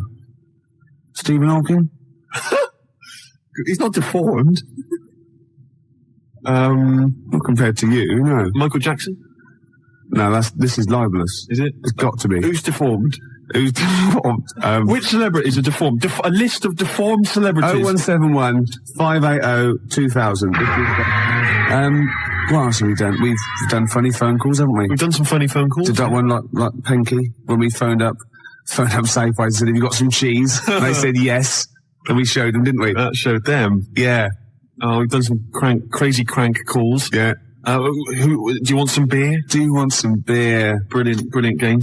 5 o'clock foreigner. 5 o'clock foreigner. Yeah. What else have we done? There's been just too much, hasn't there? The alarm frog. The alarm frog. That never got off the ground, did it? Got going. There's some great ideas. Tip the balance. That's the last one I've got. Tip the balance? You haven't explained it. It's my last. I think it's a little bit in bad taste. Really? Yeah. Oh, well, I don't want that on this show. No. I mean, I think it's a little bit Much. Really? Is it too much? Is it the Yeah. most outrageous thing you've ever... Well, okay. Well, no, look, this is an idea, right? It's a board game, It's isn't a board game. I'll send it off to Waddington's when it's 4 simple weights, sort of just like fulcrum weights, like scales. Like a little seesaw? Yeah, a little seesaw. And there's one end is like a bowl, right? The other end is like a kilogram weight. Right. And there's 4 of those. So 4 of you sit round, and you've got to quite simply tip the balance, right? So you've By got to fill the bowl? Fill the bowl, yeah. What, with rice or... No. Household object? No, bodily secretions. Right. So it's the first, Maybe you shouldn't tell us about this. Well, no, because there's simple rules. Anything that comes out your body is all right, okay? In every form. Right. Well, Anything that comes out of your body, Yeah. you put that into the bowl and sort of Yeah. tip the balance. So, I was just thinking, if I said it quieter, it wasn't so bad. I was going to go, well, it's piss. Do you know what I mean? Yeah. Doesn't work right. Snot. Sick. Yeah. Well, I was going to say cum, because then I could be spelling it C-O-M-E. Therefore, getting by some of the radio authorities rather sneakily. And spunk, as you said, is like courage, isn't it? Exactly. Like in the Waltons, they go, oh, look, I love your new girlfriend, John Boy, she's full of spunk. Yeah, sorry about that. Well, I've been carried away, Dad. Good night, John Boy. Yeah. John Boy. Good night. Don't. Right, here's the cure. We'll come back to this. 20 to 6, Ricky Gervais show. And Steve. what have we offered today? Well, we've offered Tip the Balance, the new board game from Waddington's, which involves secreting various bodily fluids into a bowl in order to tip the balance. Yeah, and the way you do, you go, tip the balance. I can just imagine the front cover with sort of Granny. She's stooped. Yeah, she's just like... She's got trousers down. Yeah. She's just... And she's missed it. She's missed it completely. They're all laughing. And the family are there behind her. They're clapping and cheering. The mother just laughing, doing a dustman's blow. Yeah. Right. And the 14-year-old boy, he's got... right, okay. Well, he's enjoyed it the most, let's be honest. But what about if you know that bingo is the most popular evening pastime in the country, and there are these huge bingo palaces. Yeah, that's because with they haven't thousands of seats. Yeah. Imagine if they were all playing Tip the Balance. We crack the smell. Oh, it'd be incredible. God, that'd be fantastic. That'd be great. You could have winner stays on. Yeah, because you'd have a disadvantage then, wouldn't you? Well, I've just. I imagine in Japan they've already got a TV show like that. I'd imagine. A kilogram's a lot though to get rid of. Yeah, you've got a lot of sputum. I know everything. Yeah, but I think it's a great idea. Could you give birth into the bowl? Yeah, well, no. Well, you could, but anything you put in there, you lose. So Oh, you'd have right. to be willing to, yeah. Like you can't. You could bleed into it and amputate into it, but you can't have it back. Like you couldn't put a false limb in, right? Because you win it there, because so that's sort of cheating. Yeah. But there is a thing called the fish card, where if you're all out of it, right, you're all strained out, and you've vomited and snotted, and everyone's got 0.8 kilograms in theirs. You can go fish card, right, and you can take someone else's bowl and pour it into yours, but you got to pour it via your mouth. Right. So you take a big glug of that, and you do it, and you win. You thought this through, haven't you? Yeah, yeah. You've played this, haven't you? No, I haven't played it. I haven't got the equipment. Right. Wow. Near the end of the show with it, isn't it? I can't even be bothered to criticise you. It's not worth it, is it? Your use of language anymore. I know, yeah. So late in the day. I mean, you're not going to master it at the age of 45, however old you are. I mentioned, I guess we could call it Freak Show or something like that. Yeah. Where celebrities with deformities come on. That was Nigel's from Tottenham. Nigel in Tottenham came up with the idea. The most deformed. What would you put forward as your most deformed bit? Well, luckily, sucking my most deformed bit will be curiously enjoyable for me. Anyway, I asked for a few more celebrities who've got deformities, and various people have called in. Jez in East Barnet mentioned John Thor, who, of course... So with him? Well, John's left leg, I think, is shorter than his right. He always sort of hobbles a bit as he walks. You have to suck the whole of the left leg? Yeah. Right. So that's... Say that again, Lewis. Well, I was just saying, like the fat bird in the opera. Yes, I know who it is now. What? Because I said, no, nothing to do with it. I just saw him do it. I just forgot and I was pissed. Yeah, go on. Paul Daniels, apparently one arm is shorter than the other. Can I just say, the head? True enough. Yeah, Debbie McGee could come on and just bring Paul as her deformed under her arm. Object. Yeah. That's from Tony Namersham. We've also had Ian Jury. Someone's mentioned that. Says that Ian Jury... His left side. Yeah. Really? Did he have a stroke or something? Polio? Polio, wasn't it? Yeah. So his left side. And Anthea Turner, apparently she lost the middle 3 of her toes or something in a sort of horrible accident. I don't know if that's true. Anyway, yeah, Anthea Turner would be great. Just get her on anyway. She lost. Oh, what? Well, I don't think it can be true, to be honest. It says that she's only got 2 toes on one of her feet because she lost the other 3 in a fly-mail accident. Oh my God! But I don't know if that's true. So it's when you used to go to school and say had a fight with the lawnmower. Yeah, she did. Yeah. No, I meant your hair, love. No, look at me toes. Oh, oh. Yeah, exactly. So so celebrities. What would you suck? Would you suck the gap, or would you suck the toes that flew off in the garden? I really haven't thought about it. Why not? I haven't really given it much thought to it, to be honest. I just got time for one more song, then the news. Oh, I'm not going to do this for any one computer. If we've got any news. Remember last week? There's no news. Yeah. Oh, sorry, there's no news. Yeah. No news. Must be news, some news, wasn't there? Yeah. Give us last week's. Anything will do. You usually do. Right, it's Lloyd Cole, and Are You Ready to Be Heartbroken? I got Sandy Shaw's version of this. Cheers. It's not interesting, is it? No, not in the slightest. 104.9. That's it then. Sorry, Put your headphones on. sorry. It's got a toilet roll holding down the microphone because it's broken and flinging. I've been working on one computer. The whole show's been a debacle. Yeah. You know why? Because we're no good and we don't plan anything, and that's got to be stopped. Exactly. You know what I mean? Someone should stamp that out. I'm getting sick of it. Do Yeah. you think I like just turning up often inebriated with nothing to say, abusing people, breaking? Do you think I like that? No, I know. Well, I want to play Bob Dylan. But at the same time, Rick, in our defence, we don't care. Not only that, we're getting paid for it. We're not monkeys, all right? We're not performing monkeys. No. If people need us to entertain them, then they ought to take a closer look at themselves, I think. Yeah. All right, we've got better things to do with ourselves than have a natter on the radio trying to entertain people. You've got lots of better things to do with yourself, and you often do what I'm trying to present, which is what puts me off more than anything. And I never tip the balance. You know what I mean? You need a lot more. What? No, I was just thinking. I thought I had something to say, but I haven't. Who's Snowden's guests? Matt from Gene. Oh, Matt from Gene, excellent. I like Gene. And who else? And is what's his name? From 3 Colours Red. Pete from 3 Colours Red. Brilliant, excellent. Okay, we better get out of here. Yeah, we could. Bob Dylan, It's All Over Now. Baby Blue. God. All right, Em. All right, see you soon. Cheers. It's all. The track is Celebrity Skin. Ricky Gervais. Oh, yeah. It's a joy. It's fantastic to be back. See if we can boost those ratings for another hour. Yeah. Now listen, you brought a ginger wig with you this evening. As I say, I'm not entirely certain what part of anatomy it's for. Well, it's not from a cock. No, we were playing a sort of like... oh, charming! John Peel can say the F word. That's entirely subjective. That's the name of a band, Ricky. Oh, right. So if I go out tonight and see a band called Suck a Dog's Cock, I can rave about that. Just because he's a grown-up, he can say the F word. He can't say it. Why can't he say shut it. You're here anyway, to play radio game shows. Okay, it's great. And that's what we're going to do. King of the game show. We played Who Wants to Be a Millionaire last time. We did. It was great. No one won the million. They won a BBC pen, though. We gave 3 I actually BBC meant on the pens game away. show on television. Oh, right. Keep up, Ann Hobbs. But we're going to play sort of a version of Blind Date. I've got my mate in. As you can see, he's not the best looking bloke in the world. My own name. Shut up a minute. Don't embarrass me. All right. Okay. I'll just describe him to you if you want to. He can't get a girlfriend for obvious reasons. He's 6'7". He's sort of got a puce sort of translucent skin about him. He's got bulgy eyes on the he's hideous. He's a freak. He's an ugly man. Don't price me outside the market. No, but we're going to see if we can get on national platform to get him a woman stupid, lucky enough to maybe. I've got my idea. Does he have a name? Steve. Steve, okay. Yeah. Steve, is it all right to ask you a couple of questions just to get the girls kind of, Who's she? Juicer.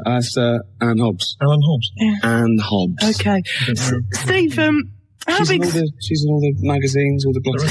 Steve. All magazines. I've got stacks of magazines. I've never seen that. Steve! No, you wouldn't in yours, no. Have you? I don't know though. Actually, in this light, have you ever been on the back of any sort of Portuguese playing cards? That's it. On the back of a bus, I've been many times, but not Portuguese playing cards. Yeah. Steve, I need to ask you a few questions, as I say, because we need to sort of ginger the girls up, the listeners, What's that mean? Ginger them up. Ginger it means, you got John Peel saying the F word and getting away with it because he's been in radio a few years. You got her playing things going, you bastard. Yeah. Then she's saying gingering you up. That's got to be illegal for a start. She's smoking something. What is it? Steve, it's not the girls need to know. She doesn't smoke crap. A couple of things. What's your star sign? Eh? What's your star sign, love? What does that mean? Come on, it's When were you born? important. Quick, when were you born? What month? November. Yeah. What is he, Sagittarius? No, I don't know. How big's your appendage? My what? She's getting so dirty. She's just disgusting. I know. I didn't come in here to be insulted with this kind of thing. You can go that anyway, I've can't got you? things to be doing, Gervais. Do you know what I mean? She's the best they've got now. Now they've lost to Edmonds and Savile. What's happened to Jimmy Savile? No, he was good. He's beautiful. He loved the kids. He loves them. I think he still does love children. I've seen pictures. He I loves know, them. yeah. Yeah, what's We're happened not to Jimmy doing a Savile? really good, a particularly good job at tantalising the female listeners. Okay, there. right. He's ugly. He's pig ugly. He's gimp. Okay. He's embarrassing to be with. He's so. What's the number? Give that the number. 0500 110 100. That's the number you need if you want a blind date with Ricky Gervais's desperate mate tonight. Yeah. Yeah. A merciful act, I think, for Can I just any tell about woman. my idea for my own particular lovely game show to go on telly? It's got a big star in it. All right. It's called Celebrity Foxy Boxing. It's not scantily clad women. It's celebrities beating up Dr. Fox for charity. Hey! Just so you can do a link, you get the crankies come in and kick shit out of them.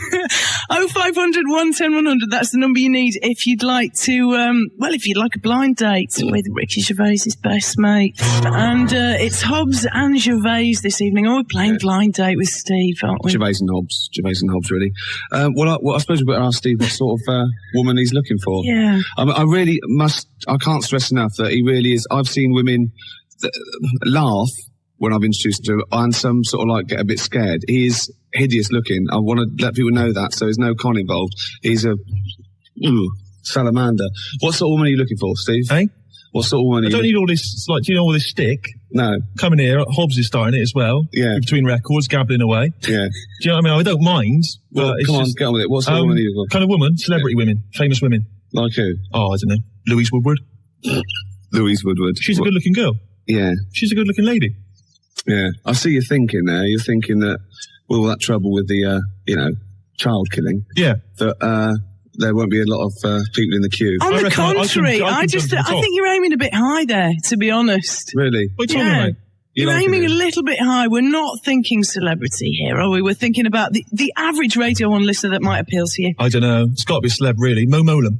Mo Molam? Oh, good looking girl. She's you a like her good-looking lady. headband, do you? Well, it's funny you say that. I saw her on the telly, and she had like a little bit of lip gloss and big earrings and that big headband, and she looked like Simon Le Bon. Oh, he's a good looking fella. Duran Duran, a classic band. Actually, Louise Woodward looks a bit like Simon Le Bon. You like women who look like the lead singer of Duran Duran? I'd rather that than women that look like the lead singer at ZZ Top. So Anne Hobbs is out there. She's out of it altogether. Look at Anne Hobbs there. be the What is beard. that? What is she wearing? What is that? A smock? When was that fashion? You could look at Anne Hobbs. She takes fashion tips from the last of the summer wine. I know, and all the haze of What's smoke. wrong with that? I mean, that's a wonderful programme. Yeah. You can't... Yeah, but not Bill Owen. Yeah, she says she's no Louise Woodward, is she? Yeah, yeah. Oh, Louise. Oh, Louise Woodward's pudgy, but she's not. It's just baby fat. She's got a beautiful fat. hairstyle, though, hasn't she? It's not baby fat. That's a Freudian slip. It's puppy fat. What did I say? You said baby fat. Puppy fat? That's No, the she's phrase. gorgeous. She What are you talking about? She was completely remodelled. She didn't kill any puppies. She didn't. If Louise Woodward's been touching puppies, I'm not interested. I'll be honest. Forget it. I'm not going out with a puppy killer. That's just sick. You're not going out with anybody other than a standard Radio 1 listener this evening. Because that's all we have to offer you. What can I say? All we right, cannot lay out okay. celebrities on a silver platter for you. That's Well, completely insane. He's looking for anyone who's stupid enough to one, call up, and B, fall for it, and C, go out with him, and D's out of the question. He's never got the it D is. yet. Yeah. But listen, we've got a prize here. Skegness riverboat trip, chicken in a basket. No, I can't afford that. Box. It'll be... It's free to the winner and you. That's your date. Hey, it's not bad. I thought it was going to be wine and dine and 25 quid. You can't pay 25 quid to someone to go out with you. What, 50? 50 would be better, yeah. 50 will be all right, yeah. Right, okay, one more record and then we'll stick a caller on. 0500 100 if you feel that you can contend with these sick men, and they are sick. And if they've said anything to offend you, I retract it immediately. Yeah. Mel B. Ricky Gervais is with us. His mate Steve is absolutely desperate. Look at him, panting. Desperate for a date. Oh. And happily, we've got Laura on the phone from Worcester. Hello. Laura, you've not been put off by all this kind of chat about, the aesthetics here. No, not at all, mate. Just go out for a laugh, don't you? Yeah, well, the good thing is we know you can't have any standards or you'll be listening to Anne Hobbs, really. So That's a plus, isn't it? I'm not. Where are you from? Worcester? Yeah, we're from Worcester. I only know one thing about Worcester. It's that sauce, isn't it? Yeah, that's right. And it tastes nothing like Worcester, does it? Well, I wouldn't know. I haven't tasted it myself yet. Whereas Daddy's sauce, that's a dead I ringer. have plenty of Daddy's sauce, but not Worcester sauce. Hey, steady there. We better stop it there. Right, I've got a couple of questions for you to see if you're eligible for Steve. All right, then. Okay, start off. You've got Hang on a bit of sec, wet Ricky. cut- Did you pen these questions? I thought this was Steve's gig. Well, I'm looking out for him because he can get hurt out there. Look at him. Look at him. As if he can look after. What do you think of him? That's serious, Anobs. Like, you can see him. They can't. Do you think he's a good-looking fella? Come on then, Anne Hobbs. Yeah, it's all lots of this. It's all lots of gibbly-gabbly-gobbly, isn't it? She's talking all the time. You like but a bit suddenly, of gibbly-gobbly. You should be so lucky to get any gabbly-gobbly, mate. Let's not start on that, Rick. So what do you think of him? Laurie looks good from the back, love. Oh, here she is. You'd still do that one, do you? Here's the old Alan Hobbs here. Yeah, just who are you nattering going to away. talk to Steve like that? What's going on here? I don't know. I didn't come in here to be insulted. What kind of woman's this? You can go anywhere, can't you? Right. Ricky questions, come on. I take that off that Chris Moyles. He's hilarious. He's a zany bloke. He's mad. He's mad, isn't he? Yeah, he is. But not this Alan Hobbs. No, Alan Hobbs. Right, Laura. Yeah. From Worcester. Have you got a bit of a West Country accent as well, haven't you? No. Sorry. Just get on with it, Rick. God's okay, sake. what's your favourite band? My favourite band? Yeah. I like a bit of Radiohead and like... My iron lung. My iron lung. You hate Radiohead, Steve. What are you talking about? I know it all. You told me you hated Radiohead. I know all the songs. I know all the lyrics. Yeah. What is that I Hate Radiohead t-shirt you No, shut up, Anne Hobbs. If she comes in, look at her. She's got it in for me, Alan Hobbs. Yeah? I know, yeah. Which is, let's try another question. Come on, if you're not careful, Anne Hobbs, they'll push you to after midnight. Sorry, let me ask a question here? All right? No, seriously. What's her name? Laura. Alan Hobbs. Shut up. This Laura. Oh, Laura. Do you like Aswad? Aswad? I don't think I was around when they were around. Of course she doesn't like Aswad. Well, good. No, excellent. You love Aswad. Shut up. You hate Radiohead. I've never heard any of their songs. I don't know any of their songs. Okay, you got one more question. Go on, then. All right, I'll ask a question then. What's her name? Laura. Yeah. It's simple things like that I need to master, isn't it? Write it down. Do you like those people, Laura, who like torture monkeys? Laura, not Nora. Whatever. I'm back to last summer wine again. Oh, Nora Batty. Anyway, yeah. now listen, listen, shut up. I've got to ask this girl a question. She might be my prospective wife. Who knows? Yeah. Right now, listen, Laura. What? Do you like those people who like torture monkeys, and do experiments on rabbits and kill pandas for fun? No, she's an anti-vivisectionist. I can hear it in her voice. That is. You don't like any of that? No. See? No, all right, nor do I. No, sorry, I don't think you're matched, Laura. I'm sorry about that. We'll send you a... No, seriously, Rick, she'll be all right. Can we send her a Blue Peter pen? We can send her a BBC pen. Yeah. Laura, stay on the line and we'll get you address. Are you really going to blow this girl out? She sounds like a dream I'm sorry, to me, no, Ricky. I don't even know. Of course I'm not going to blow her out. Rick, I'll do it. This one I do. No, you can't. No, she'll do. She can't. She's fine. And astonishing as it may seem, we actually have another contestant on the phone. Can you believe this? Who's this? This is Charlie in Oxford. Hello. Don't do it. Don't do it. Be afraid. Be very afraid. Honestly, I wish I could send you a photograph or fax you. I'm not exaggerating. This isn't a joke. He is hideous. It can't be that bad, can it, really? Well, they always say that. They always say that, and then they scream and they start crying, and I'm after there saying, I'm really sorry, I did warn you. Okay. So I'm just, okay. Charlie, where are you calling from? You sound like you're in a pothole. No, we're in Oxford Brookes Uni, N Block. N Block. Oh, N Block. Yeah, the legendary M Block, eh? Well, not Oxford students. Is that people who are bad at the real Oxford? You get put in N Block. We're the bad ones, yep. What do you say? We're stupid, mate. Hilarious. Brilliant. Yeah, well done. Student humour. I'm not going to have a student, Rick. Oh, come on. Go I'm not touching a student with a barge pole. You never have, no. But Think of all the cheap cider. What am I going to say to a student? About? I don't know anything about anything. Oh, dear. Right, I'll ask you some questions. Come on, Ricky. Well, hang on. Are you still there? We're still here, yeah. What do you mean we? Listen, it's not an orgy, love. I don't know what you think you're after here. No, it's just me, darling, sorry. All right, it's a meal and 25 quid and then you're off home. All right, then, sorry. All right, unless you get lucky. Okay. Now then, let me ask you a question. No, they come on the line, they're cheeky. Okay, right, just do a favourite band first, surely. All right, yeah, favourite band. What's your favourite band? My favourite band is Ash. Ash. Yeah. Ash? What? You didn't know anything about that, have you? Do you like Aswad? They're all right, yeah, they're not bad. Oh, okay, right, okay. Right, ask her a question then, quick. All right, what's her name? What's her name? Charlie, yeah. Ridiculous name. Thanks. When you go to a club, do you like dress up? Yes. Well, let me be more specific. When you go out, do you like dressing up as Steve's mother? No. Right, you see, you're not right for him. You're not really matched then, are you? Okay, this is it. Let's cut through the bullshit, right? Do you think looks are, say, as important as personality? Well, no, we don't think so, no. Right, well, it doesn't matter Definitely because his not. personality is rubbish as well. You've Personality's spoken to him, gotta be he's got no personality, he's basically a in that crap case- person, all nasty, idiot, and he's ugly. So, I'm sorry, I'm going to save you from a fate worse than death, Charlie. I'm going to have to say It's no. just like the blocks in my bloke, really. I mean, Really? The blocks in your bloke? Hey, no, there be none of that. You're trying to get clever now. He's tried that once, blocks in his bloke, and but can we send her a blankety blank checkbook and pen? Oh, we can. I think you deserve a BBC pen, Charlie. Would you like one? we'd love one. Listen, to be honest with you, Alan Hobbs, she'll do. Seriously, you know, because it's getting late. Yeah. And you may as well. Hey, she may as well. I mean, what do you think, Rick? No. What? No, she seems really nice, and it's no. We got to find someone with absolutely no. Hold on, though. I just thought of something. You'll have anything, won't you? Well, Anne Hobbs. No, I got standards. Fair play. 0500 110 100. That's the number you need tonight if you want a blind date with Ricky Gervais's best mate, Steve. You like that one, don't What's you? my name? Well, I'll be honest. You probably saw him. Well, I tell you what, yeah. I mean, that's a very, very strong point in his favour, I think. He can groove. He can dance. Yeah. You should see that wrist action. Yeah, I know. Well, I've had a lot of practice. But listen, it's not just the grooving, Rick. Come on, Rick. It's so easy, isn't it? It was a beautiful interpretation of the Snoop ears. Yeah. What about? Swinging at the there must be some other selling points, Rick. Come on, because you are selling me down the river a bit here. Right. Okay. Some good points. You're young. Yeah. You're not in prison. Go on. Well, I've only known you a year. Come on, there must be something. You're not in prison. Well, I'm quite a catch. 8 with Steve tonight, but 25, 40 quid. Put up to 40 quid. yeah, I'm not made of money, Rick. Then go on. 30 quid. 9 minutes we have to do this before the news. So 9 minutes is more than enough for Steve, isn't it? I'll tell you what.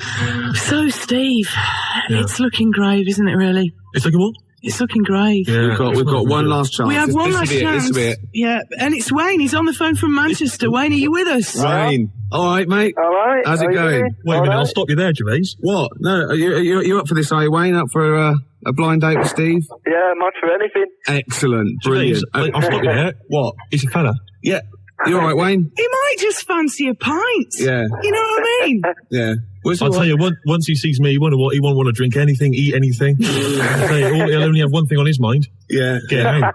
Yeah. No. He's up for it. So, He sounds keen to me. Yeah. Right. Okay. I'm heterosexual, Rick. Steve, you've got no chance with either sex, so it won't make a difference. Why restrict yourself? In fact, I'm thinking you probably shouldn't restrict yourself to the human race. And if Wayne's up for it, he's warm-blooded, he's human, he's from Manchester, I know. He's obviously got a sense of humour. He's which is very important. Yeah, wait till he sees him, he'll lose that straight away. Well, I've got to ask you a few questions, Wayne. Go on then. So do you like walking on the beach? Maybe in the sunshine? Maybe in the rain? Do you like poetry, for example? Yeah. Yeah, what's your favourite band? Do you like My Asthma? favourite poet. No, what's your favourite band? My favourite band. Yeah. It's got to be the one and only Oasis. Oh, Steve loves Oasis, don't Yeah, it's got to be. I've never heard him. Oh, he loves Oasis. I don't, Oh, what's your favourite food? Do you like Aswad? Aswad? Yeah. Shine like a star. Oh, he does. Oh, he knows it. I bet you could even sing the chorus for us, can you, Wayne? Come on, can you sing the chorus? Come on and shine, shine like a star. Yeah. So bright, this is a match made in No, I've never liked Aswad. I've always thought they were a bit weak, sort of kind of cod reggae. I've never liked it. Oh, fantastic. Oh. So, you're quite open-minded, are you, Wayne? At the moment I am, yeah. Yeah, you'll try anything, won't you? Yeah. Yeah, Once. excellent. Did you like to experiment? Sort of like push the boundaries back? Yeah. Fantastic. Right. Looks like we've got a winner. No, Right. no. Okay, well, it's Forget the BBC pen. We've run out anyway. You'll have to come down to London, though. I thought to be safe, maybe you could meet somewhere. Well, Ricky, we've got the Skegness Riverboat trip all set up, chicken in a basket laid on. Will you come back next week and tell us how it went? Yeah. Fantastic, Wayne. Brilliant. That is I don't think fantastic. it'll work See, I out. told you. No, I don't think. Total result, Ricky. Look after you, No, Steve. Oh, yes. I don't think it'll work out. So, Ricky, we made it. Can you I believe knew we it? would. No, I never let him down. That is excellent. Looking forward to the date? Well, when is it? Because I can't make it. Well, you don't know when it is yet. No, I can. You'll be all right. You'll be all right. Don't worry. It's not what I was looking for. I was looking for sort of, a kind of Monica Lewinsky type, Yeah. sort of person that you know what you're going to get before you even start. There'll be no embarrassing things like, oh, Monica, I've got this idea. Would you mind? Yeah, Well, exactly. She's already at it. I've got some cigars. Well, actually, no, I got a packet of Camels. Will that do? We could actually probably stump up for a couple of Radio 1 knee pads, though, couldn't we? Yeah, To take away with him tonight. What kind of a mind she got? I know. Stephen Wayne. I'll It's tell you a what, Alan Hobbs is beautiful famous for it. Is she? partnership. Have you still got those playing cards? Those playing cards. Yeah. Man alive. Is Wiley on them as well? Wiley? Yeah. Oh, dearie me. I tell you, Wiley, the poor man's Anne Hobbs. Really? Let me think. Well, that's very nice. That's very nice. That's a touching compliment. We isn't can't it? come back, can we? 'Cause You can't ever again. Going after 12. I know, yeah. So this is it, a fond and final farewell. Well, it was short-lived. Yeah. Story of my life. Yeah. Well, I'll see you all. Thanks for listening. See you later then. Cheers. Bye. It's Mary and Hobbs on Radio 1 till midnight. Right now, it's for the news with Phil Williams. What happened to Foucher? Never mind Felching, it's 11:30. 97 to 99 FM, Radio 1 Newsbeat. Well, in that case... Slade it is then. No, Black Sabbath. Slade, I'll get lost. Slade. And if we're counting Black Led Zeppelin, Sabbath. if we're counting Led Zeppelin, obviously Led Zeppelin. No. Black Sabbath. Sabbath are better than Zeppelin. Oh, come on. No, you're wrong. You're having a mental aberration if you think. Go on, give me an example. Well, there's a fantastic story. Just the ludicrousness. Is that right? Is that a word? That's a word now. Ludicrosity. That'll do, yeah. Tony Iommi was asked when they hit big in America what it was like for Black Sabbath, and he said, it was mad. We went back to the hotel, and there was like 10 Satanists sitting outside the hotel room, all dressed in black, with black candles. So he blew the candles out and sung Happy Birthday to them. Oh. Yeah. So that is but Led proof. Zeppelin said, been a long time to the rock and roll! And I think that sums it up. Are you squeezing your lemon? Yeah, I'm squeezing my little lemon. I'm putting my little cocktail chipolata on the table between two pickled onions and seeing if that And the fat juice fried is running tomato- down your leg. Yeah, and the juice is running down my leg, indeed. Well, we've embarrassed ourselves. Yes. I think in a way we might have embarrassed XFM. And I know... think certainly Mainly, we've embarrassed yes. London. Yeah. So who have you just... You've just had someone on the phone or on the fax saying... I what about was the voting for sneaker... the sneaker pimps if they're from Birmingham. I didn't know if they were Are or they not. from, I don't know if sneaker pimps are from Birmingham. Yeah, but but I'm I think they are. Them small potatoes compared to... the Sabbath. Yeah, the Sabs. Exactly. What is this obsession with Sabbath? I always thought Sabbath were a bit of like a joke rock band. Like, I can't believe you said that! Led Zeppelin is that like the mould of the first rock gods, the greatest British band of what? Who have Led Zeppelin got an influence? You know what they've influenced? That whole brand of poodle rockers with big hair like Extreme. That's what they've influenced. That's not their Whereas fault. the Sabs, their influence has been really heavy, great rock bands like Nirvana and things like that. You know? Sabbath are the best thing to come out of Birmingham, Ricky. Without It's any as simple as that. Okay, let's do it up to Thursday. I want proper votes, right, on faxes, right? Who is the best, the most influential, the best band out of Led Zeppelin and Black Sabbath? You're playing with fire. It's like comparing Bobby Davro to Tommy Cooper. It's honestly... I don't think so. I believe it is. I think it's like comparing, let's see, go on. Europe, right, with Bernard Butler. Bernard Butler being Led Zeppelin. What? Black Sabbath. Wow, that's a bit abstract. But they're both completely crap. Yeah. Whereas Bobby Davro's brilliant. Ricky, you said tomorrow we're going to have a debate. It's like comparing something I don't like very much with something I like a lot more. But you like the Smiths, so you're erring on the side of soft, aren't you? Whereas Sabbath are hard. Yeah, well, I like hard stuff as well. So you like Europe and hate Bernard Butler? No! Is that what you're saying? Other way around. You hate Tommy Cooper, but you loved Bobby Davro.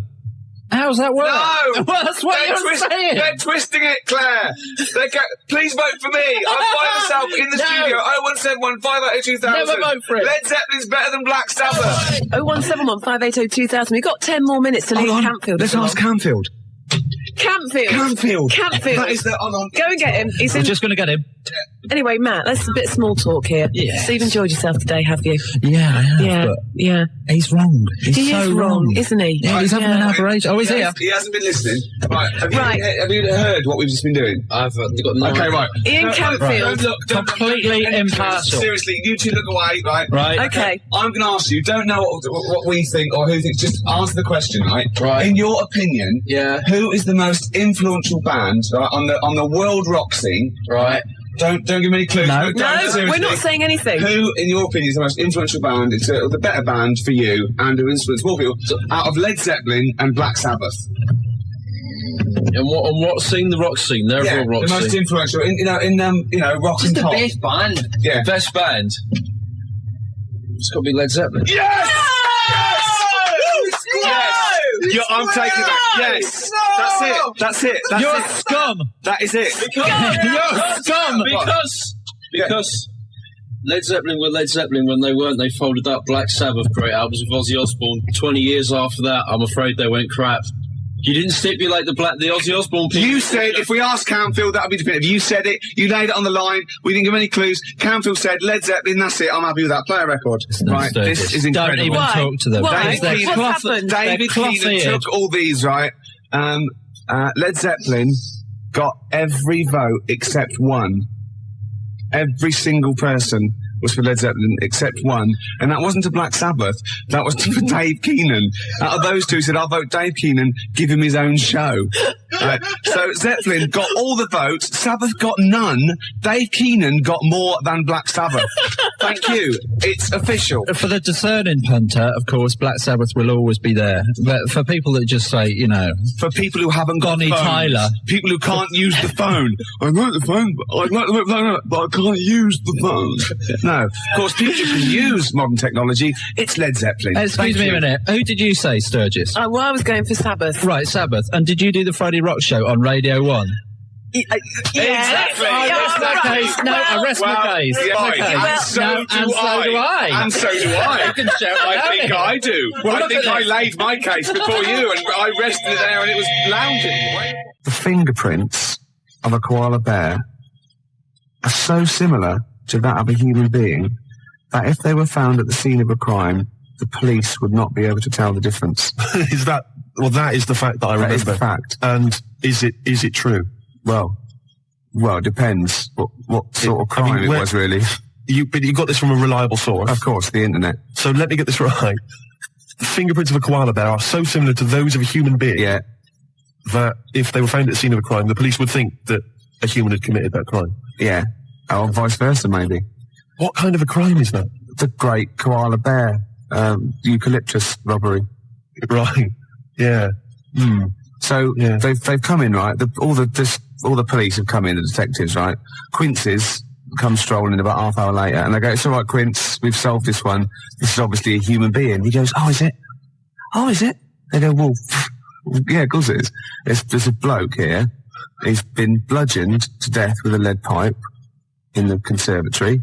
He's a big lad. It's probably a 6-foot bloke, and he's hit him with the right hand by the window." Quincy goes, "Oh, it's a 6-foot bloke, was it? Oh, yeah." They go, "Yeah." Right. He goes, "Oh, right. No, it's just that, you've ruled out the possibility of 5 koala bears standing on each other's shoulders, have you?" In a long coat. Yeah, with the trilby on. Obviously. The bottom one's the fat one going, "Oh, where are you going?" And the top one's going right, left, and they've snuck past the security guy. Yeah. And they've got... He's just said, "Go on through, sir." Yeah, yes. Go on through, yeah. It's at press. Yeah. They've gone press, right? And they've gone in there, right? And they've got this bloke, they've got his confidence, they've got a false moustache, obviously. Of course they have. Like you're growing, right? And they go, "All right, mate." And they go, "Oh, what's that over there?" The top one's got, and the bottom one's holding it all up. Then they just scatter. Dump the coat. They just leave a coat, like an empty coat with a hat on it. Right? And the thing is, I think Quincy knows because he's already rounded them up and he's got a confession out of them. Right. And so he's just being really smug. And they're going, "Oh, yeah, it's a bloke, isn't it? Yeah, it's a human being, yeah. Well, look, Quincy, the fingerprints. Yeah, let's have a look at these." And they go, "Oh, they're just like those." They go, "Yeah." Right, and but the thing is, I think that there's a Mr. Big.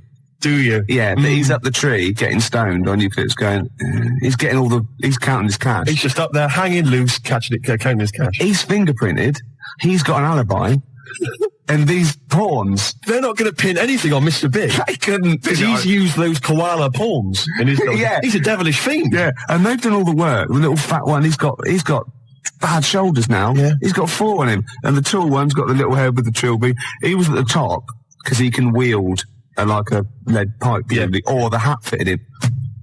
The hat. You've got that letter?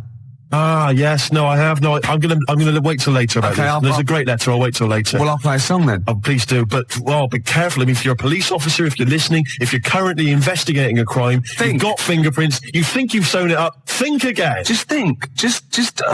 Have you looked at the koala angle? Expect the unexpected. Sorry, I just can't understand it. I don't think it's my kind of humour. The competition is this, Steve. I think you're a bit wacky. Don't really understand. You're frightened, aren't you? You're frightened. And these people, not your phone up, but come into the studio. I know. You were scared last week, weren't you? Mm. He came in the week as well. I kind of like Barrymore, that sort of thing. I think he's really funny.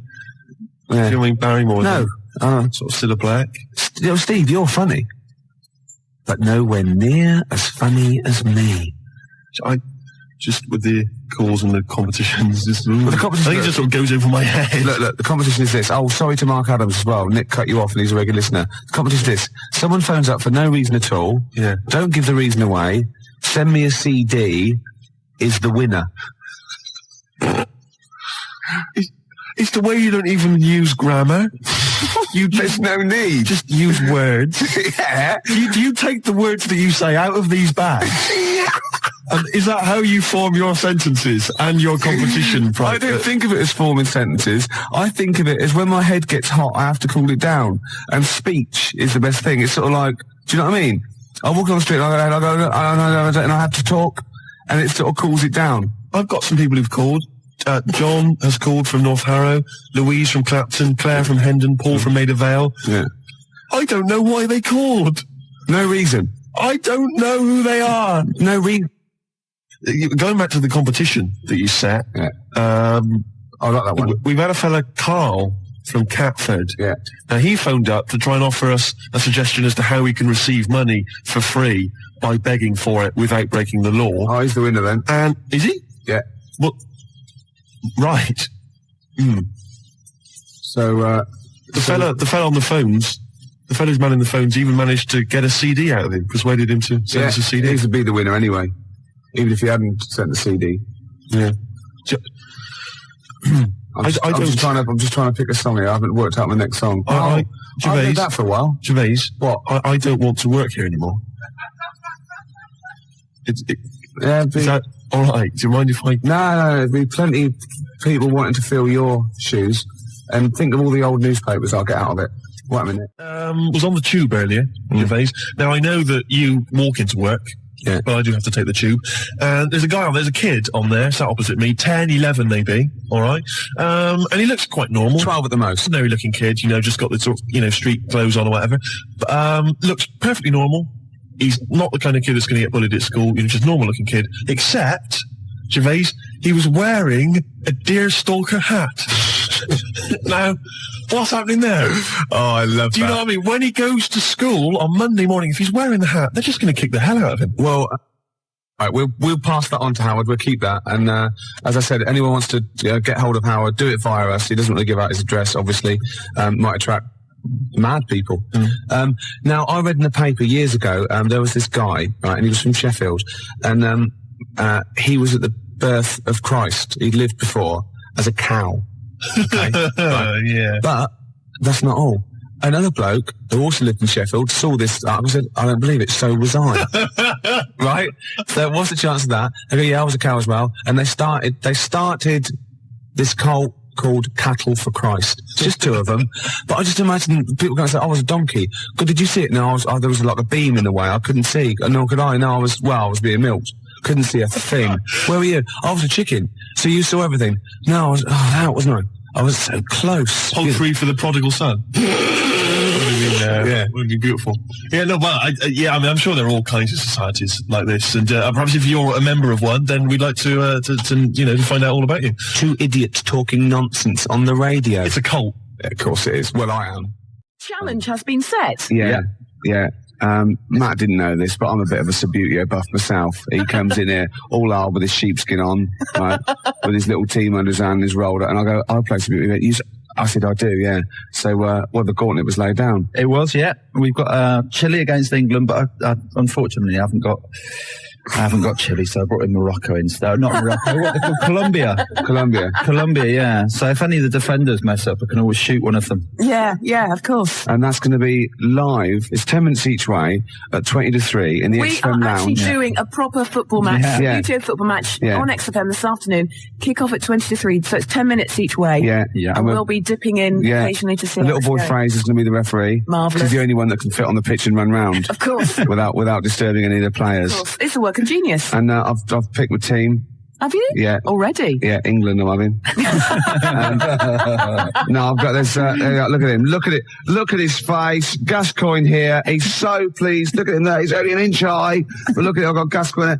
Incy, Batty, Seaman there. I don't know if I've got that. It's all over Nigel Martin who's in goal.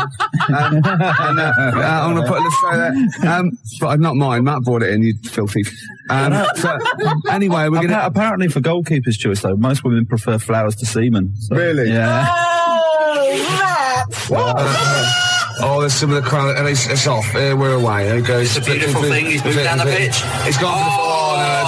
But it's Chile now. Chile on the break. It's a foul. It's a filthy, dirty foul. England, the crowd don't like that much, and he's run up there. There he is. He flicked a plastic man. Barry Spinnaker there, and little Tommy Tompkinson from the Jimmy Twizzler. Oh, there he is. Oh, but they've given it away straight away. It's the number 11 there, and he's running. It's a goal kick. It's a goal kick. There's little boy Fraser there on his horn, right? On his high horse. Half time. That's it. No, we'll be back in a minute. That's ridiculous. Riley. That is stupid. We can have a penalty shootout, though. I nearly sprained myself then. I had to stop in mid-swing. That's happened before, though. We will be back at the XFM Mum, I don't want any tea. I'm busy. You're very good with your fingers. Right after this. Well, Claire, England are down to 10 men. I had to pull one of my players off at half-time. That's very kind of you. My boys only get oranges. I used to do that to mine, but they wouldn't put the tights on and have the bag over their head. But here we go. And it's look at that lovely ball there. A Hoddle-type ball into nowhere in particular. It's Chile again. They're in England. They fouled his own player. They missed it completely. England move up there, and it's a dirty foul. I'll take it. Quite a dangerous area. He's moving two. He's not... One, two. Here we go. I've never been in such close proximity to you, Ricky. England in possession again. Oh, look at this move here. It's like you have to show they're keeping it. They're playing with the ball now. It's a foul. He's going to take it quickly. It's there.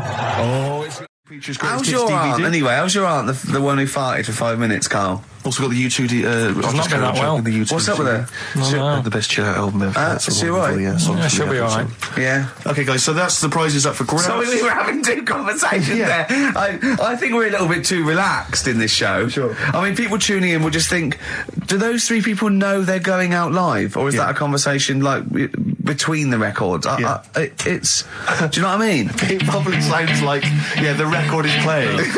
We think the record's playing and we're just chatting. Oh, dear. What we got, Carl? Carl. One opportunity. Carl, come on. Oasis, Live Forever on XFM 104.9. Right, we're in the swing of things. It's mine and Steve's favourite bit of the whole show. This is what we do this show for now. Educating Ricky. Yeah. Go for it, Carl. You said that learning can't be fun. Yeah. Yeah. Okay, I'll go for the one. What's the one about the butcher going down the butcher shop? You've got to get your kit on. We're off down the butcher's. Yeah. You going for that one? Yeah. Well, do you know the saying? Don't let the cat out of the bag. Yeah. Do you know what it means? Yeah. Don't give away a secret. Right. Well, do you know how it came about? No. Well, ages ago. before like ages ago. 17th century. Yeah, before like yeah, 17's good. Yeah. Before like proper butchers and Dewhursts and supermarkets and that, you used to get these blokes who sold meat. Right. Butchers they were called then, I think. Yeah, but the difference was they didn't stay in the same place, they moved about. Right, so they'd turn up on a street corner and he'd have like loads of carrier bags of like carrier bags. Yeah, with meat in and that, and people would plastic be like, carrier bags. Yeah, with whatever. mobile butcher on them. Yeah. Right, so and an email address. Yeah, go on. People went right. Yeah, I need some meat. Right, so they'd go up to this bloke and say, "What have you got?" And he'd say, "Well, I've got a you can have a bag full of pig, or you can have whatever, a bag full of chicken." Whatever, and they'd go, "Yeah, how much?" They go, call it a fiver, whatever, and they'd buy them, and to make more money, they didn't always fill the bag with what they said was in it. Oh, I thought that might be the case. Right. Yeah. So what did they they used ever to do? put cats in there? Yeah. But I don't see what. Okay, so sometimes they would put a cat in the bag and pretend it was chicken or whatever else. Yeah. So why was a cat any cheaper than a chicken? Because cats are wandering around the streets, aren't they? Chickens aren't. So they'd get a chicken, they put a chicken on the top so that when they look in it, they'd go, "Yeah, that's all right. Got a bag full of chicken." They'd get home to make the dinner, and they'd be like, "What are we having tonight?" And they'd go, "Well, you'll never guess." And they'd have like, well, you can have a chicken leg, and but it would be a cat. Yeah. They'd have to defrost a pizza. Yeah. Did they mind that they were eating cat then, in those days? He didn't say. He just was saying about the saying, "Don't let the cat out of the bag." It's like, if they see that, they're going to go mad. I'm mildly disappointed with this story. It's all right if it's true, but there's something about it. It's just, I want to know more. He always leaves it. Is it Karl doesn't quench your thirst for knowledge? He creates more. I don't know if that's a good thing or not. Well, yeah, he's like the pot noodle of information. Yeah, do you know, he never... I want to go... I'm not nourished by it. It's like if for every fact he tells me, there's 10 others that spring up that I have to get clear. Well, so it was the people that were doing this, it was the dodgy butchers that coined this phrase. Were they saying to each other, "Don't let the cat out the bag"? I.e., what I mean by that, Jack, is don't let them see the cat. Yeah. What we've stuffed in there. Yeah. Dodgy butcher, there's another phrase, isn't it? So that's the first one. Is that a euphemism or is it dodgy butcher? As his meat delivered around the back. Sure. So that's that one. So let's get your kit on. What does that mean? It's a euphemism for homosexuality. Okay. And meat, presumably, in that means different things. It doesn't. It's a word that is also a male bird. Would it mean chicken or cat necessarily in that context? Or well, I suppose it could. Yeah. Karl's look at him. Karl looks at you like a cat. Yeah. Whenever we leave him behind, if we don't talk like straight at him and let him see our lips moving, and it's monosyllabic and very look, he's lost in that conversation there. He just drifted off, didn't you, Karl? No, I just was also thinking on animals and that. Something else I was going to use. Go on. Was this isn't a radio show, is it? I just suddenly caught myself. This is nothing. I told you that before. It's been bad today. No, but I mean, it's the way, this casual way that it's like we almost have no regard for our listener, and I'm not proud of that. I just don't know what to do about it. Do you know what I mean? I don't know how to do this properly. I mean, we're just chatting here. I mean, it's only Anderson who's seen through us, and that surprises me that more people haven't. I mean, what are the figures like? Do people listen to this show? I'll find out for you. You keep saying that. But, there's this parrot, and, apparently it lives Rick, it's unique, if nothing else. I mean, when you wake up with Woken tomorrow, you're not even going to hear him start a line with "there was this parrot." Go on, there was this parrot, go on. And it can talk and that. Someone's obviously... taught it out how to speak and that, and it flew away, and it's living in this church, right? And people are at the church doing hymns and that, and then trouble's brewing. In between the hymns. That parrot was owned by an old miner who used to swear a lot. Yeah. Well, then the vicar is going to be really annoyed. That vicar, that vicar's going to go on. I just hope it stays quiet, Rick, during the vicar's sermons. Yeah, go on. Have you read it? No, go on. Have you read it? No, because that's what happens, right? Go on, tell us, Karl. During the hymns, it's sort of effing and jeffing and stuff. Jeffing. Yeah. And everyone's like going, oh, you know, it's quite funny, really. You know, it doesn't know what it's doing. Everyone's having a laugh. Yeah. But it's causing a havoc at funerals. When did this happen? Not years ago. John was a much loved man. He was a wanker. Yeah. So anyway, so that was another story. What can you say about Uncle John? Bollocks.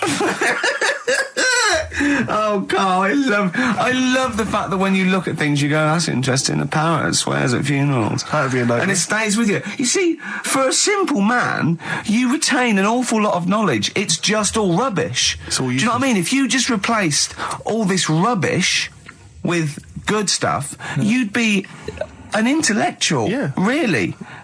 Because, I mean, your attention is fantastic. Yeah. So Did I lose you again there, did I? So was it the word retention? We've still got Wash Up With You. Yeah. Should we play a record and do Wash Up With You? Yeah, we'll play a bit of Aqualung then. Aqualung! Right, that's Aqualung. Good time's gonna come, innit? Right, Carl, come on in, educating Ricky. So, don't let the cat out of the bag, that's where that comes from. Comes from a crafty butcher. Right, go on then. So the next little headline is Wash Up With You. Wash Up With You, go on. You want to know about that? Yes. It's a survey that they did. This week. They? Yeah. Some university did some survey. Brilliant. Did a world test on washing up. Yeah. And each country were given 140 pots to clean. Brits were the quickest. Yeah. Turkey were the slowest at washing up. The Turks. It's not because the little fellas that work in the kitchens with no... Is it? They can't reach. Spain were the cleanest, and the Germans were pretty good as well. So I don't know where to start with this. Honestly, Steve, I don't know where to start with that. Look at his face. It was really light, right? We've had the parrot, right? These are things that I found. Found the parrot. Right, I've told you about the dog in the car wash. Right, you didn't tell me about that. You said there's a car wash for a dog. That's all you told me. Yeah, the but parrot, you said there's a parrot. What? It's a problem at funerals. Yeah. That's nothing. That's nothing. Do you understand? And they used to eat cats. What else have we got? There's an elephant in India with sore feet. Why? There's an elephant in India with sore feet. No, I'm interested. Why? Tap dancing. Why? So I didn't write that He's much trying down to about break it. Roy Castle's record. He's still going. Go on, what is it? Think. It's an elephant, and it was really old. It was about 76. Right. And it had sore feet, because it's old, and they don't make stair and lifts the that roads, big, do they? roads are bad and that. Yeah, go on. They said, what are we going to do? And the town was like, oh, you know, we're used to seeing it around, it's part of the thing, you know, we don't want it to have sore feet. Yeah. So they got some slippers made for it. And it had like a picture of the elephant looking happy wearing some slippers. I love him! I love Carl, his world! Think of it, where did you see this picture? That was on the internet. Right. That's a lesson, though, for any elephants listening. You know, don't wear stilettos to work every day, because you can do your feet in. So that it's don't elephants have really bad memories? No, they have really good memories. Oh, do they? Yeah. Oh, well, that's good then. No, I just thought they'd forget where they put them. I thought there was something about elephants having bad memories and that. It goes on, where's my slippers? Yeah. I'm sure I left them by the test. So sorry, there's an elephant walking around wearing slippers? Yeah, that's in India. What kind of slippers? Those sort of old man ones with the sort of checkered round design. ones, I imagine. Yeah. Big round ones. There was that going on. And is it happening? Is it happier? I mean, does it feel more satisfying? It looked it. Did it look? How can you tell? How can you tell for elephants, please? What else is there? There was a woman who's had a breast insured for 150 grand. Right. Okay. Any more information there? What? Third party fire and theft? Don't know, it had a picture of her with them, like, you know, out.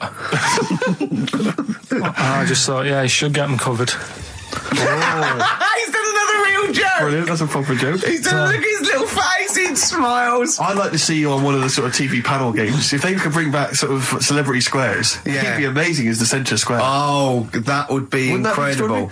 Or on that countdown in Dictionary Corner.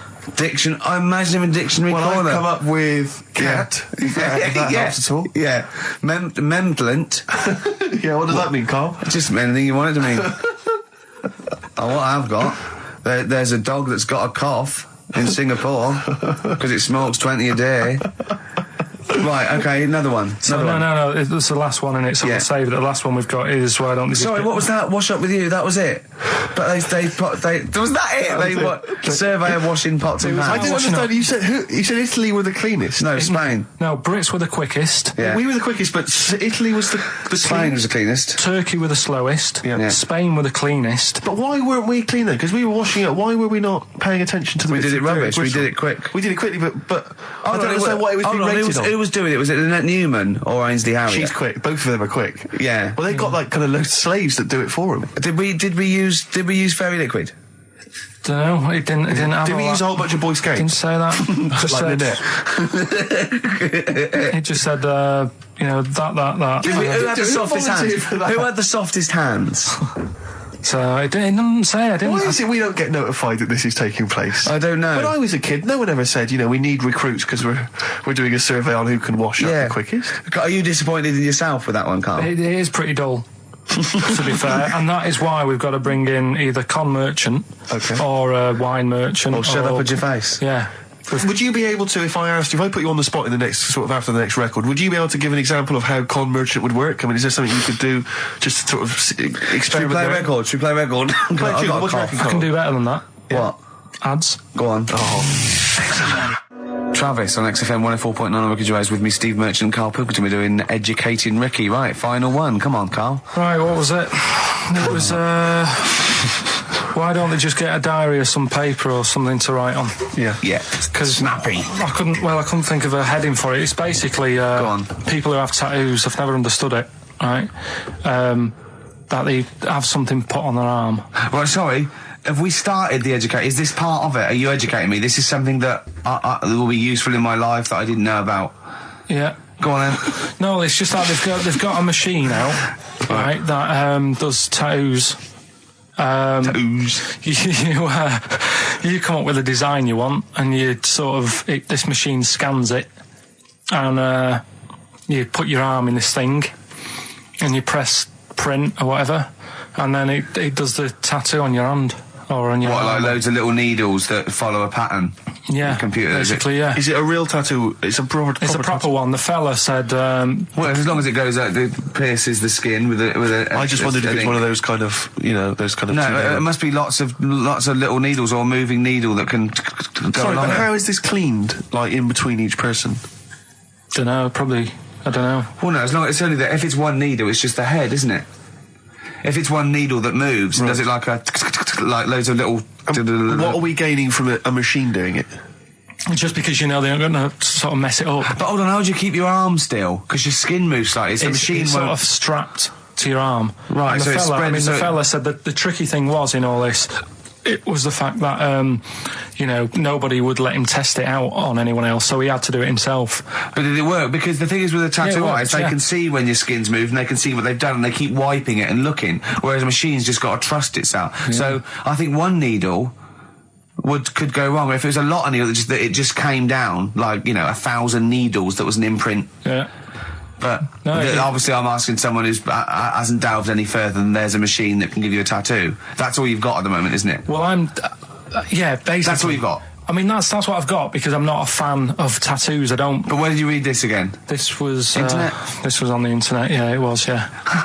Okay. And I just don't understand why people do it. That's what got me attention. Because me... Sorry, what have I learned from this? That if you wanted to get one... you can get one done by a machine now. People say machines are sort of taking over and that, and there's another one. But it's just the fact. I mean, I don't know. So give us the snappy title of this education again. Why don't they just get a diary or some paper or something to write it on?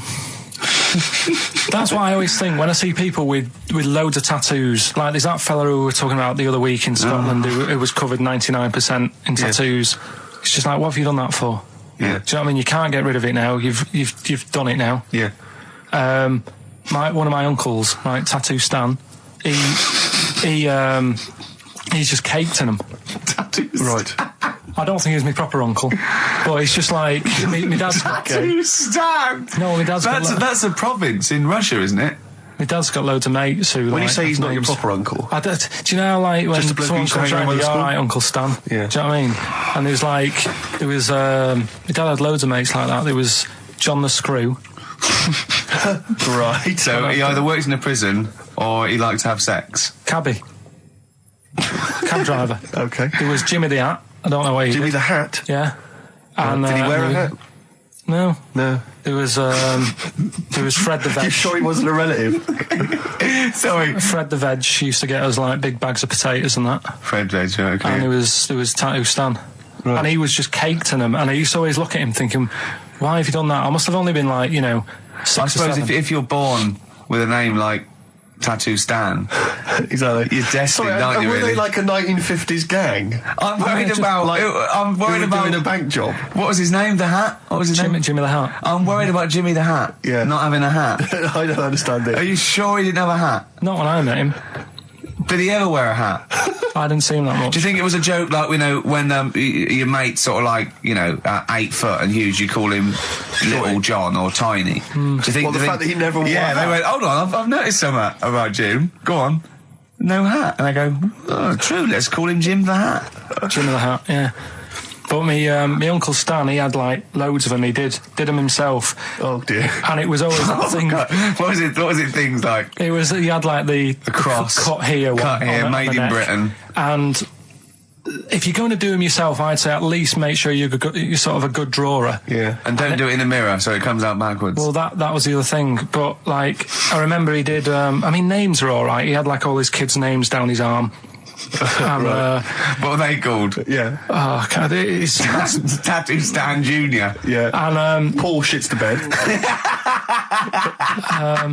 I'm trying to.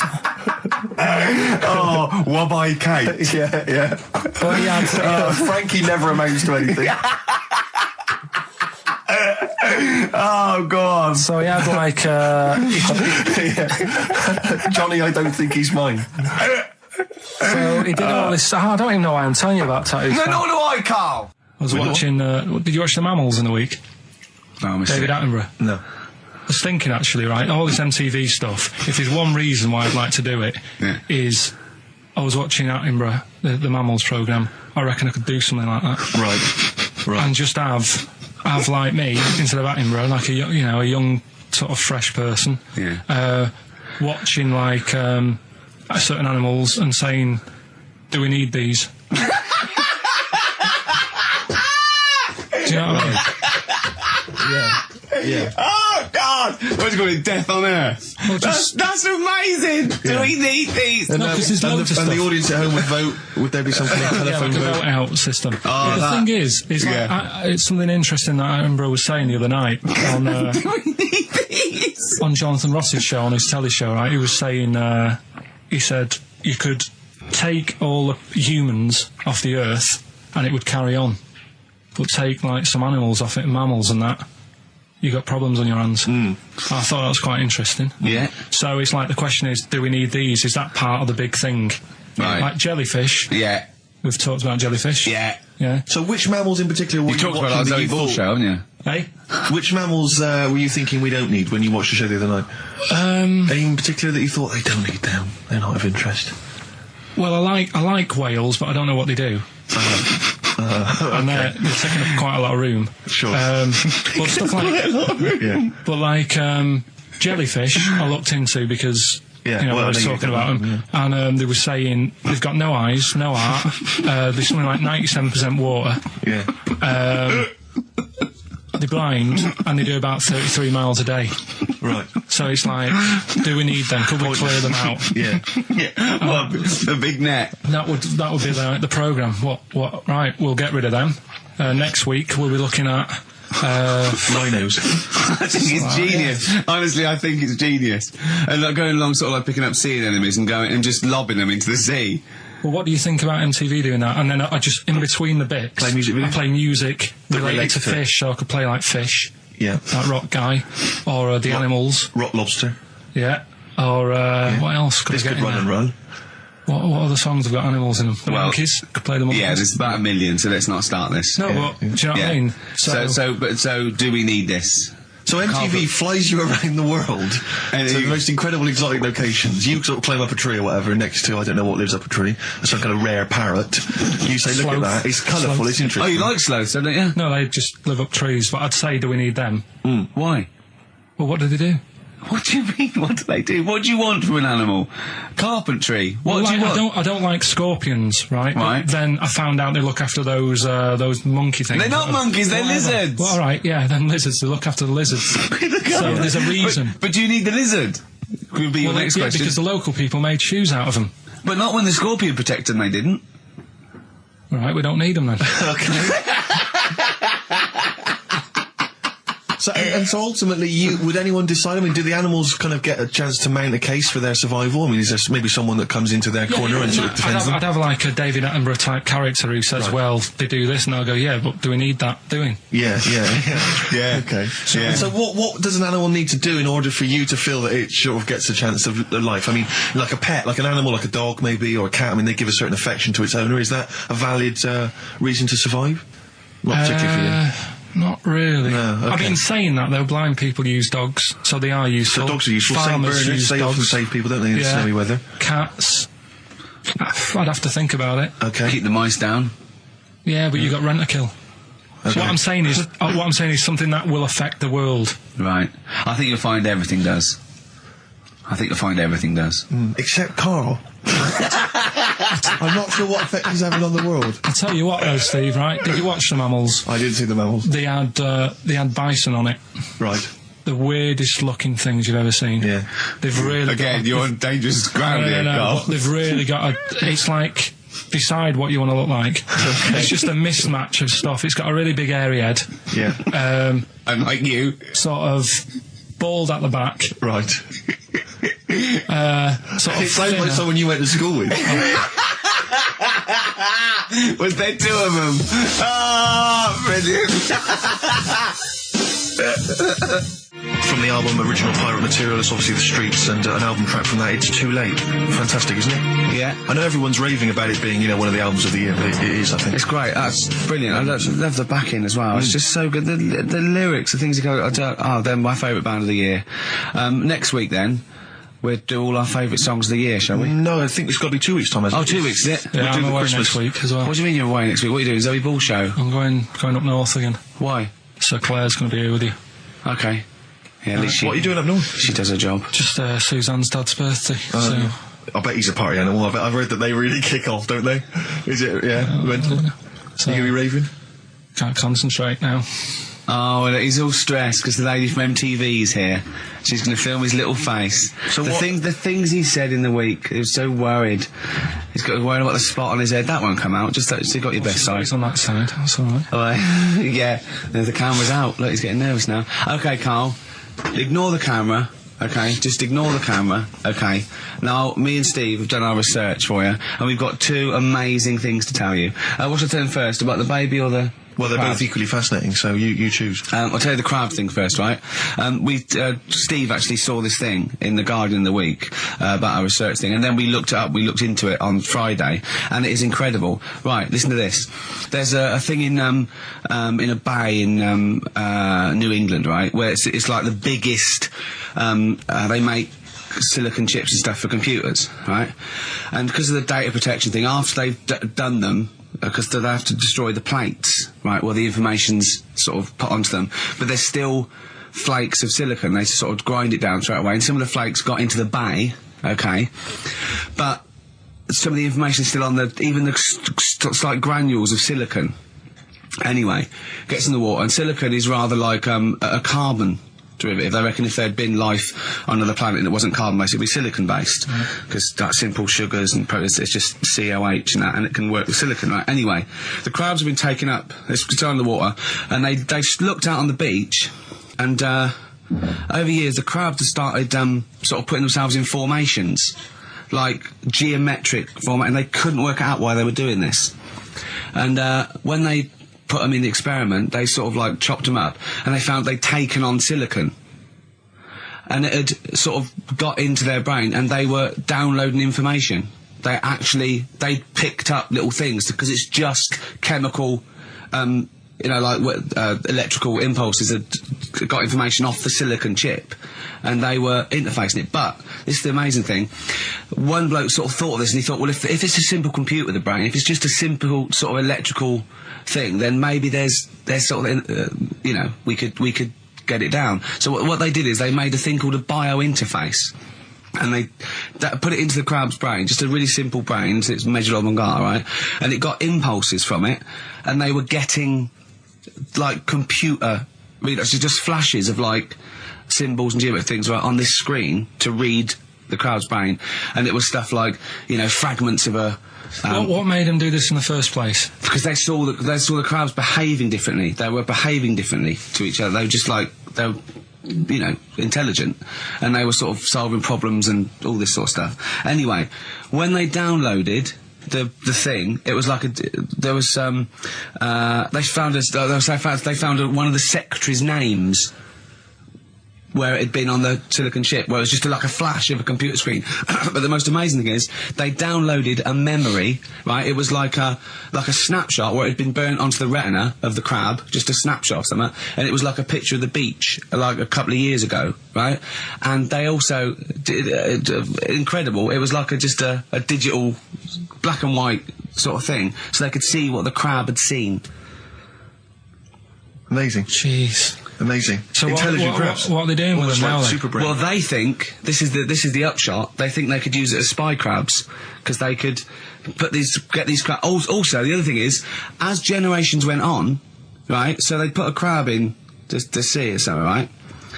Lots of crabs in, and then as generations went on, a newborn crab, they downloaded the memory, and it had the memories of its great all together. It had every memory that any crab had been related to it beforehand, because it passed it on. It just passed it on.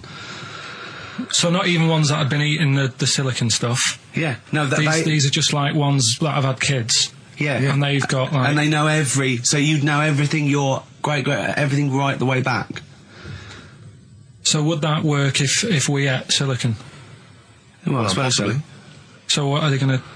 Well, they can use them for all sorts of things, though. I mean, that's what's incredible. I mean, I don't know how you train it particularly. I don't know, it'd be quite tricky to train, but I'm assuming if they can do it that way, then presumably they can give it like certain silicon information, which they can then plant in it, if you like, within its sort of food. Also, if you get them onto enemy beaches, you'd have like 1,000 digital cameras just taking around. You could get like, you know, Osama bin Laden or someone. They don't understand the information they've got. No, they don't know they're doing it. They just download them. So it's not like you could torture them and they won't be able to sort of give you the information, because they wouldn't know what information they had, because they're just. But the first crab they downloaded, they just kept seeing the same picture of a big crab feeding it, which they really, yeah, wow, that's what, like its mother crab or something.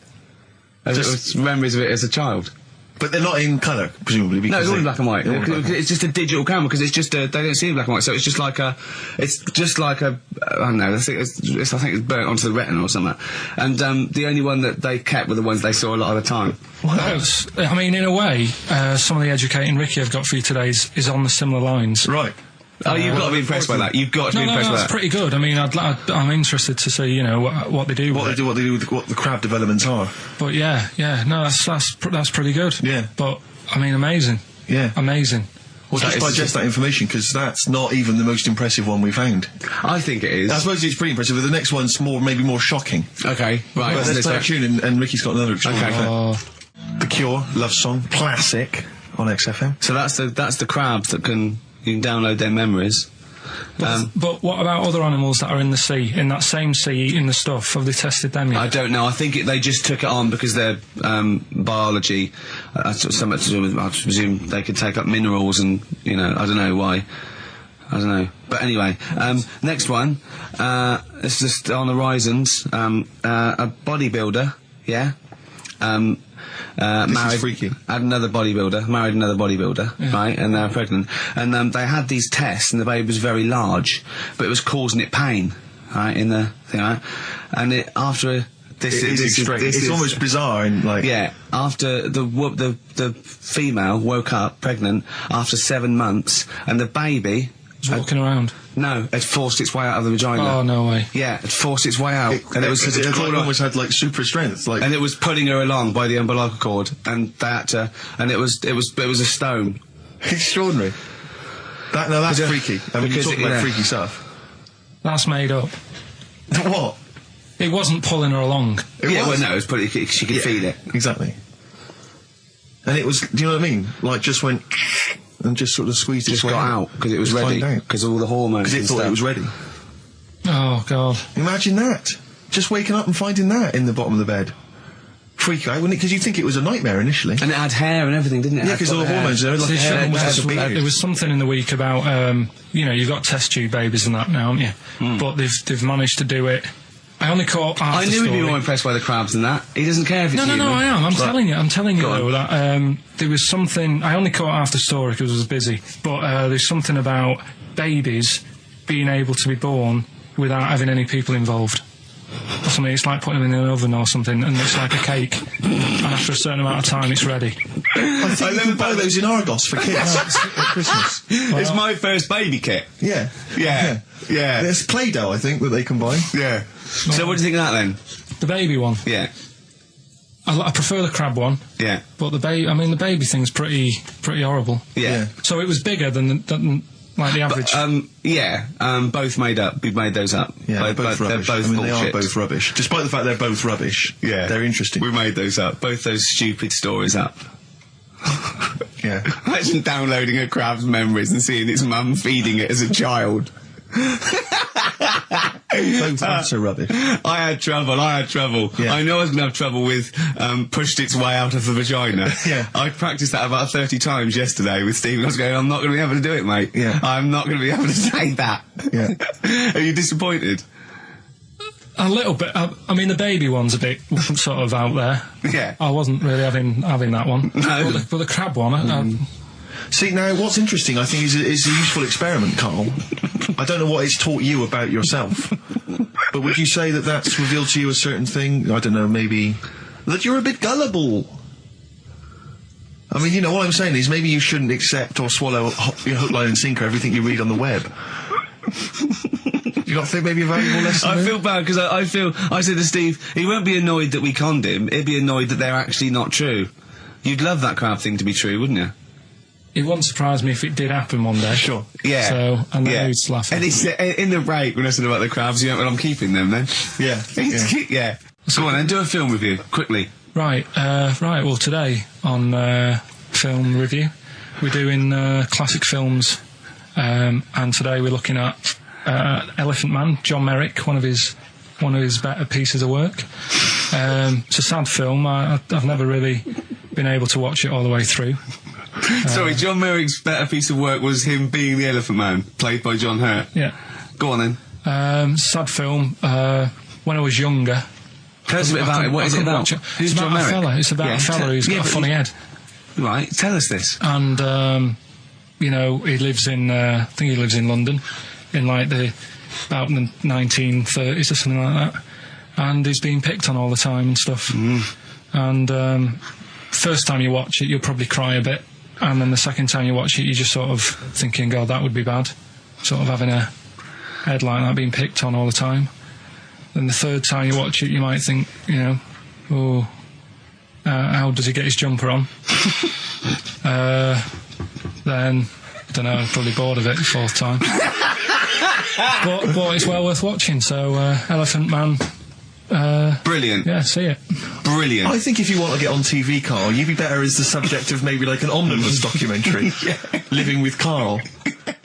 He had some Germans laughing at him on the tube because he recognised him. You don't think of that? Well, because obviously Ricky doesn't travel on the tube anymore. He's too rich for that. I never did. I always thought it was beneath me. Sure, but I used to walk everywhere, didn't you? But I'm still forced to. take the tube, and sat on the tube, and it pulled up, and outside the window, just happened to be on the station, was one of the posters with us. So I was kind of there, not realising it was behind me, and these big kind of fat German or maybe Bavarian guys. Well, they in lederhosen eating sausages. Yes, they were. They're Bavarian. Yeah, they were. And I noticed one of them kind of looked at me, and then looked at the poster, then looked looked at me, just happened to say it, and wittered something to his friend in German. You know, I don't want to try and do an impression. That's freaking goggle-eye. Oh, whoa. I think that... No, but I know what you're thinking it means. It doesn't mean that. Right, okay. It means... What's a rough translation? Elegant boy. Right, okay, yeah. And so anyway, he pointed goggle-eye. He pointed out the poster and his That's mate... lanky piss and streak. And his mate burst into laughter. And then we pulled... Well, they've got a great sense of humour, the Germans. Well, that's indeed. the thing. But we rumbled onto the next. We rumbled onto the next station, and the poster was in exactly the same place. And this time they tapped the shoulder of someone else on the train and pointed me out, and that person also laughed. An Italian. There was a French. Was there a bloke with a beret and a little moustache on the other side? Yeah. Was the United? Did you get on the United Nations Express? I imagine that. Yeah, it was fake. See the freak. Look at this freaky goggle eye. Right, whereas I love the fact that before you were at least pretending to be speaking German. Now this is an Italian with an accent. It's just a guy speaking perfectly good English. So you've not even disguised the insult there. Oh dear. That'd be lovely. Try and insult me in other cod languages. You could bring Europe together if they just instead of Esperanto, that there was just one common language. The language of freaky goggle eye. I'll tell you what would bring the Europe together is you maybe representing England on the Eurovision Song Contest. That would be great. With a self-penned tune. Shall I do that? That would be magnificent. It's got to be worth thinking about. Just about everyone being the same. Yeah, just about the people being equal. Everyone, and also mentioning the euro. yeah. Just doing that. I like all different cheeses. Oh, je t'aime la musique pop. Yeah. La baby belle. Et le cheddar. I'm not a fluent French. Le grand fromage. Yeah. Oh, it'd be lovely, wouldn't it? And they'll all be there, all in their different. Well, every uniforms. line could be maybe in a different language. Yeah, and what would I wear? I'd wear sort of like a kilt. You'd wear a kilt, but you'd also have on your head one of those kind of big, what are they called? Those big furry hats that beefeaters or whatever wear. Or one of them. Is it kind of a busby or something? A busby. Yeah. Wear one of those, or maybe a kind of policeman's helmet, That'd be Bobby's good. helmet with the kilt. Yeah, you'd have the clogs. I'd wear the policeman's helmet under the kilt, so they just thought I was really enjoying the show. Yeah. Good idea. Hey? Excellent. I think we talked for about 3 minutes without having to mention some kind of genitalia. We should celebrate by playing one of my tunes of the year. Really? What one is it? U2 Electoral Storm. Oh, I know you're a big fan. I know you're a big fan. Good choice. Well done. Cheers. I've said in the past to you, Rick, that my grandparents, so I love them dearly, but it's like for the last 30 years they've been waiting to die. I know. It's like they just sort of, it's like, the novelty wore off of life. Life in the 50s. Yeah, they got kind of bored of it. Life, in the 40s, it was brilliant. All sat around the old Joanna as the bombs fell, singing. They loved that. The 50s, that was great as well, because that was the post-war years. It was, it was a bit tight in the pocket, but it was all right. Everyone pulled together. And then the 60s came along, all the crazy music, the funny hair. Let's stay in bed. Exactly. They basically stayed in bed. And it was one Christmas when my grandmother said to my dad, what do you like for Christmas? What do you fancy for Christmas? And this must have been, I don't know, 20 years ago. She said, what do you fancy for Christmas, Ron? And he went, well, I could do with a nice big kind of warm winter overcoat. She said, don't worry about that. Don't worry about that, because your father will be dead soon. It's what you can have his. Meaning my granddad. Well, to be honest with you, my father's still waiting. Which is good news. Good news for my grandfather. Less good news for my dad. He's freezing. He's freezing. He finds out, how is he today? He's fine. Okay. Oh, I'm freezing. It is such a weird mindset, that. I think that, to me, is what sums up people from that older generation, the 40s and 50s. And it seems to me that you've got that kind of mindset. It's like you were born in the 30s. And whenever you talk of your childhood, it's like you had like a baked potato to take to school. And a stick is a Christmas gift. The other thing is, I think that that sort of generation, it seems that the man is dependent on the woman. There's a total dependence. Oh, absolutely. If she dies, he's done. Yes. He's done for. It just pine away. If he dies, she's got 30 years of pottering. Absolutely, yeah. Do you know what I mean? And going to the youth club and the church. I know what you mean, yeah. It's sort of like that. It's sad. Of course, it's sad for them, but it's not the end of their life. No, sure. And it sort of is the other way around. I don't know why that is. Yeah. It's terrible. That's a little melancholy thought for I know, Christmas I've really brought it. You brought it down. You've brought it down. I've brought it. This isn't a nice show at all. This is terrible. Well, we're going to have people just killing themselves. What? Well, I didn't really want to make it a Christmassy type show because I don't really like it. Oh, he's done it again. What, you did Christmas once, didn't like it? No, my dad always said... steady on. Dad said Christmas morning was for for me, so he used to stay in bed. So he never. That's brilliant. That's a great thing to say, isn't it?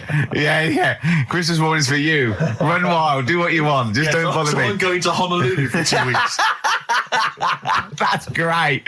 Dad, it's Christmas. Do I have to do anything? No. So my mum used to get up because she used to like to see my face light up, when I open my presents. And then to give fireworks. And then I'd have to go to my bedroom from about 6 o'clock onwards because my mum and dad were into having big Christmas parties and I wasn't old enough to go. Right. So they'd say, right, you've had your fun there, you go up to your bedroom, stay in there. Really? Yeah, I remember one year, right, I got a train set, that's what I wanted. Yeah. Right? It's brilliant. Playing with it all day. I thought, I don't mind about the party, I'm happy staying up here playing with this. Brother comes in. He's had a few, right? He's going, give us a go on your train. How old is he? He's a bit older than me, so he might have been like, let's see. Well, let him be 18. Probably about 18, 19, and something like that. I had a train set, so I don't know, about 14. Something like that, right? So I'm playing on that, loving it and stuff. And then he comes in and goes, give us a go. He turns the transformer up to 14. He went really fast for about 5 seconds, broke it, and then he went back downstairs. Wow. So Christmas, I hadn't even got Sounds Christmas like Day. the Conservative government with British Rail. Satire, though. Rick, I just thought that there's satire. If there's any satirical shows listening or magazines. It doesn't work in any way because there's the analogy falls down apart from there being a train. Think it through though. British Rail was trains. Yeah. And the government broke the trains in many ways. They didn't break them, not officially breaking them, but they kind of. It does work. It's perfect. Oh, I'm pretty pleased with that. And I can't. And no one's asked him to be on. Have I got this for you? It's weird, isn't it? Because it's strange that when you've got a satirical mind that's as quick as that. Yeah.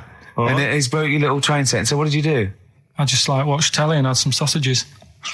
I bet you were happy with that though, weren't you? Oh, it's a bit annoying though, isn't it, when your main present of the year has been broke. And did it ever get it fixed? No, that was it. Put away. I'm intrigued why your parents wouldn't let you come and join in the festive fun. Was it really debauched down there? Was it eggnog everywhere? Well, no, but I mean, that's fair enough. 6 is a little bit early, but I just think, if you're a kid, he had his fun, put him to bed at 8 maybe.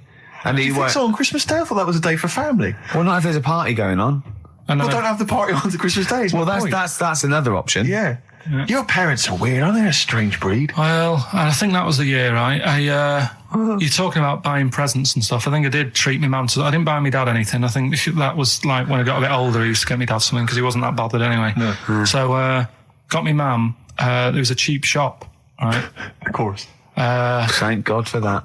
Called Snips. Right? So I went in there and I thought, let's see what I can get her. And remember Victoria Plum? I don't think so. Well, it's like a fairy character. Right. I mean, Mum's into gnomes and stuff, right? So I thought, right. She must be pleased with you, then. Victoria Plum. I was thinking, is that one of the neighbours? Is it like a brandy liqueur? Do you remember Victoria Plum? Victoria Plum. Victoria Plum, yeah. It's like a little fictional sort of character, right? Okay. So I saw it. I thought, yeah, she'll love that, right? So I did my paper round, saved up for 2 weeks, right? Oh. Got that sorted. Went to Snips, bought the Victoria Plum. Next day, I'm in town with her, right? So I think, I know what I'll do. I said, come in here a minute, right? So we go in and we're looking around, and I tested her, right? I went, look at that there. That's all right, isn't it? And she goes, oh, it's bloody awful. Oh, Carl. Oh, Carl. Oh, God. So then Christmas Day comes. I said, don't bother opening it. She said, no, why? I said, no, why did you still give it to her? So, well, it's too late. I'd already bought it. Oh, Carl. So she opened it, and I was like, and she said, oh, that's nice. I said, why are you saying that? I said, the other day, she said, it's bloody awful. She said, oh, no, I thought you were pointing at something else. Oh, no. So that's why I don't get anyone anything anymore. Oh, God. Play record. Oh, God. Oh. Right, here's the last clues of the year. You had, there's a load of letters there asking for advice. Put them on Claire's desk. That was F. That was for foreigner. I don't know what you mean. Claire Rayner, she took advice, she gave people advice, so that's a foreigner. That is shit. Right. I'm sorry, that might be Christmas, that is absolute garbage. A lot of people got the right answer. I know, that annoys me even more. Number 2. The second one, ask your mum. Foreigner. Second one, ask your mum if you should. That was S, that was Shalimar. Shalimar. Right? No, bizarrely, what was the clue there? Ask your mum if you should. Now, we got a lot of people saying Smashing Pumpkins as the answer to that. But I don't know who's saying that today, Mum. Smashing Pumpkins. Merry Christmas, Mum. Smashing Thanks Pumpkins. very much. Nice bollocks. Yeah, exactly. Oh, that's great. That's great. Right. Smashing Pumpkins. Your dad bought them for me for Christmas. Yeah. And the last one, Lovely plums. What, my Victorians? Oh, God. right, we've got to wrap it up. We've got to wrap it up. Come on, then. A couple of people were arguing in the supermarket at the fruit and veg counter. That was B. That was banana drama. They were like having an argument. What do you mean banana drama? What, no, wait. What group is banana drama? What group is banana drama? So, you're a fool. You're a twat. Well, you say that, but you accuse Carl of that. You're also accusing lots of the listeners, including the winner, Nicola Rogers of London, and she wins those great prizes, and she got them bang on. So banana drama. so can we finish there now? Yeah. What do you mean? What do you mean? Can we finish there now? Just play the ads and go. What? No, what are you talking about? We're going to play Johnny Nick and Witty River all day. Play that then. Goodness me, Carl, look at you. We haven't got time. Merry Christmas, Carl. Merry Christmas, Carl. Enjoy the show. Let's give him a little kiss. Oh, a little kiss. Oh, no, with tongues, it's Christmas. No, don't. Stop messing about. Get up! Can I just ask Carl how he got on over Christmas? Because the last time I spoke to him, you hadn't bought a present for your girlfriend. I have to say, I was on tenterhooks all Christmas. Well, you changed it. After that show, I felt bad, even though I shouldn't have done, because... Because you hadn't bought your girlfriend a Christmas present? Yeah, but I said to you, I booked a table at a hotel in Covent Garden, had Christmas dinner there, which was nice, right? It's good food and everything. Didn't feel like enough to me. Well, then I went out and treated some stuff, and then... No. A couple of days before Christmas, he went... I took Suzanne to that hotel we're going to go to for Christmas dinner. We had tea and cakes. And I went, oh, you treated her? He went, no, she paid for it, but I was just showing her what it was going to be like. That was her extra treat. She paid for it. I love that. Brilliant. Yeah. Well, it was a dear. It was like 150 quid for a meal for two, which is pretty dear. So I'm not going to buy her cakes as well. I love that. All right, love, have anything you want. You pay for your own pudding. I'm not mental. Yeah. So you treated her to some other stuff. Yeah, some bits and bobs. What, and so she chose them and you paid for them? What, the presents? Yeah. No, you chose them and she paid for them, but, you know, it's the thought that counts. I got them on the way home that Saturday. Well done. And what did you buy? Well, just some bits. It might be personal, Steve. Well, I don't care. Just some bits. Yeah, but bits and pieces. Leave out the personal bits. What bits? Just little things. And then yesterday, right? A monkey wrench and a new washer for the shower. Yeah. Some recordable CDs that you need for your job. Oh, dear. Now, when you gave those presents to her, did her face light up? Right. I don't want to tell you what they were, right? But she wasn't that impressed. You're going to tell us what they are now, tell us what they are. You even know what they are. She told you on Christmas Day. Hold on, wait a minute. But it doesn't matter what they are. It does matter what they are. It doesn't. It does, Carl. It's you, mate. Of course it doesn't matter. Oh, God! Have you just remembered? Yeah! Right, but there's no need. I've got to tell him, Carl. I really want your permission, because I don't want to be I know it's not, but we know it's not that embarrassing. It's really quite sweet. Yeah, but in a way, right, the way I look at it is, right, Christmas, even when I was a little kid, right, is not... Please let me tell him, Carl. Well, let me just tell you first, though. Let me tell you why I didn't go all out on the old present front. All right. Justify yourself. Right. First of all, I've covered it up since then anyway, right, with that present, because I bought some shoes yesterday, and she did say, I'll give you the money for them, but when I get home I said, it's all right. I said, you can have them, right? So not only did I buy her some food on Christmas Day, I got her shoes. She's probably had a... And they feel like a horse. Yeah. It's not like, there you go, there's your shoes, there's your food, right, bed down, see you later. Yeah, but what I'm saying is she's done... fed and clothed. Yeah, did you comb her hair? She's done well this year, right? So... The thing She's done well this year. It's like you're a single parent living on a council estate with a smack problem, and you still managed to buy them some Lego. When I was a kid, it wasn't about what you got. I remember one year when I was about 8. Right? This is going to make me cry, isn't it, this? It's not. I'm just saying the way it is, right? I woke up at about 4 in the morning. And I was like, what I forgot? And I couldn't sleep. I was that on edge. It's the excitement of Christmas, isn't it? It's like, what's wrapped up? I need to know. Sure. Yeah. And it's the fact that people are saying, no, you won't know until tomorrow. Yes, sure. That annoys you and winds you up. Okay. So I got up at 4 in the morning, opened my presents, and then went, right, I know now, went back to bed, had a great sleep. Yes. Right? So it's nothing to do with the excitement of what you get, it's the excitement of not knowing what you've got. And then what happened when you got up to go down with the presents? What you're saying to me is that you could wrap up a brick because the thrill of Christmas is in hoping and being excited about what it is, not the actual gift itself. Yeah. Is that what you did? Did you get a brick? No, let me tell you now what he got. He got her a present, right? And she said, she came and said, yeah, he got me. It was an industrial-sized packet of condoms. It was a joke gift. No, it wasn't a joke. It wasn't even a joke. I went home that Saturday after the year, past Boots, thought, might have something in here. They were on, like, some value. Right, you passed the makeup. Were they used? The makeup, you passed all the other... Past the makeup, past the lovely vanity cases. Yeah, the foot spas. Exactly. Yeah. Oh, hold on. How much are these, love, for 100? Yeah. $4.99. Yeah. Do I get them reduced if I buy in bulk? So how many did you buy? What was it? I don't know, probably about 100. Right, okay. And is she allowed to use those with anyone? Did you wrap them? Can she just go out and have a wild... Well, you don't need to wrap, they're already wrapped, aren't they? Oh. And then what did she say when she opened them? No, wait, Carl, what did she say? Right, play a record and we'll come back to this. Oh, you're worse than my father, that's genius. Made famous, of course, by Jimi Hendrix. Yeah. That's All Along the Watchtower, as originally done by Mr. Bob Dylan. On XFM 104.9. So, Carl, just take us through the moment where you gave this gift. Firstly, you went into Boots, right? You thought, all right, 100 condoms, brilliant. Okay, did you wrap it up? I don't know if it was 100, probably 80. Right, okay, yeah. Right. You don't want to go mad, do you? Wrap them up. I'm just resting easy knowing that he's not trying to breed. Right. No. Yeah.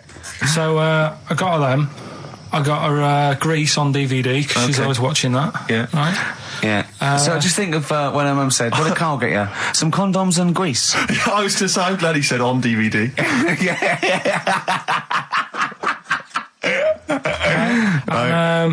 She was surprised anyway, right? Because I bet she was. No, when she got she was thinking like jewellery. No, right? that showed her. That surprised you, hasn't it? All right. So hang on, wait a minute. You thought it was a holiday, didn't you? Yeah. Look at your face. You don't know me at all. So hang on. So did you give these on Christmas Day? Right. What happened is she got in from work that Saturday, right? And I said, look under the tree. Knackered. Oh, right? At least it's Christmas. Yeah. At least I'm going to get a little bit. I said, look, you got some stuff under the tree, right? So did you give her a sugar lump? Right, she was really chuffed with that. But she said she was a bit puzzled because I didn't know we had any wrapping paper, right? So I ended up using wallpaper. You didn't take it off the wall though. You had No, it was some left over, right? So she said, "Why have you used wallpaper?" I said, "Well, I didn't have any paper, and you were getting in a bit, and I wanted you to have a surprise." So she said, "Can I have a feel of them?" I said, "No." Presents. You thought, right, I've got the right thing. Yeah. Right. And then Christmas Day, I said, "No, don't get carried away. It's nothing really good. You know, we said we weren't going to buy each other much. So there you go, open them." Yeah, go on. And can I just ask, had you received your present from her yet? Yeah. So what had you received? What did he have? Had some shoes. Nice. Right. Getaway game for PlayStation. Nice.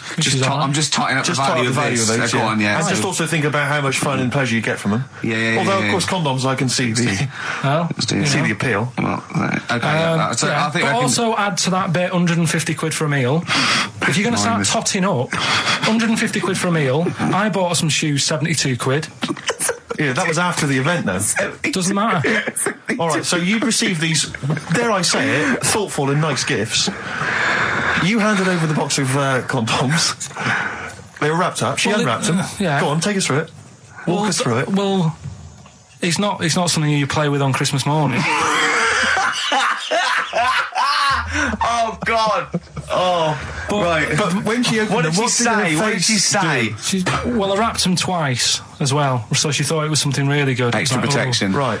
And so she thought it was something really good. And then, the disappointment would be doubled. Yeah, go on, yeah. And then she just opened it and went, "Oh yeah, so what's on the telly?" And that was that. Ungrateful. What an ungrateful woman that is. Well, Fancy not wanting I told her. a box of economy condoms from Boots. I said to her about the thing about, it's all about the surprise and that, innit? Yeah. You explained that to her? Yeah. What, after she'd unwrapped it? Yeah. And she was alright about it. Yeah. She understood. Rick, I suggested to him that he buy his girlfriend a gift. I'm worried I've done more damage to the relationship by suggesting that than if he had just forgotten. Next time you've got to go shopping for her yourself, Steve. I think I might do. You've better go shopping for her yourself. I'm glad it's all over, though. It's mental. Yeah. It annoys me. The whole thing annoys me. And she knows that as well. Yeah. She should know. What, she still insists on having Christmas once a year?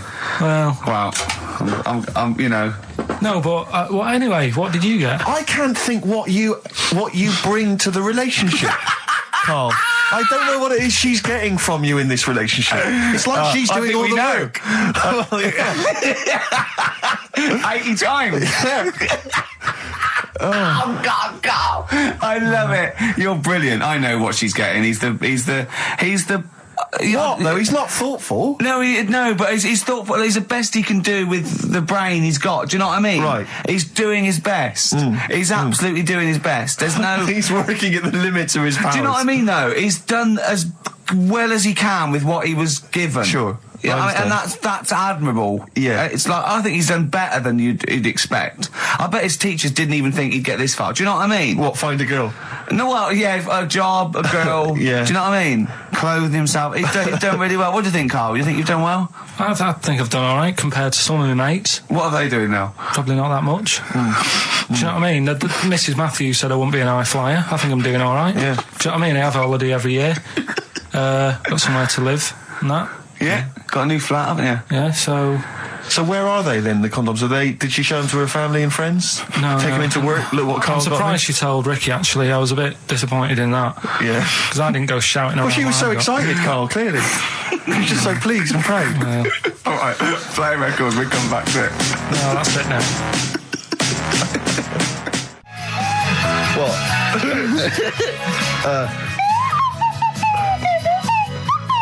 Someone's left one of those little things in here. It's brilliant, isn't it? It's amazing. What are they called, those things? I imagine just there. I was thinking of being in the front row at a Morrissey concert and going, can I just play along? They are brilliant. I don't know what kind of sound that is. I don't know. It's only used for when Kenneth Williams sees someone undressing. Yeah. That's the only time that is used, that noise. Exactly. That is But brilliant. it's like it was specially created for the Carry On films. Yeah, we need, I don't know what it is, but we need something when I walk in and see someone changing. Well, what about this? There is a light that never goes out by the Smiths. I phoned Carl up in the week. Yeah, and I said, what are you doing? He went, well, even though it's one of my days off, I'm just doing some research on the web. Found anything that said, yeah, I'm doing science. And then he said, you can get wigs for dogs in Tokyo. That's his scientific fact. And I went, what do you mean? Dogs, if they need a wig? I said, if they need a wig, what? Dogs going bald? And he went, like, this is fine to him. He went, it's a stressful city, Tokyo. The world's all right with Carl. He's always got an explanation. I've only ever seen him confused once. When in Edinburgh, he looked out of his window one day and he saw a bloke putting a parking ticket on some rubbish. Yeah. And that genuinely confused him. Yeah. He couldn't work out, could you? It's a bit weird, isn't it? And the woman breastfeeding her 8-year-old child, you didn't like, did you? I don't like that. But what's the name? Animals with wigs. I kind of thought, after I put the phone down to you, I kind of thought about it, thought, yeah, it's a bit daft, that. Are you sure he's not the ageing pop group? No. The Animals? But when you think, have you ever seen, like, a bald pet? No. It's weird. What do you mean? Because my mum, we had a cat, we used to get through loads of cats because we lived in a... Oh, God, it started early today, isn't it? What do you mean you got It's through only a lot 10 of cats? past 1. What were you doing? No, Running a restaurant? We lived on... Oh, God, what do you mean? No, we lived on, like, a main road. Oh, yeah. Right? So we used to get through a lot of them. My dad kept saying, risk. you know, stop wasting money, you know, it's not Stop good. wasting money, not wasting cats. Right, so anyway, we had this cat that was ill all the time. And it's just bag of nerves, probably. Yeah, malingerer. Yeah, I'm terrified. I'm going to which house? Rome. Oh, God, bloody hell. Rome. Don't let me go to the Pilkingtons. And it, for some reason, it kept being sick all the time. Right? Yeah, that is nerves. That's definitely nerves. So my mum kind of thought, I've had enough of this, and she shaved it. Whoa. Whoa. Now, I know you're not vets in your family, but what correlation did your mum think there was between it being sick and shaving it? Because it kept being sick, and it was a pain to wash, because it kept getting So caught she up. wanted a dry wipe cat. So why didn't she just varnish it? What? It's weird. It's weird. So now he's cold and sick. No, but not all of it. She left sort of the back half, but sort of from its waist, sort of. I love that. Shave it because it's sick on itself. And That is it was the genius. weirdest looking thing. I mean, normally I like cats. I'm always like giving yours a stroke on the head and that. Yeah. But as soon as she did that, it was like, oh, yeah, can't touch it. And then So now it's sick, cold, and hated. yeah. Carl. It must have. I mean, the other cats must have been taking the mick out of it constantly. It's just making things worse. Did it get? I'm hoping that it got run over and was put out of its misery. no, I think it got all right, that one.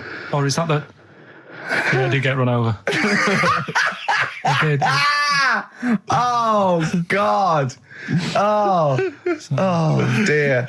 How many cats do you say you've got through? I'd say whilst I was living at home, I mean, it's still on the increase, even though I'm not there.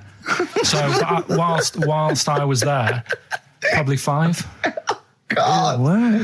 Oh. Yeah. And were you upset each time, or you just got used to it? It's one of them things, isn't it? Like I've said before, when you first see something, it's a bit of a shock. Do you know what I mean? It's like the Elephant Man or whatever. Yeah. First time you see him, it's that sort of, oh, look at that. Do you remember the first time you saw Steve? No, I'm not being funny. Do you remember the first? Yeah, but I've said this before. It's always, then you get used to how people look, and you don't. No. I'm going to burst. You have to play a record. No, but because I just see Steve's face. No, but I've got used to it. Shut up. It's a long time since we've had any white van, Carl. For those that don't remember this particular hot feature, we basically ask Carl some of the questions that are asked of a white van driver in the Sun. They always have this on Saturday afternoons. Anyway, here's the first one. They're not fascinating, Carl, but I'm just interested on your take, really. Yeah. What do you make of Cilla Black quitting Blind Date after her husband sent a message from beyond the grave? Are you familiar with this story? I didn't know that. What's that? She went to see a medium, and supposedly her husband passed on information through the medium, which was incredibly vague, but persuaded her to quit live on air. Well, it's about time, isn't it? If even dead people are saying enough's enough. But I'll tell you what, though, talking about ghosts and that, do you know how I'm into them? Yeah. Right? How weird do you think this is, right? Well, it's not true. Before you say it, play a record. No, go on. Go on. Right, it's this woman. I don't even know if it's ghost, really. It's just a bit weird. Sure. Yeah, sure. There's this woman, and she's not a woman, she's a kid. Sure. Okay. She's walking down like a street in her area. It's a nice day and everything. Everything's normal. She's walking down, and a woman comes up, cycling past, right? The woman on the bike looks at the kid, absolutely terrified, right? Got a really scary face on her. Yeah. The kid's thinking, why is she doing that? Yeah. Right? So anyway, she thinks nothing of it, goes, I think she was playing in the park or whatever, goes and has a nice day. About 15 years later... Oh, right, yeah. She's, I don't know, I think she was going to work, right, on a bike. She was riding her own bike. Riding her own bike, cycling down the road. Oh, yeah. Looks at the kid. That's the thing that happened, like, 15, 20 years ago. Right. It's her on the bike looking at her as a kid. Right. Not another child. No. So it's her. She's seen herself. What, Carl? I mean, I don't know where to start. Firstly, where does this information come from? But I mean, why do you ever... I mean, I don't know what part of that you think can be true. I don't. I'm honest. I'm speechless. I don't know what to say. What are you talking about? Bit weird, though, isn't it? But it's not true. It didn't happen. Nothing happened like that. She said it did. Well, then she's wrong. Who? She said she saw herself. She saw herself as a kid, didn't she? Did she carry on riding and as an Puck? adult when she was a kid. Did she stop and talk to herself, or did she ride on by and think that's a bit weird? There's me as an 8-year-old. I won't stop. I'll be late for work. yeah. If I'm late again, the boss said he'd be in trouble. Yeah. Oh. Well, and where is this information? Did it happen to someone you know? No. You overheard it on the bus? No, it was in the 14 Times. Ah, right. Well, that's the answer. Good. We've got to the bottom of that. Right, good. What should we do next? It's too much. Do we need them out of the way? Do we need them out of the way? Yeah, just let's explain it again. If you're new, I'm sort of on a bit of a mission to find out. We've got a lot of animals and insects in the world and stuff. Yeah. Do we need them all? It still amuses me. So we've found out we've got to keep jellyfish. We've done octopus. She said we've got to keep them. This week, snails. Do we need them?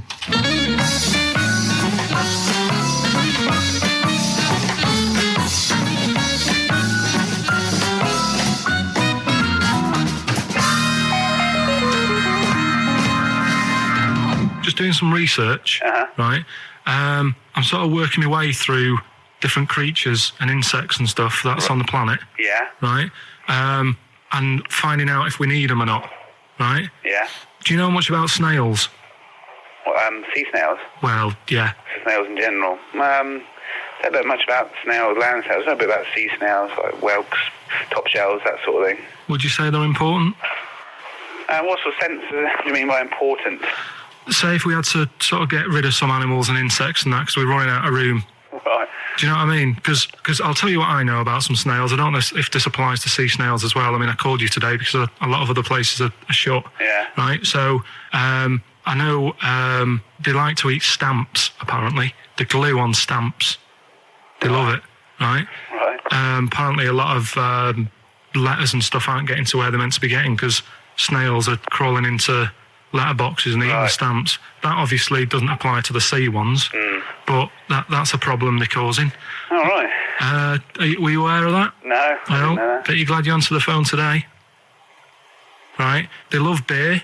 Beer, yeah, who doesn't? And also, I don't know if this is right, but I heard that they sleep for 13 years, or can do. Right, I wouldn't know if they can sleep for 13 years or not, but I mean, sea snails are pretty important. Yeah, they do quite a good job in the sea. They graze on algae and they provide food for other animals. I mean, you can say that about any fish, or any animal. Why do they exist? Would you be upset if someone said we're getting rid of them? Oh yeah. You would be. They're an animal, I wouldn't. Forget being like favouritism and all that I get for them, right? There'll be other things knocking around you can sort of spend your time looking after. You'll still have a job. Don't be worrying about that. Because I'm not going to get rid of all the fish. Jellyfish need looking after, so you're safe. Yeah. But do we need them? Come on, there's loads of people saying, come on, we've got to move on through the animals, and you're holding them up saying, well, I want to keep them. Well, who's saying we need to... That just sounds a bit crazy to me. Just imagine. Do you know what I mean? And they would come to you because you work in an aquarium, so they'd be asking for your advice. Right. And you're slowing it down. Well, they asked for my advice and I'm giving it to them, so, that's what I think anyway. Yeah, but snails, I mean, like I say, they drink beer and that, What did they do apart from some food for a whelk? They were around, their descendants were around a lot longer than we have been. Yeah, they've been around a long time, but what have they done? Well, they've survived that long, so they must be doing something pretty good. Well, apparently they sleep for 13 years, so really, even though they've been around for ages... I think that sounds a bit... But I don't think they sleep for 13 years. Not all of them, just the tired ones. So, snails, do we need them? Well, yeah, I just think they've got to, just as, it's not for us to say, do we need them or not, we can't just... So you think we should keep them? Yeah, definitely.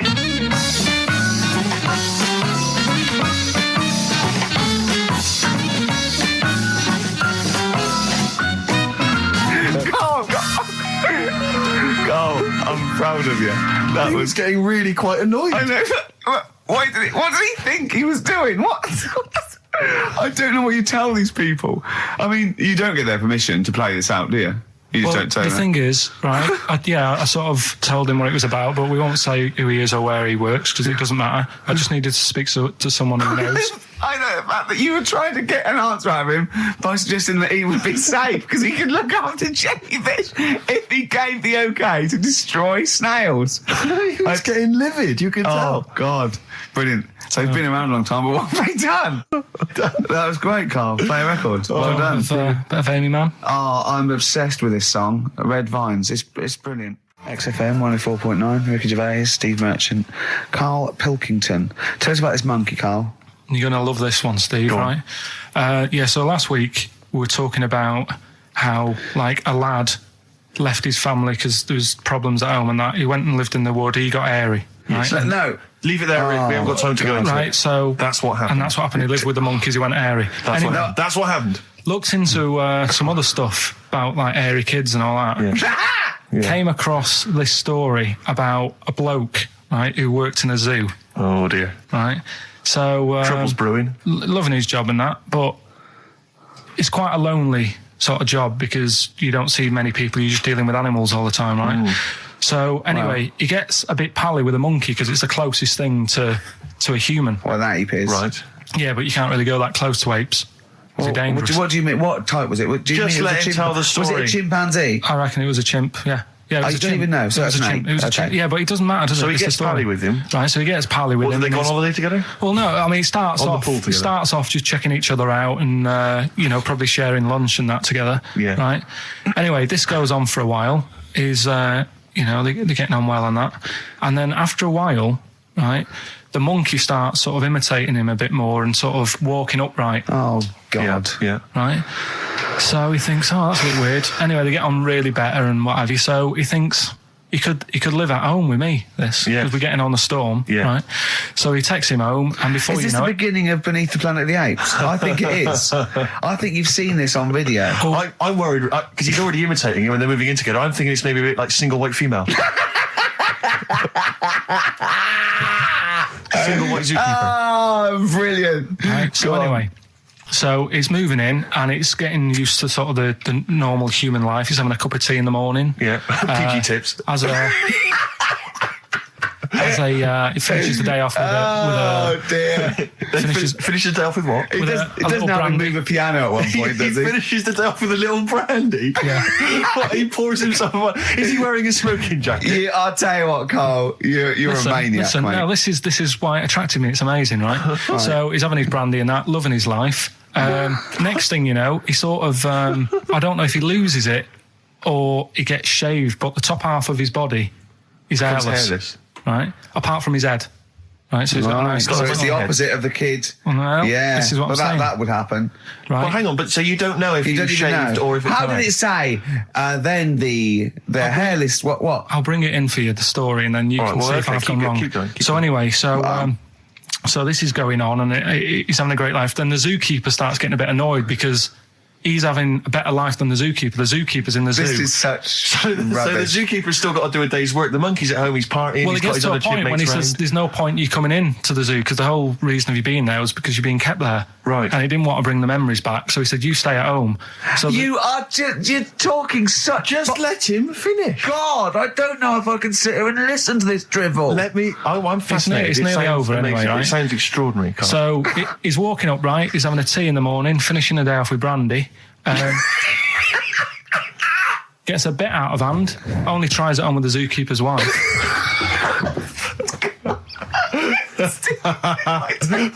Make him go away, Steve. How does he do that? Well, because he's around humans a lot, he becomes a bit of a charmer. And, but what is it that he could do to seduce her? Pick fleas out of her? He didn't say. He was built. Yeah, he was well done. So what about that?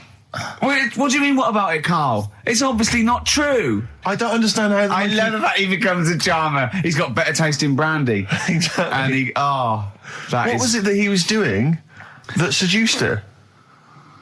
I don't know. Maybe because he was at home more than the zookeeper was. But what would he be doing, Carl?